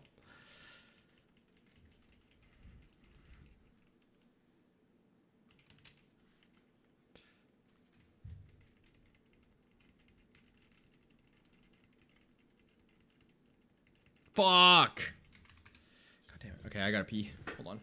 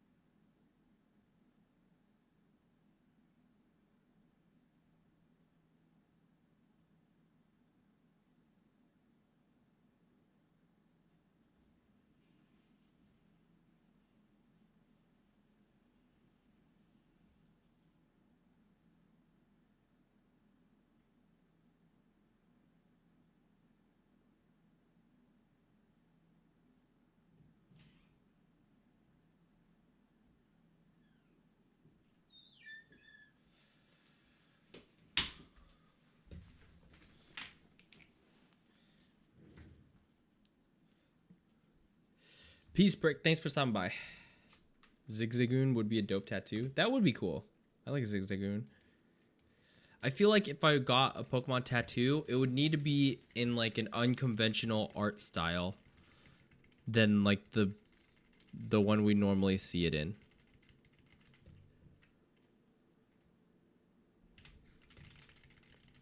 That's just me though.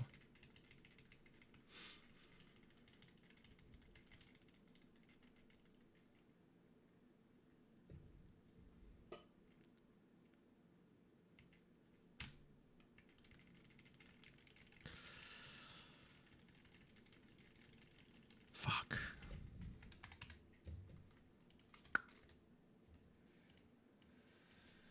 Ugh.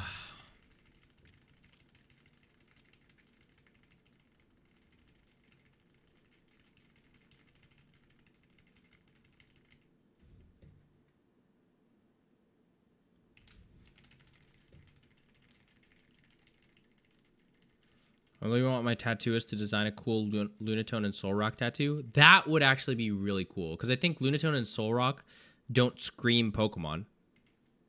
Because that's my biggest thing is like, for me, if I was to get a tattoo, I don't know if I would want it to be immediately apparent that it's Pokemon because I get very embarrassed of the fact that I've dedicated so much time to it. I don't know if I would necessarily want it tattooed as like a billboard on my body, you know. I try to play a little more low-key than that. Not saying that people who do that, there's anything wrong with that, but that's just how I choose to live my life. I am more closeted with my interests.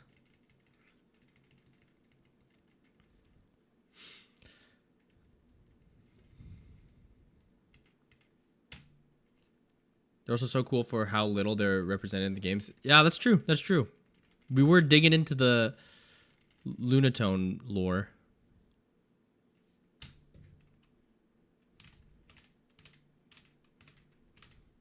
I also like Loudred a lot. That's a great Gen 3 Pokemon. Exploud I'm not as huge on. But Loudred's great. It does a great job at doing dumb yet lovable. Which a lot of Pokemon do. And I love those Pokemon. I love a dumb and lovable Mon. No Loki here. My Rayquaza is covering my entire upper right arm. That's sick. I feel like if you were to get a Rayquaza tattoo, it would need to be a big Rayquaza. Otherwise, it feels disrespectful to the Mon itself. Yeah, Loudred's got that funk.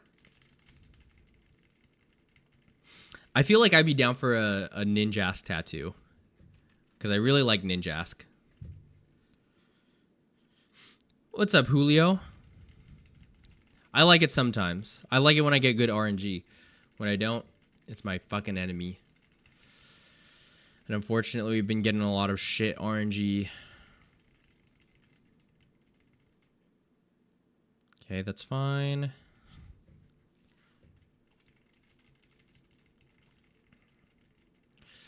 I might need to do some planning. I might need to reroute my RNG Manip though, because one frame Manips are not reliable. I thought it would be, but I don't think so, unfortunately. I'm gonna power through and maybe we can get a good round one though.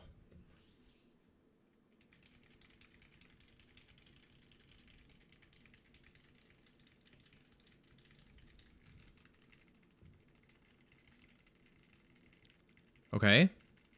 Cooking. Just don't whirlwind, please.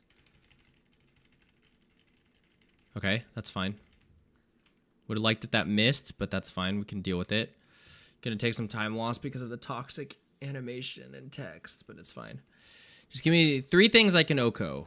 Show me a bug Pokemon again. Oh, perfect. Even better, even better, even better. Best I ever did was getting the silver medals, but Battle Factory is my favorite. Oh, Battle Frontier is my favorite post game ever. I was sad it wasn't in the remakes. True. Bro, I didn't OHKO? Charmeleon, you might be ass. Loving your videos recently. Yo, appreciate it. I've been grinding them. I've been grinding this fucking record for the longest time, and I'm still waiting on it. We'll get it eventually. I just need to figure out a better strategy for the RNG manipulation. Because the one that I did is not feasible. It's not looking right. Unfortunately. I think I need to emphasize ease of hitting the manips. That's the hard part. Okay, that's not a bad first battle. Or second battle. Still sub 4. If we could get sub 5 on this fight, then we're looking in real good shape. Just no bullshit. Please, I'm begging.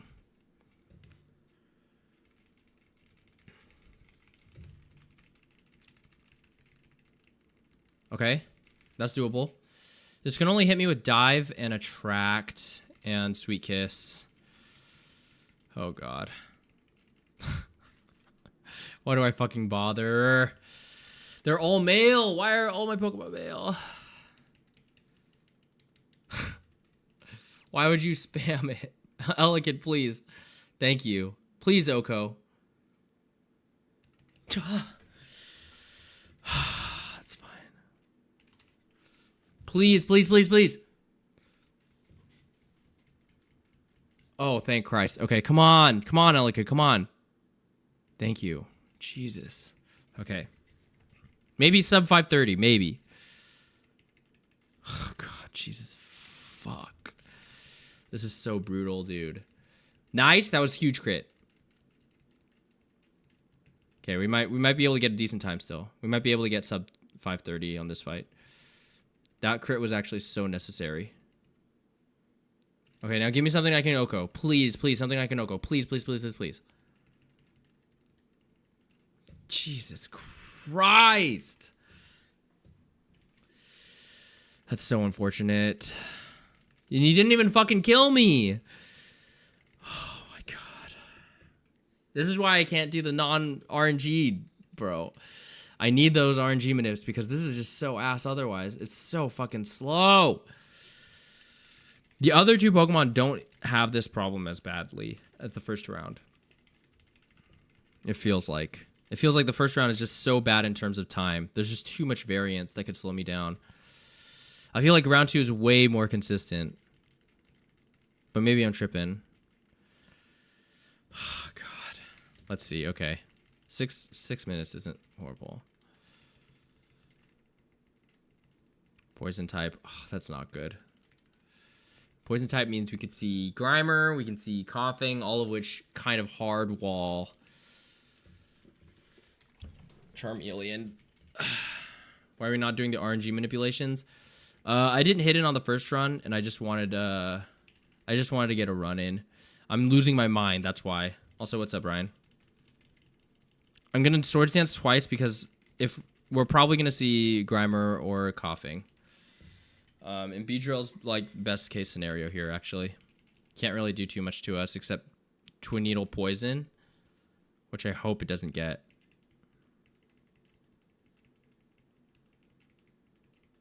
Nice. That's huge. Anticipating... If we get Gloom, that would actually be so nice. No. Okay. Fortunately, we Oko here. Nice. No poison point. Nice! Azumarill, perfect. I think we Oko. Jesus, why is it so tanky? Okay, it's okay. Just don't fucking dig. Crit, crit, crit, crit, crit, crit, crit, crit, crit, crit, crit.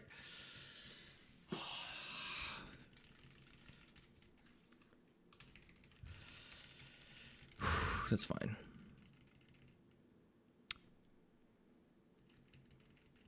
Just waste my fucking time, man. Jesus Christ. Seriously. Oh my god. Oh, that's fine. That was fight 4. Appreciate it, Ryan. That's not a runner. Jesus fuck, dude. Oh, I'm getting tilted. It's so fucking brutal. It's too fucking brutal. I'm losing it. I'm losing it. It's just so hard on, like, without RNG manipulation. There's just too much bullshit. There's too much stuff that slows us down. Oh my god. Also, you overrate Wingull / Pelipper. It's the Zubat of the sea. And you don't stand. That's so rough. It's so much better than Zub. Just because it's common doesn't make it a bad Pokemon. That's what I've been trying to say. Just because you encounter it more often doesn't make it a worse Pokemon on its own. You have to be objective.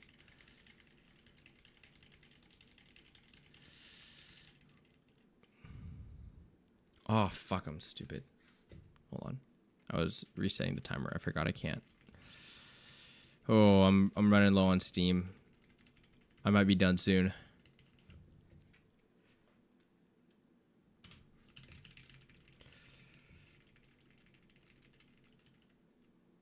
Bro, what? Also, Zubat is dope because of Crobat. True. Crobat is pretty cool. Crobat or Golbat was my first shiny, so I can't hate it too much. Zubat has a pretty good shiny.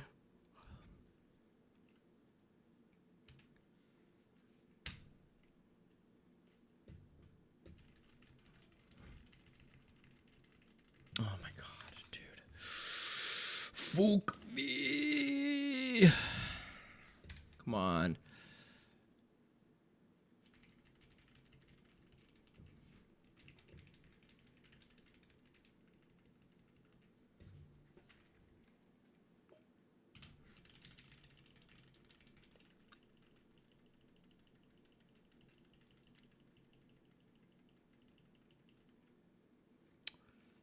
Yeah,